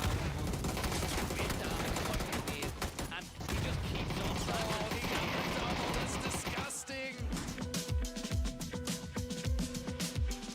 reaching 90. Hell of a play though from Thailand to just push straight up and take that fight. The angles were good. Of them now, Argentina is going to try their hand as the mortar from Little Ghost. Oh, that one was disgusting. You just can't play there this early. A little bit of success. The second one comes in. It's not good for Germany though. USA, they're going to crash on in. And this is so bad now. Little Ghost got a bunch of the kills. Alo got one of his own. But USA now. How good can this be? Put it at 190. I'd say it's about 204 is probably perfection. Well, it is going to be Actually, sent maybe 240. into the sky. We can see the arc going off of your Brazil. Oh my goodness! 204 was right on the money. That one was disgusting.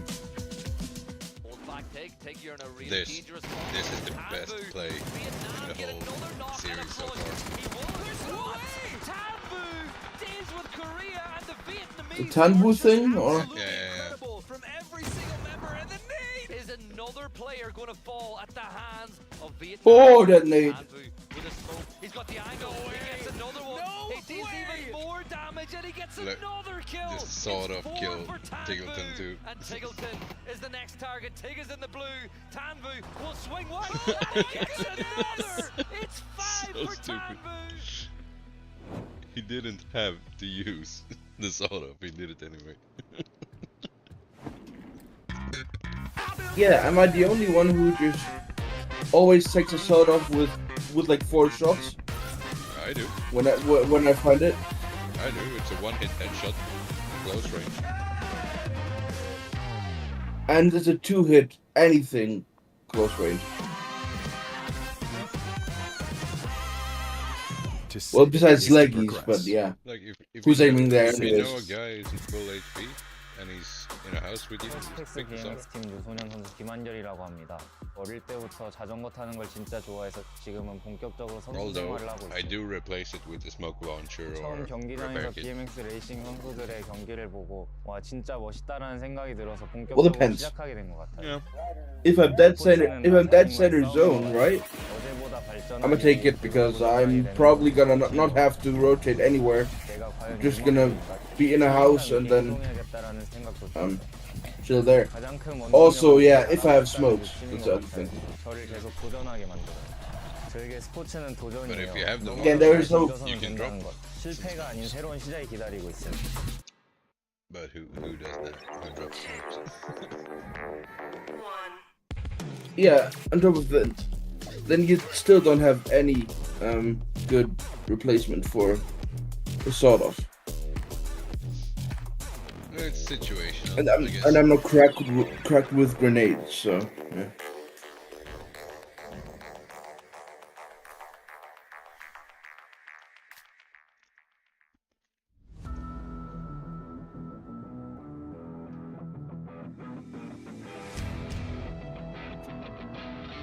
I mean, here's as noticeable, but I think the UK shouldn't be in any nation something, because it's 3 nations if we're being perfectly fair. Yeah.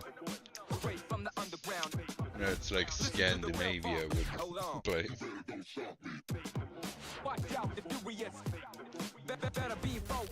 No, more like Germany would just take Denmark.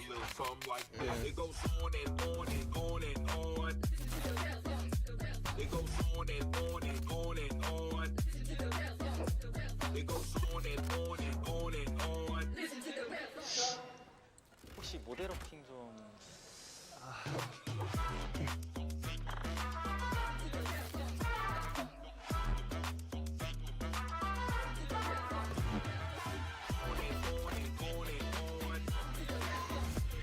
Imagine there was language-based ones. China would go crazy, Arabic would go crazy, Spanish and English would also go crazy. Smooth and original. Straight from the underground. We are back. PNC 2025 is in Well, its actually, twilight. 2 more The games. UK isn't wrong. and That Team is a Vietnam nation.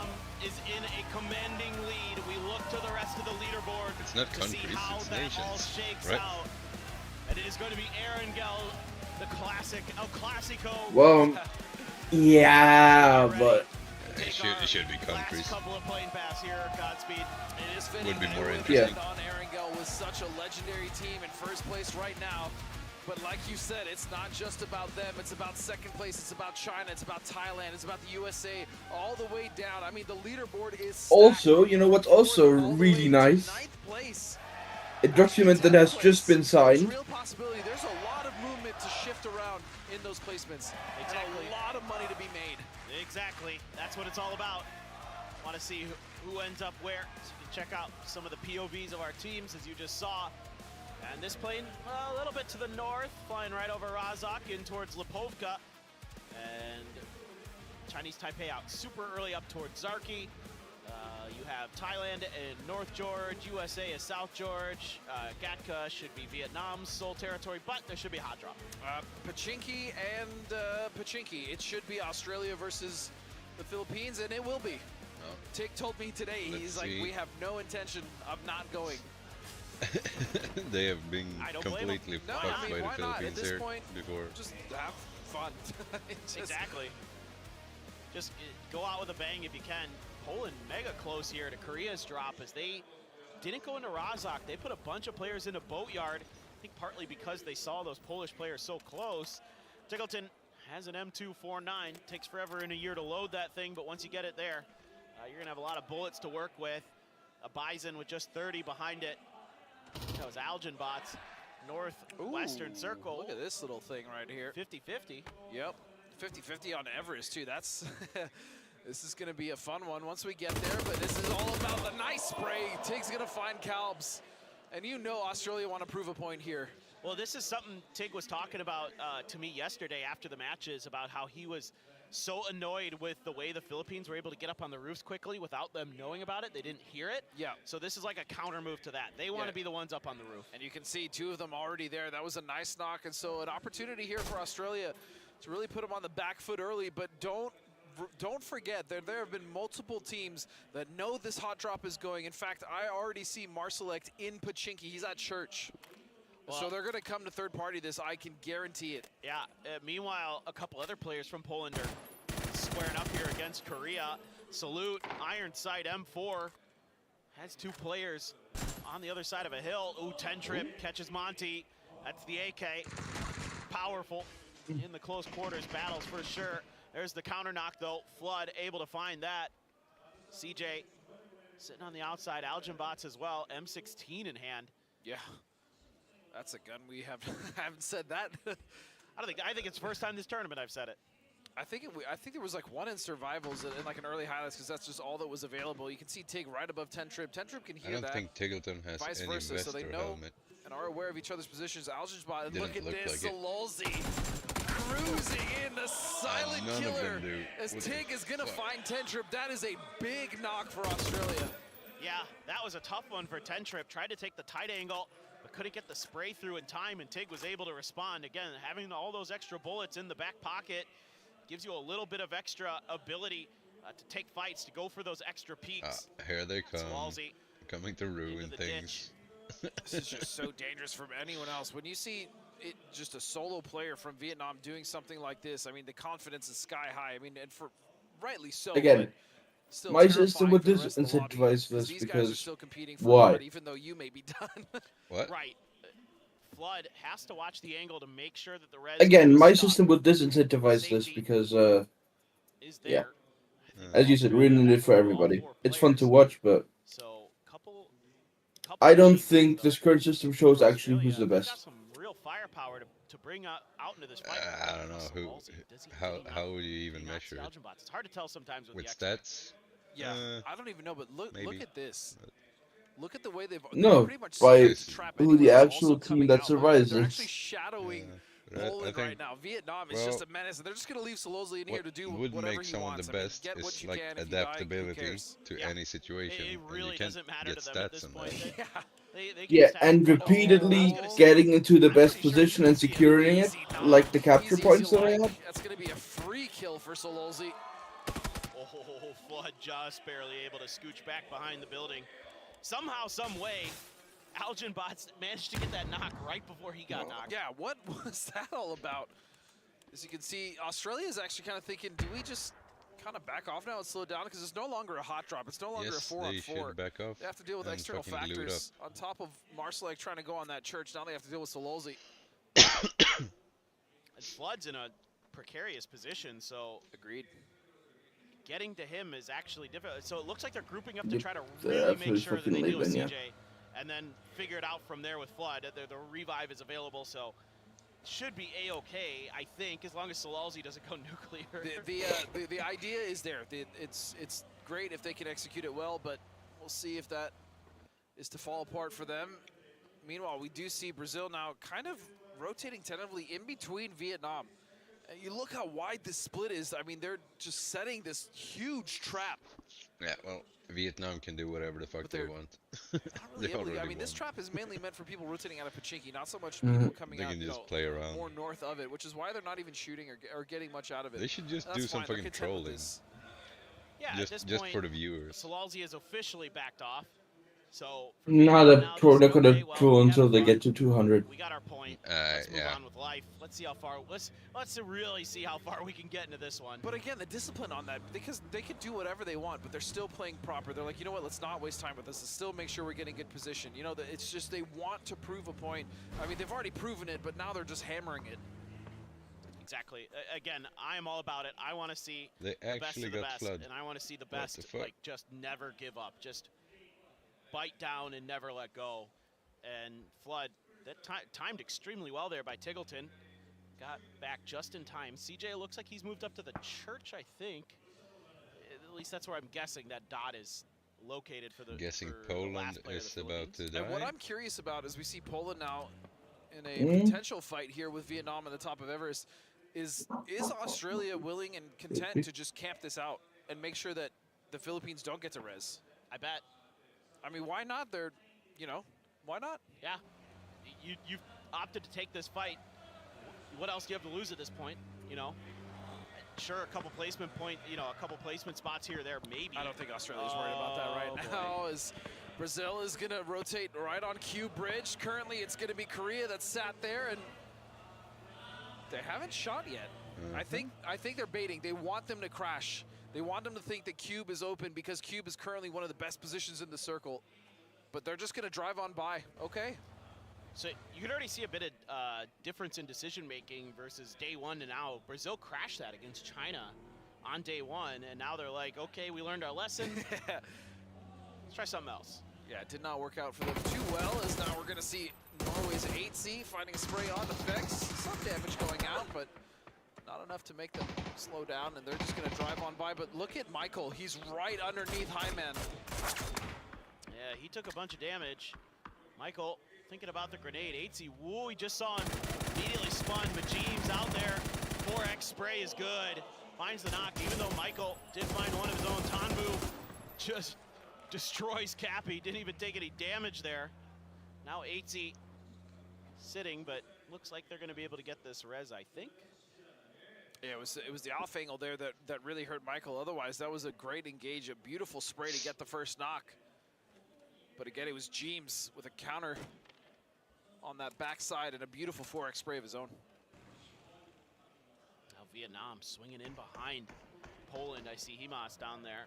Brex trying to lead the charge. Is it hard to find a glider? I don't know. Germany has one every single game. They have hard spawns. Not this game.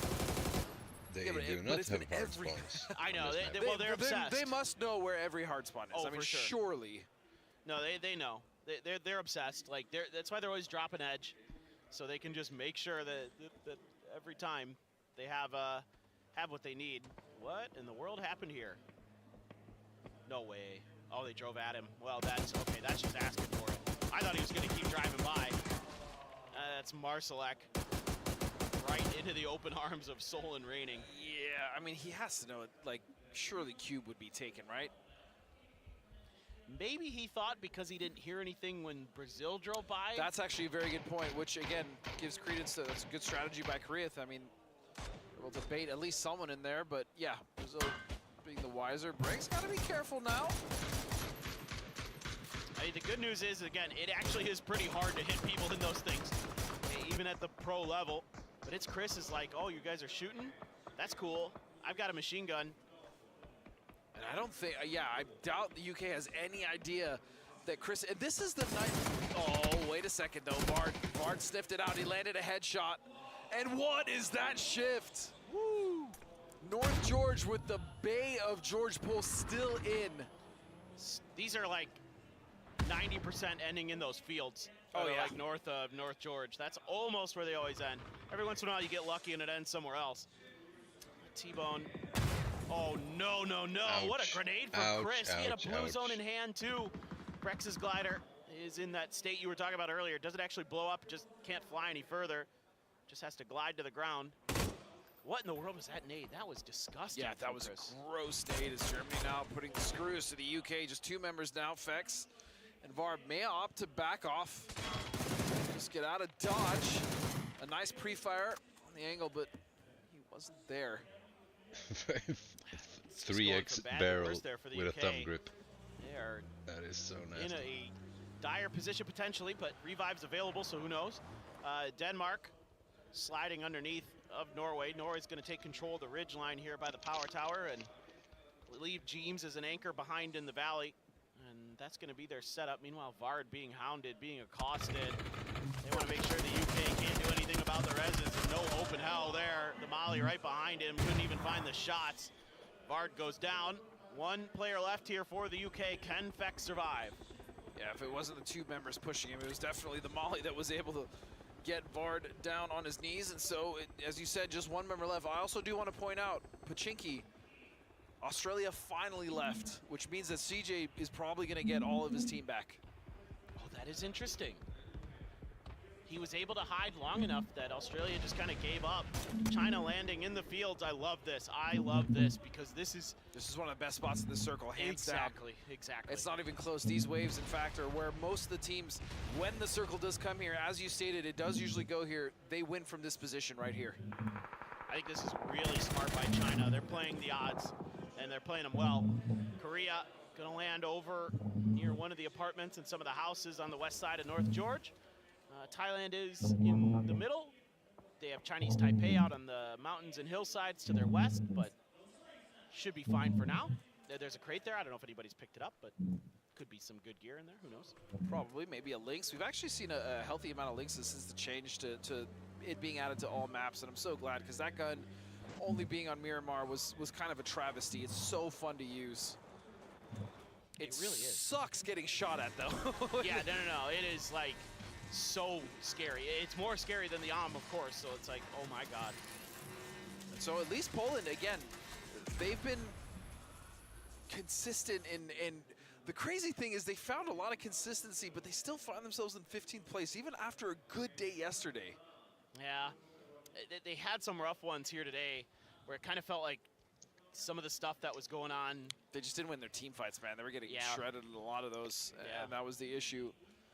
And then we saw in that first Miramar game where they had the opportunity to win, but again, they lost Pufa early, and that pretty much spelled the doom. But Pufa at least able to get his members back. And now the rest of Germany coming in the circle after their successful fight with the UK, and they're going to be running right into, it looks like, Argentina as the circle is going to shift again. And not so much on the fields as we thought. Yeah, actually a little bit off center. By the way, I think Master is about to get killed by Delwyn. Delwyn's just creeping up right behind him, but Yeah, this is now you have a tough decision as China. They actually lit up an emergency airlift. What are they going to do about it? Maybe just Little Ghost has been using those to get info sometimes, so maybe they're just going to do that. Yeah, they could just send up one and bring him right back. I mean, they could actually see that such a good position to play here is actually where Argentina is. If they can hold out this edge, then you can take this fight all the way up this mountain, and then you can work your way around that ridge. And there's such a beautiful area to fight on foot around where we currently see Denmark as well as Norway. But again, you need to do that late. You can't be the first teams there. Denmark at least has a compound that they're in, so they can hide from all the fighting, but Norway's out in the open. Yeah, Denmark's compound can be pretty good for just getting into the late game. It's Chris, a menace with the machine gun. Makes Capitan sweat a little bit. Is he gonna be able to get any more done? Just kind of spraying underneath, hoping. Capitan actually gets in the vehicle and backs up a bit. The vehicle, some of the tires already gone there. Oh boy, out in the open, Capitan caught flat-footed. Mika was right there. Germany is on the hunt this game. Yeah, Germany more aggressive than, I mean, not too much more aggressive than they usually are, but able to find some teams here to hunt down. It's going to be UK first, now Argentina, and it looks like Indonesia has found Australia. Australia was trying to make a wide wrap after their late leave of Pachinki. Zareth trying to hope the Dragunov will find a head. Doesn't find it. There you go, Australia right into Germany. Oh, no, this is bad. And Flood's able to at least back Zareth off the angle, but you're out of the frying pan into the fire because Indonesia's next up to bat. You can see Luke 12 was trying to get some sort of a reprieve, and oh no. Oh no. Well, just denying. Yeah, I mean, denying from what? Vietnam, though? I mean, really? I don't think denying them is going to do much. Oh, he's going down. He wants to punch him. He wants to punch him. Is he That's okay. Even that one even got Avenger to laugh a little.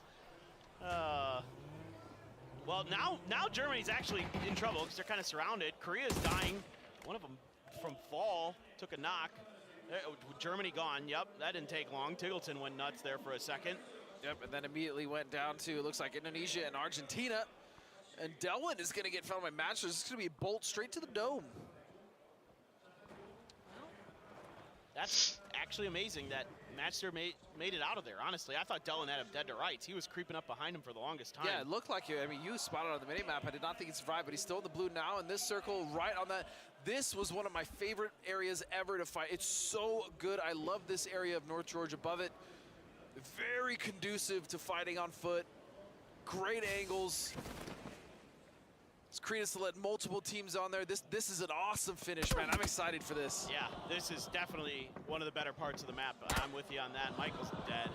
There's no way. Good night, sweet prince. Yeah, surely somebody lands one more bullet. Oh, maybe not. Oh, wow. Maybe not, actually. Wow, he actually got to the water. All right. Now, got a cheer from the crowd. we do want to remind you that Michael currently doesn't have a weapon. He doesn't have a helmet. He probably doesn't even have a shirt on. So, although he did make it into the water, he still has a long way to go. You come back into the lobby in PUBG after a revive, just like you come into this world. With nothing. Nothing. You got nothing. You're naked. You're nothing. Ooh, Zhao Wu finds Leo trying to find a position, actually a very aggressive position just in front of China. As you can see, they were rotating in from the north, but China's going to cut that off immediately, and now they're going to hold out what's left of Chinese Taipei. And Argentina, again, I love this position for them. Yes, they're on the edge. It doesn't look like they're in a great spot, but they have so much room to work with and find on that circle. Once they get, if they can get rid of Indonesia. Now again, Icelef's putting a stop to this rotation coming out from Chinese Taipei, but it looks like Zhao Wei's gonna, Zhao Wei was close, but not close enough. Yeah, Brazil has some high ground in the center of the circle, and they were able to see that. Korea has to fight their way out now. Opted to go for an edge of the city and couldn't really make any rotations outside because of Chinese Taipei initially.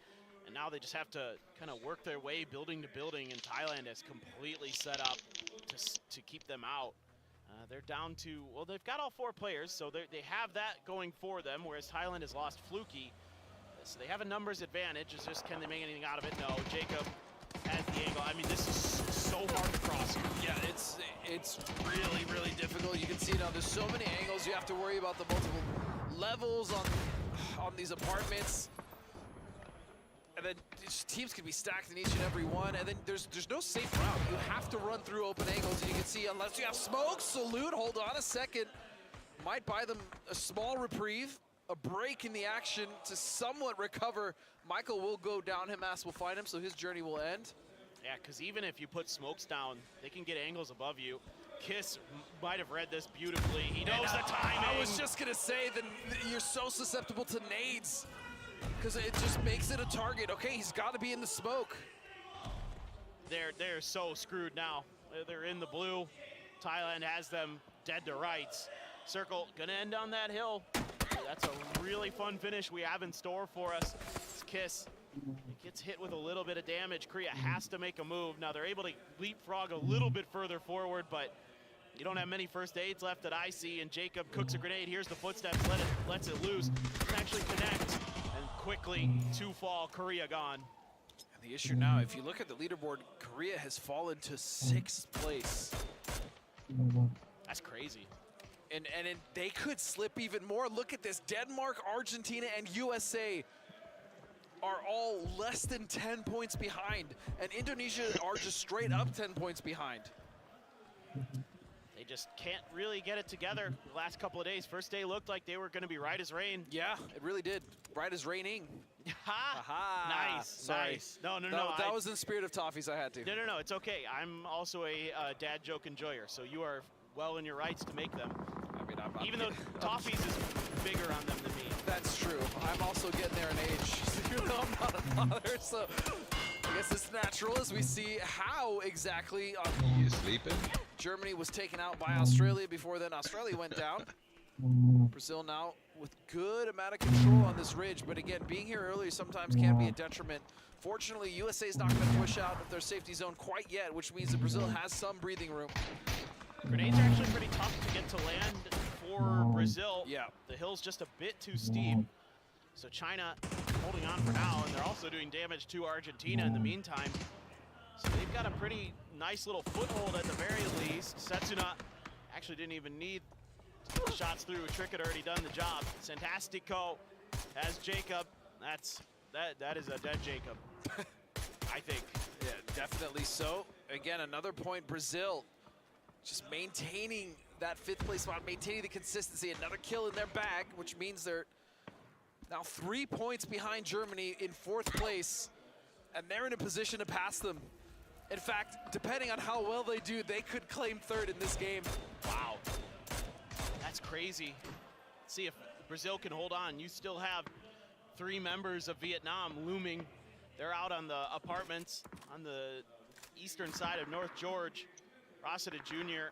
has a hay bale and a badly beaten up Dacia. Oh, Ming got knocked by Rossiter Jr. in fact, and he's the one who's going to claim that. So Ming not aware that there was going to be another player back there. Now you've got Lil Ghost down. Gustav finds the shots with the SLR. Well, they're in trouble now. Big trouble. It looks like Biel was just about ready to knock and finish off Ixlef, but he prones behind this ridge. Now, although it is difficult to get nades down here, in that pocket, it's much easier for the bounce. As you can see, he's trying to just desperately throw smokes and shoot people off the angle, but I doubt China survives here much longer, especially now with this new circle, especially now that Denmark is starting to flex out paper. Oh, yeah. Little bit of extra help there for China, I guess, with Rossiter Jr. being taken down, but yeah, there's a grenade. Oh, that was so close. Aches left, 9 HP left. Gets the res through at the very least. Trying to scoot uphill, but no, finally, Ketter gets the 2-piece. So now it's up to Brazil. Can they hold back Denmark? But also Norway. They've been on the eastern side of this ridge. They've held that this long.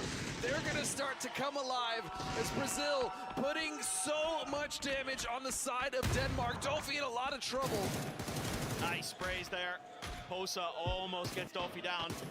Another grenade being thought about. I think that's Norway lining up onto the players on top. Oh my God. Posa just got an unpleasant surprise, to say the least. Ketter still alive for Denmark, but he's the only one. Everybody else knocked or dead. So he's gonna have to take a moment to go for the heal. And Norway Could play spoiler here for Brazil. They could, but if they're not careful, Vietnam actually really dictates what happens in this game. Whether they go for USA or whether they wrap to the right, they go to the east side and they come up behind Norway because they're currently distracted by what's going on with Denmark and with Brazil, which means that they could potentially backstab to get even more points. And then that would open the door for the USA to then wrap towards the west. Again, it's the butterfly effect. It all depends on what Vietnam decide to do here, or they could just stay put and let the fight to the north happen. It's good to be king. It is. You get to make decisions. You get to kind of decide what happens in the game. If they play for the win, I'll be curious to see what they think is the better option between all of those. I would think go kind of almost straight up the gut a little bit, use the hillside, but then you got to worry about Norway up in the north. Tough decision to make. 80. A little bit of damage in. Poland gone. So you're down to our final 4 teams, but a stacked lobby. 4 players for Norway, 4 for Brazil, 4 for the USA, and 3 for Vietnam. Sparking on point. HC's been so good in these spots today. Yep, and it does indeed look like it's the wrap east. That's what Vietnam has chosen, especially now that they see the smokes, they hear the nades, the fight is going out, they hear the shots, and they are going to be sprinting towards that fight, and I imagine it is going to be USA going towards the west, so exactly what we thought was going to happen is going to happen. Love to see it. Another good fight here for Norway. Biel trying to counter with some grenades of his own. Norway, if this fight goes on too much longer, they're in danger of just getting ripped apart from behind. Vietnam has arrived. Welcome to the party, guys. Oh man. It's about to be the most unpleasant sandwich Norway has ever been in. Tanmu spraying out, got AC, put some more damage into Brazil, and they're shooting at everybody, they don't even care. Equal opportunity offender, Santasigo goes down to Jeems. Jeems with a huge double, but Himas striking from behind. Jeems at least trying to salvage what points he can here for Norway, but Vietnam is formidable. Vietnam is indomitable, and Himas looking for the grenade. More important, it seems like Vietnam is inevitable as they come in and wipe what is left, and now it is up to the USA with 4 strong. It's just Himas. Surely there's no way USA let this one slip through their fingers.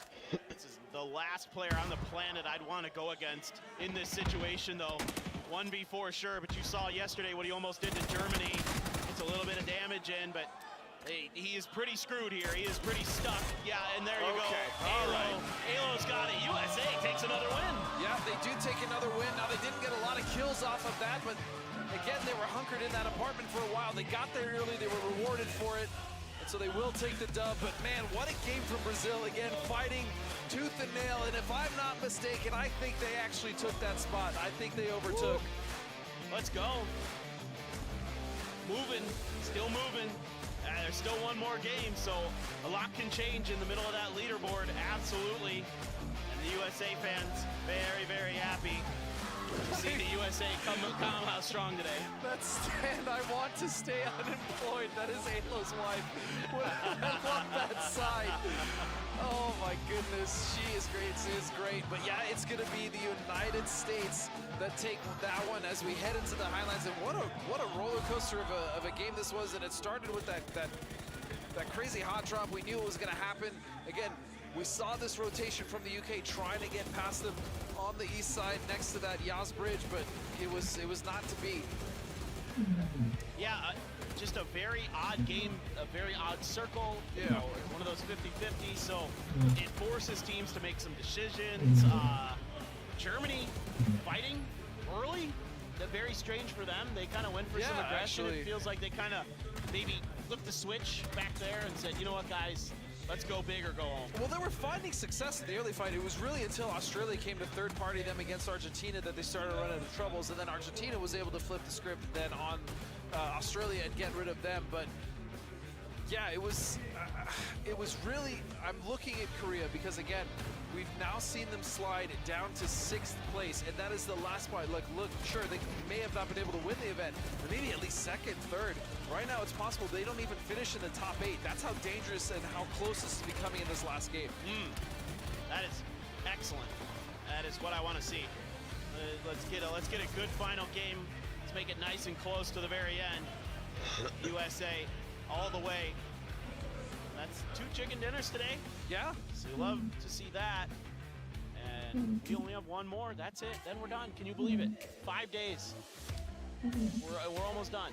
5 days, I feel like it went by in the blink of an eye. I mean, genuinely did. And these games have been so good. We've been spoiled with some of the best PUBG we've seen in a minute, right? We always get that. There's so many events throughout the year. We get the PGSs, we get PGC at the end of the year. PNC is just such a fun event, and again, it showcases so much that these regions have to offer, and again, the new talent. So I almost wish there was at least another day, but it's got to come to an end at some point. Yeah, no doubt. As a Salute fan out there, wants to see Korea fighting.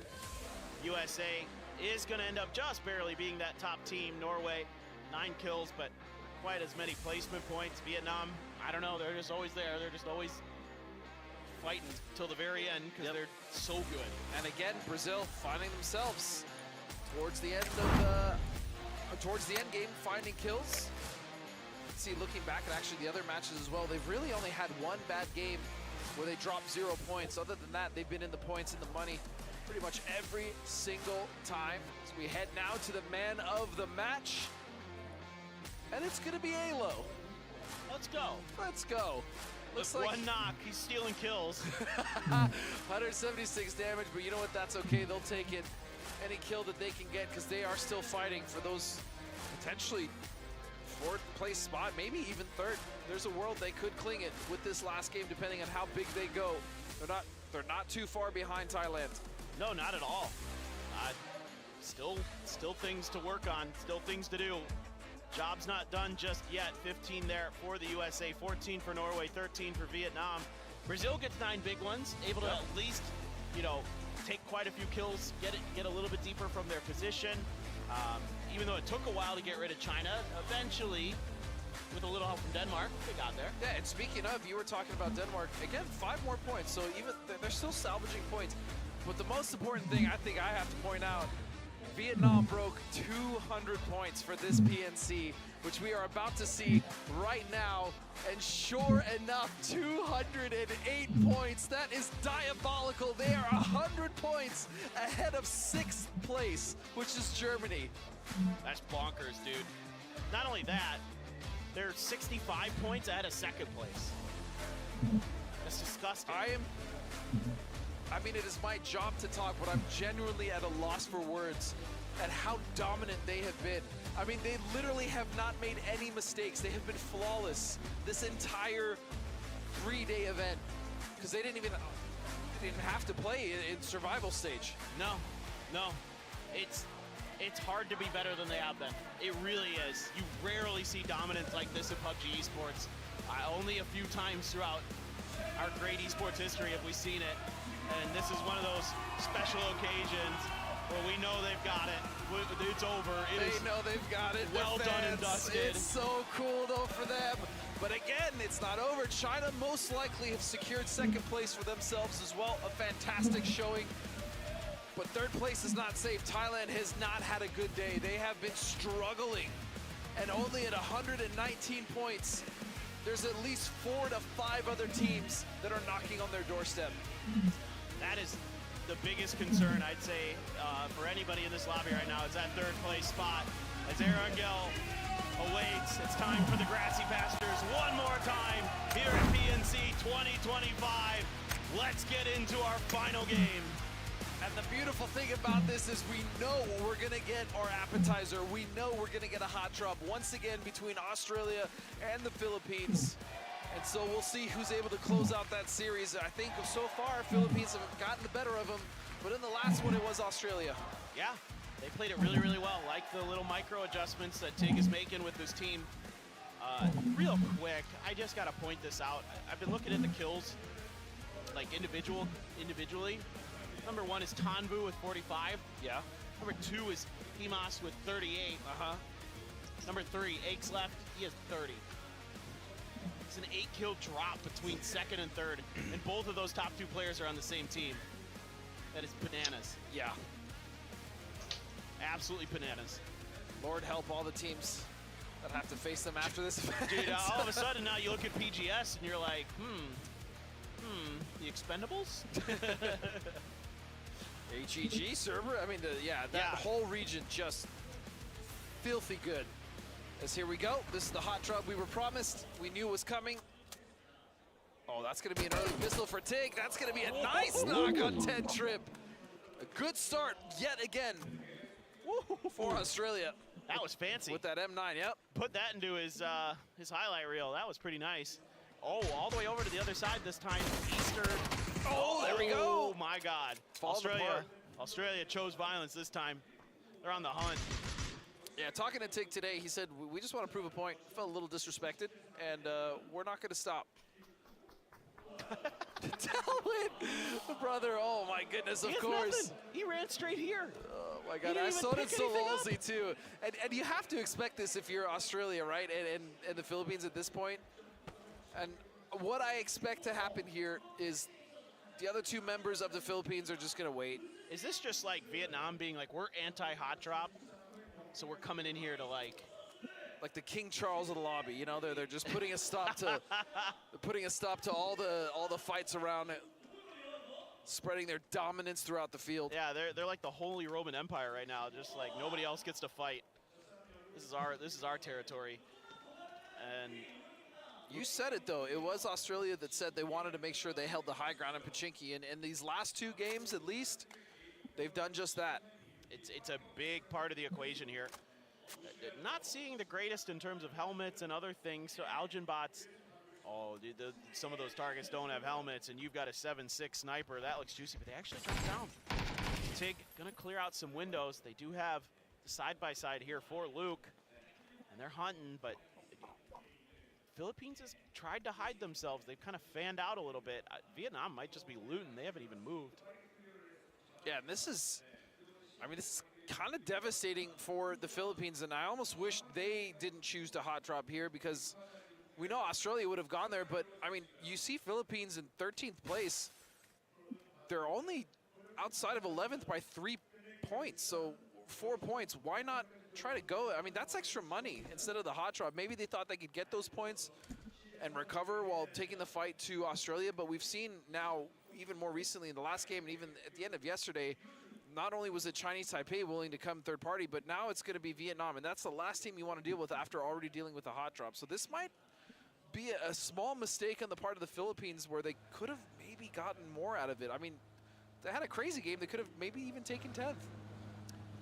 I'm usually with you, but sometimes the players are just, you know how they can be. They're bullheaded. I do, yeah, and that's fair. I'm not upset by it. I'm just saying maybe a missed opportunity. That's all. I'm the coach, I'm agreeing with you. If I'm in charge of that team, I am not, because they're probably at least like 2 or 3 placement or spots on the leaderboard ahead if they don't do the hot drop. I think. Yeah, I think. I think I would agree with you. As we can see again, yeah, CJ's going to hide, and as is Algenbots, and they've actually rotated all the way around Australia. You can see that Vietnam, again, the same setup to punish them if they try to leave Pachinki. They have 2 members in. You can see it's going to be Himas and Ton Vu over at Gatka proper. And then actually also just noticed Poland. Now, we didn't really talk about the circle much, as Algenbots is going to take some shots. In fact, he's going to get knocked by Tig, which now just leaves CJ once again all alone, as the circle is far on the east coast, and this has actually left a lot of water in order for them, the teams on the field, to have to deal with. You know, Tig is like one of those players I would not want to go up against in a hot drop in Pachinki, because you know he lives here. Like, you can watch it on his stream. He's so good at it. But you know, the confidence for Philippines early on, well warranted. They won some of the battles. Australia there, mutant in the hands of Flood, and CJ doing a little, I call this chicken walking. Like where you kind of crouch and then you see the leg, like kind of. You kind of stop and it kind of does a little stanky leg. Yeah, exactly, a little stanky leg. What in the world's going on here? That's a knock on to Seoul. And then Korea just drives at Ming Ming. They're like, you knocked our guy, we're gonna try to stop this, but instead it's trying to, what in the world, Lil Ghost, what happened? Raining all of a sudden takes down Lil Ghost. He ran over his own teammate. Grenades are coming. This is madness. Shaolu out in the open. Oh, Raining had an opportunity, but could convert with the ace, and he's got it. He's got another knock, but he's the last one left. He's so weak. A potential disaster here for Korea as they're about to fall their last member, and they have 2 more teams breathing down their neck, and that is it. Korea's PNC is over with the window wide open and the teams behind them. China could get a revive here too. They're not too far away from a station, and they've got vehicles, so that's actually plenty doable. Thailand is wrapping way around the world. This is a journey that Magellan would respect, going all the way up to the north. Well, we saw earlier that I think there's an extra 7,000 to 8,000 kilometers traveled just from Germany alone to the second place team as far as distance traveled. I also want to say that the show of respect from not only the Vietnamese but the Chinese fans after Korea went down was really awesome. They all got up, they all clapped. Yeah. And it was, yeah. Back-to-back winners, but at this point, you run into each other like that, you're going to take the fight. Like Yeah. you just got something to prove. For China, that's really, really nice. Just really solidifies their second place. Thailand, I'm assuming they're making this ultra-wide wrap just because they want to be as safe as possible. Like they want to make sure that at least third is theirs. But you say that, and I agree with exactly what you're saying. The issue is how many times have we seen teams play more safe and play more essentially, I don't want to say scared, but hesitant, and we've seen that backfire in their face at the end of a tournament. Almost every single event this happens, and I really hope that's not going to be the case with Thailand. Yeah, maybe this is just their normal thing. It's possible, yes. Yeah. So I'm trying to think back to another Eastern Circle, but I can't remember the way they rotated in it. So very well could be the par for the course. Sure. But like Denmark was still in severity, so I was a little bit worried for them. I guess I'm not going to kill quickly with a mutant for sparking. I don't actually think we saw any Eastern Circles. I think the maybe a most survival East we stage. got, yeah, as far as finals was, I think around Death Road. There was nothing this far towards Lip. I must have been survival stage. I think you're right. And even then, most of the circles on Wrangell have actually been on the West Coast.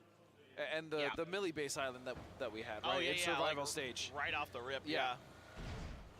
All right, Poland has Vietnam near them. Are they just going to take a fight? Because, well, it's Marcelik. Of course he is. He might not have a choice, though. Damage done. Actually, so far, okay. Yeah, rare misses here from Vietnam. I mean, very rare. They've been just plucking people out of cars and vehicles left and right. And fortunately for Poland, they're going to be able to drive on by, skirt on by. Vietnam at this point is just looking for any team they can punish. And look at the clown car that is Australia.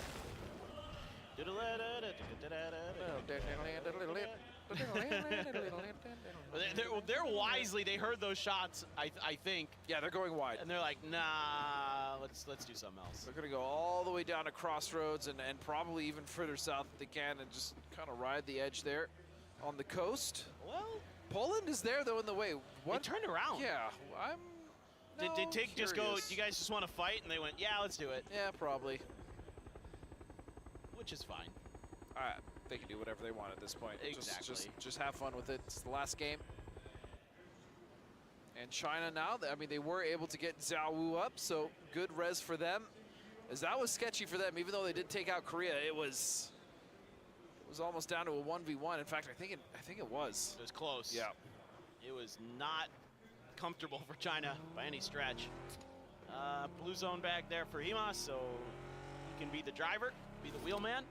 Salalzi way out ahead for Vietnam, getting a little bit of info there by that Death Road.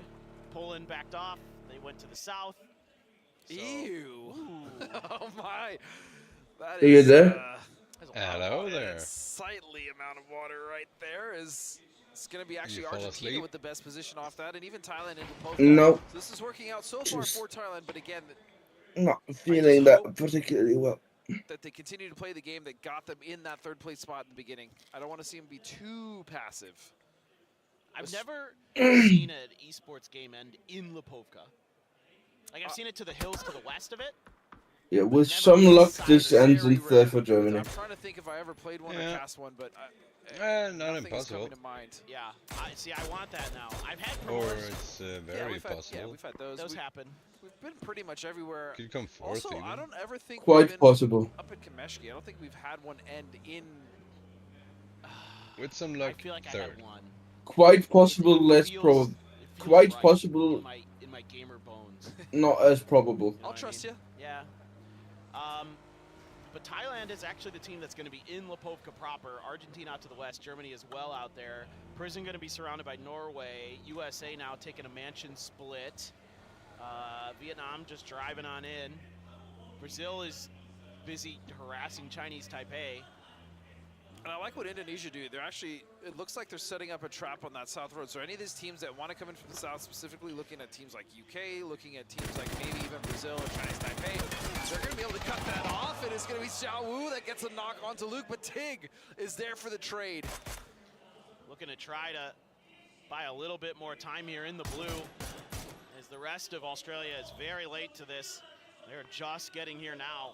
So Tig trying to hold on, trying to buy some time, seeing if they can maybe find a good angle. But Ming Ming trying to give him the opportunity. Doesn't matter. Tiggleton, man, he has been sharp these last couple games. Flood could just run Xiao Wu over if he sees him. I think Tig is just happy to get in some fights here. Just get a little scrappy. They really haven't had the chance. Flood's going to flush out Xiao Wu. It's going to be Poland now that's taking the fight to Vard in the UK. Michael on that ridgeline with Dragunov, but not going to be able to save their teammate at this point. And yeah, Vard's going to go down. Now it's just down to two. Michael and Tebow. Well, this is annoying for the UK. Very. I was just thinking back to one of the games in the survival stage where Michael tried to go for a revive at Milta Power. Oh, T-bone, that was nasty. But Indonesia did the same thing where they camped right on the outside of Milta Power and they killed him right after he put the res through. So I'm sure that was in the back of their heads. I think that's why they were being a little more cautious here. And then Poland just showed up out of nowhere. Yeah, Poland didn't really care about what their plan was. No. As now you can see China's just down to one, and it's going to be Ike's left. Australia doing well for themselves to win that fight, so they're going to be cruising on by. But I imagine Ike's left is going to try to get his teammates up. He's going to try to go for those blue chips. You can tell he's being cautious as well. He's like, are they gone? Is it safe? No, it's never safe. That's a pretty safe rule of thumb to go by in PUBG. It's usually never safe. No. We can see now the circle is about to close. We're going to see what phase 3 looks like. And it's going to be CJ from... It looks like they got one back on him. Oh, no. Come on, man. This is hilarious. Now Australia's like, really? Really? Of all the players, it was CJ, of course. And he's just driving right by. He's just like, thanks, guys. I'm out. Ake's left still alive for China. He's actually... Ooh, let's go. He's gonna do it again. He's going to go for it. Unbelievable. Well, I guess Lipovka actually is still in the circle, so whenever this comes through, actually, they might have some ability to get some stuff back. They could. They could also opt for Mansion. They could even go for J compound just above if they think it's clear. But Tan Vu is just going to get rid of the Philippines, and so their run will end. But it's been a wild and fun ride. They're going to go out in 13th place. Still an absolute pleasure to have the Philippines at PNC for the first time. Truly just a real treat to watch them play. Some great players, some names out there that are going to be on the lips of PUBG players. Yeah, it's been a pleasure to watch them. I'm so happy they made it to the finals. They made the Survivor stage an absolute blast. They made the start of this stage an absolute blast. And I'm glad they're going to be rewarded. Dude, this is so annoying. Look, they're driving to try to distract for Delwyn. Look at this. This is so good. This is so good. Oh, Delwyn! That is ridiculous. Santastico's in trouble, and he's down. It's not even fun anymore. They're just bullying the lobby. I'm having fun. I mean, it's fun for us, but yeah. not for them. Not for the players. Yeah, not for them. I mean, it's fun for Vietnam. No one else. As you can see now with a Lynx, dude, it's so lousy, bro. So unnecessary. Yeah, I know. Oh my goodness, and now Norway should be the ones in their sight lines. You can see now Jeems gonna put a stop to them. This is all happening within the circle edge, so there's no real rush for Vietnam as Australia and the rest of his team now make landfall at the Wizard Tower. They also called in a res at Australia, so Monty's on the way back. I'm going to assume that Ake's left got the res off there for China. Yep. Because he's driving back in. And now Vietnam A little bit of time to think about things, but now you have Australia behind you. Well, you could just knock. Oh, Luke 12 just barely got there. Yeah, by the skin of his teeth, he's able to prone just in time. It's going to be Jeeves once again taking shots over at Vietnam. It's got to be annoying because he's put a healthy amount of damage on them, but not able to actually get the knocks. And even if he did, he'll be able to recover. And meanwhile, Marsalek, clean spray onto Chinese Taipei. It's going to be Chao Wei that goes down. And now Leo and Savior are looking to posture themselves in order to receive this push from Poland. Yeah, Leo trying to get in there. Let's see if Leo can have a nice little moment here, as this is the last game, in theory, he's playing a PUBG esports. So says he. By his own his own words. I'm not just making crap up. That's Leo said that. He said, no matter what, after this, I'm going to retire. I hope, personally, he kind of thinks twice about it. No, go to Leo. Leo. No, I don't care about Himas right now. They've won. Please, Leo, please. Oh, Savior. Ooh, yes, another good one. Down. Knocked by a nade. Okay, Savior, though, still a chance. They go for the prison here. I mean, where else are they going to go to loot? And That's Ja true. will actually, no. Oh! That's Norway. Yeah, it's actually Norway that's going to get it now. Himas go, oh, come on! What a spray. Himas is going to find BL. Dude, that is just so good. To be ready for the repeat like that and to, with a 3x, just nail it. Sparking, gonna take Savior and Leo down. Chinese Taipei out. And Brazil falls right behind them. Vietnam on the warpath. They do not care. What a last game, holy shit. Victory lap. And they are going to ruin every other team's day if they can damn well help it. Yeah, but looking at the leaderboard, you still have USA and Germany now within the earshot of Brazil. They've already gone out, and both those teams have 4. Both those teams are also in the circle. Actually, USA, they need to get into the circle. Yeah, they've got a little work to do. Tough position, actually, because you do have some of that forest out there, but it doesn't get dense until you get past the road, so it's going to be a little tricky, especially with Denmark already in the trenches. And it's not a ton to work with, and Argentina's just surrounding them. Ake's left out there as well. But Australia have done well to recover here, and they can actually do the whole lobby a favor if they can just get rid of Vietnam. Not because they want to stop them from winning, but just stop them from killing everybody. Mani, did he just have only the micro Uzi? Yeah, he doesn't have much. He came back down. You gotta just send it. Just send it, bro. Just go run at him.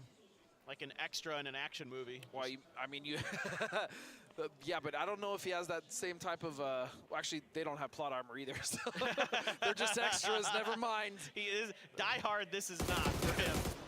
Okay, yeah, just be bait, be a distraction. I mean, that's probably the best thing he can do at this point for his team, unless they can get some kills here onto Vietnam, in which case there's so many crates up there for him to loot. It's gonna have to be the hard way. Ace left is gonna find a knock onto Gustav, and Gustav and his team are trying to, displace one of the other teams on the leaderboard. That was so fast too. It was. Good God. All right, Norway fans still out around the prison, but it goes way to the north, so quite a bit is playable from like the southern hemisphere of this, right? Northern hemisphere is not as good. It's kind of tight. There's really not much space. I mean, it looks like there's a lot of space, but there's not much to play within that space. Really, it's going to be Denmark with the only playable area just there. But there's this like plateau that Norway can fall back to right around here that is super defendable. Those ridges are incredible, especially in this circle. That's arguably the best position. Even though Germany has the compound, if they have to get out of it, it's much easier to work that ridge than it is to get out of that compound. So we'll see either way. Germany fighting. Now the zone really fucking hurts. Come on, another German zone.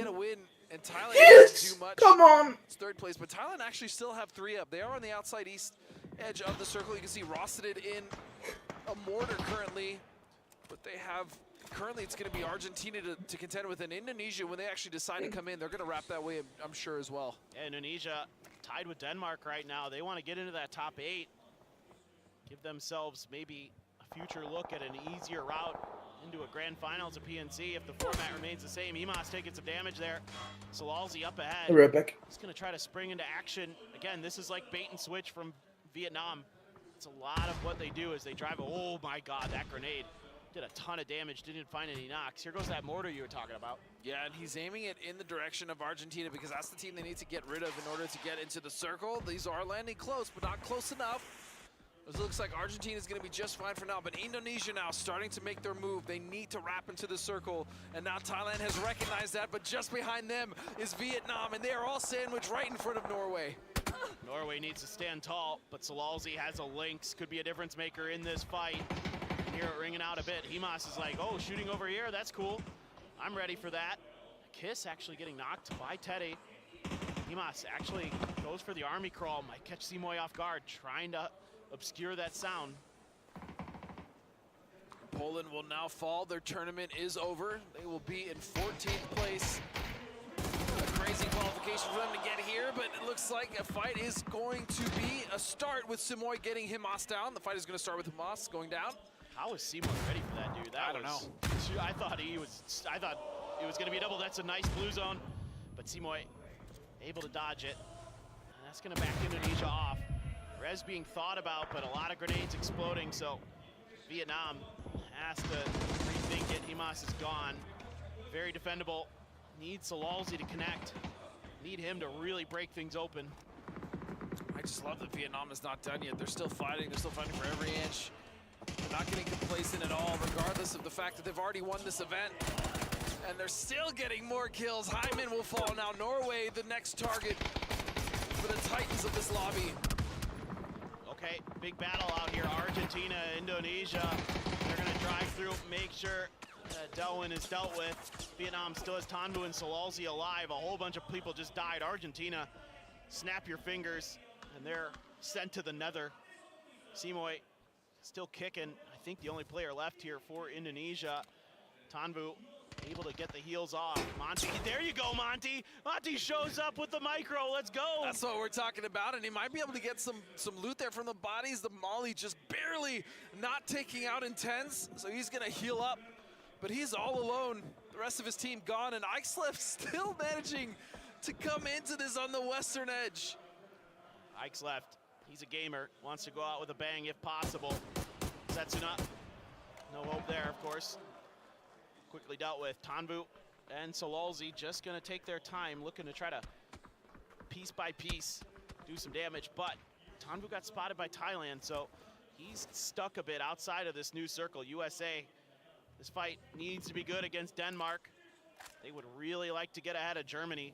Germany's still 4 up, and they're going anywhere, so this fight has to go well for the USA. It absolutely does. You can see Kurt actually all Alright, the way back. on the eastern edge. Ooh, that looks good. That The looks other good. two, Shrimzy and Kickstart, to deal with Denmark. If they looking get well. those two, that's another 2 kills on top of a placement point, which is so important. USA, as you Where said, the fuck tied is with Germany, Thailand only now? 3 points behind Brazil, Yeah, who is they need out, to pick and that up is Thailand. 4th place, wide open. Round of applause Yeah. for your tournament champion. It's Thailand versus Germany at direct. Oh, don't be on the roof. Let the crowd get into it. Dolphy, still some frags. Oh, Shrimzy backing off just in time. Felt the pressure coming, sensed it, has the folding shield to hide behind. Wait a second, Shrimzy got that knock all the way from the north, which means that I don't think Germany is aware of Pretty Curdy's position at all. Kickstart is going to find Ketter. The USA. Look at fucking No! Australia. If Purdy Australia does got this 10 correctly, kills if in USA the can absolute actually get last match. them to wrap back to the northeast, that is big trouble for Germany. And then that opens the door for Thailand to get involved. Oh, things getting interesting. Shrimzy and Kickstart do what they need to. Yep. They're giving USA a wanna see chance. Australia and They the are US currently ahead of Germany, fight. so now it's just outlast them and you're fine. I don't think Germany knows that Purdy has snuck into that building. That is so dangerous for Germany. Hard to tell for sure. They did reinforce it. No. I don't know. Luke 12 goes down. It's actually Fluky who finds it from afar. Australia did get backstabbed by Aches left. Lost a player because of that. But they're holding on. They got 2 alive. They want to go out on a high note. Rez should be doable, I believe, for Australia as well. USA, though. Oh, that circle. Dude, what does Purdy do now? Does he just wait it out? He waits and he backstabs. This is still good for USA. But he has to make sure that he doesn't make a mistake. He cannot go down. Well, there's no doubt he's here now with these smokes up here, for sure. but what does Germany do? Oh, this is tough because you have Thailand out there too, man. Exactly, and not only that, you have that two-man, you have Thailand, those three members, but then you have Shrimzy taking an aggressive angle against Germany, and then I love that Kickstarter is just making sure that no one can come off the ridge and punish Shrimzy for this play. This is so intelligent from the USA boys. Let's see if they can hold on. Zareth has a Panzer. Purdy Curdy's favorite weapon right now. Look at the foldable shield, though. Oh my God, it still works. Oh, it just goes straight through. Okay, so Purdy will fall. Now Shrimzy might want to step back and go towards his team. And look at this. I actually love this. Thailand is going for the north wrap. They're going to try to flank Australia. X left, right underneath Australia. Not sure if he went into that little cave. That's my guess. Tiggleton spraying down Thailand. Australia has to turn around, fight Thailand. 3-on-3 here. A little bit of damage done on the drive up. Rossiter Jr. has to take a moment to pause, but they have a lot of frags still left. Monty takes about half damage on that first one. The follow-ups from Jacob are good. That's a big one. Now you need the other two players to come through. And meanwhile, the distance is going to be Shrimzy. He does find Germany. They use Australia that window opportunity to rotate. 50. No. Shrimzy is still Get Shrimzy. Also try to help, but Tiggleton and Australia just trying to get Thailand. Two members just above, and he's going to find one. Rossinen will fall. Jacob will fall. Only one left for Thailand. Oh, what a hold from Luke 12 Fuck. and 10. This is such a tough fight. Fluky worried about a stun, right? Yeah, it was right in his face. We can get a good fight. That was last match. Kickstart. The USA all of a sudden in trouble. As Fluky looks for those last two players. 12 kills in this game for Australia. Luke 12 sees the head of Fluky. He has a nice angle here, though. He's going to get the point. Can they do any more? Oh, he's lit up. He's down. He's out. Oh, man. And Tig helping his teammate from the USA and get rid of Thailand. They are only 7 points behind. It's just a solo player. USA has to win this game if they want to surpass third place. 14. And they're not going to do it. Ike's left is going to put a stop to that. I don't think there's enough points left now. I think they'd come up just one short if Shrimzy killed everybody else in the lobby. It'd be close. No, wait. There's still 3 teams, not 2. You're right. Wait a second. No, you're right. I miscalculated. Me too. There's a chance. Shrimzy's got to do it. I believe. He's got to go against his teammate, too. Think about that. He's got to go against Tiggleton. He's got to go against Tig. Maybe. Unless Aches left. We'll see. We'll see what happens here. This is a battle for third. This is huge. And at the very least, Australia have climbed out of last place, so they can claim that. But it's going to be Tig to take out Aches left. And so it's down on a 1v2. 2 teammates on one of the best teams in the world fighting each other now. Luke 12 is there as well. Some of the best in the business here. Shrimzy gonna go down with a fight. Yeah, get rid just of Luke. Domes Luke That's right good. away too. Nice opener for him, No fucking way. Not sure if he has a helmet anymore. Doesn't look like it. Australia gets a win. Again, I doubt Australia would, but they can't. If they deny, then the hopes for third are dashed. And you can see the repair kit, which means Luke's gonna have a fresh armor. And I believe it might have even been a 3 vest. I'm not sure if it was a 2 or 3 vest. That's gonna be another helmet to repair, okay? Or maybe they're just stacking it on Luke. He's gonna go look, I think, maybe for another one back here, potentially? Maybe. Oh, the vest. He re-upped the vest. Nice. Oh, Tiggleton! Shrimzy! Let's go. That is nasty. Can he do it? Can he actually get this? Can he slip into third place? He's got a chance. He's got a chance. Out in the open, though. Good timing there from Luke, but the tree, just enough. Frag out. Shrimzy's got to be so careful of that. Is it going to be good? Oh, he just dodged it enough. And you have to think, yeah, Shrimzy's just going to keep pushing. He knows that the opportunity for the res is there, and he makes it under the ridge. He's going to get the heal off, but the res may come in time. I don't think Shrimzy, I don't know if he has any util. I don't know if he has any nades. No, he doesn't. He doesn't. He has nothing but 6 bandages. I don't think that's grenade range. He has to go absolutely giga, as the Australians say, in order to save his team in one more placement. Oh, Luke, though, has a grenade. He's buying a little bit of time. Oh, Zach Shrimzy! Oh, so No, that great. Australia ends it on a high note. Okay, that is pretty. Just a little bit further down. was a really good, fun ending. An incredible finish there. Wait, What? wait, it says USA No, I won. don't think that's right. No, that can't be right. I think we might have missed it just a little bit, but that's A-okay because there is a much bigger tale to tell here. There we go, Australia. Okay, I was like, surely. I was about to panic. I was like, did my eyes deceive me? Well. And as you're saying, even though Australia was the winner, man, the story was, of course, about Vietnam, the flawless champions here at PNC 2025 paper. And there can no longer be any doubt. This is the best region in the world. It is going to be Jesus, what kind of orange is that? 2025 PNC champions. That is crazy. Domination the whole way through. Never let off the gas pedal. Led from day one, from game one until the very end. And they left no chance for any of the other teams. We thought it was going to be a fight with China. We thought they were going to be able to push them. But Vietnam had different ideas, and they made damn sure that nobody had the opportunity to dethrone them. And as you said, 100% the best team currently and the best region in the world without question. Disgusting. Unbelievable. Stellar. There is not enough adjectives in the thesaurus to define this team with how well they played. The fans came out in force and they were well rewarded. But let's go down to the stage. Bella has an interview with our championship team. PUBG 네이션스컵 2025 우승을 차지한 팀 베트남과 바로 인터뷰 만나보겠습니다. 다시 한번 우승을 축하드립니다.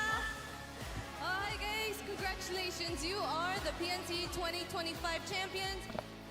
If you could join me up here, and our translator Daisy is here with the translating help. Thank you. All right.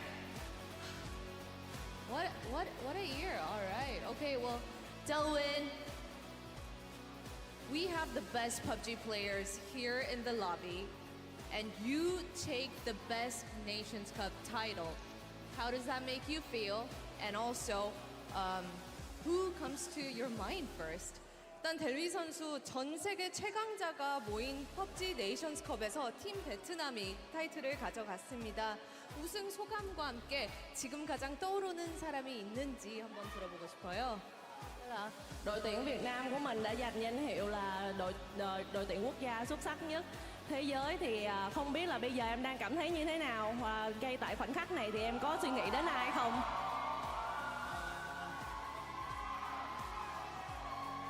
Tụi em giành được chức vô địch này thì tụi em rất là vui, vì ba tụi em đều là người mới, chỉ có Đạt là bắn 3 năm rồi, nên là tụi em rất vui vì lần đầu mà tụi em có thể teamwork tốt và chơi với nhau tốt như vậy.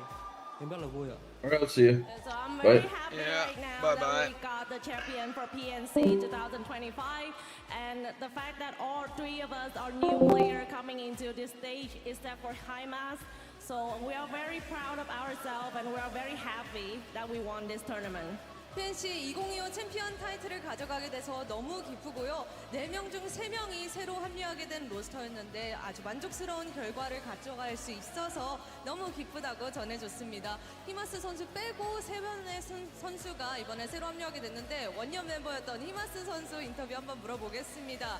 우승만 바라봐왔던 입장에서 이번에는 PNC 우승을 가져가게 됐거든요. 그게 더 의미가 엄청나게 다를 것 같아요.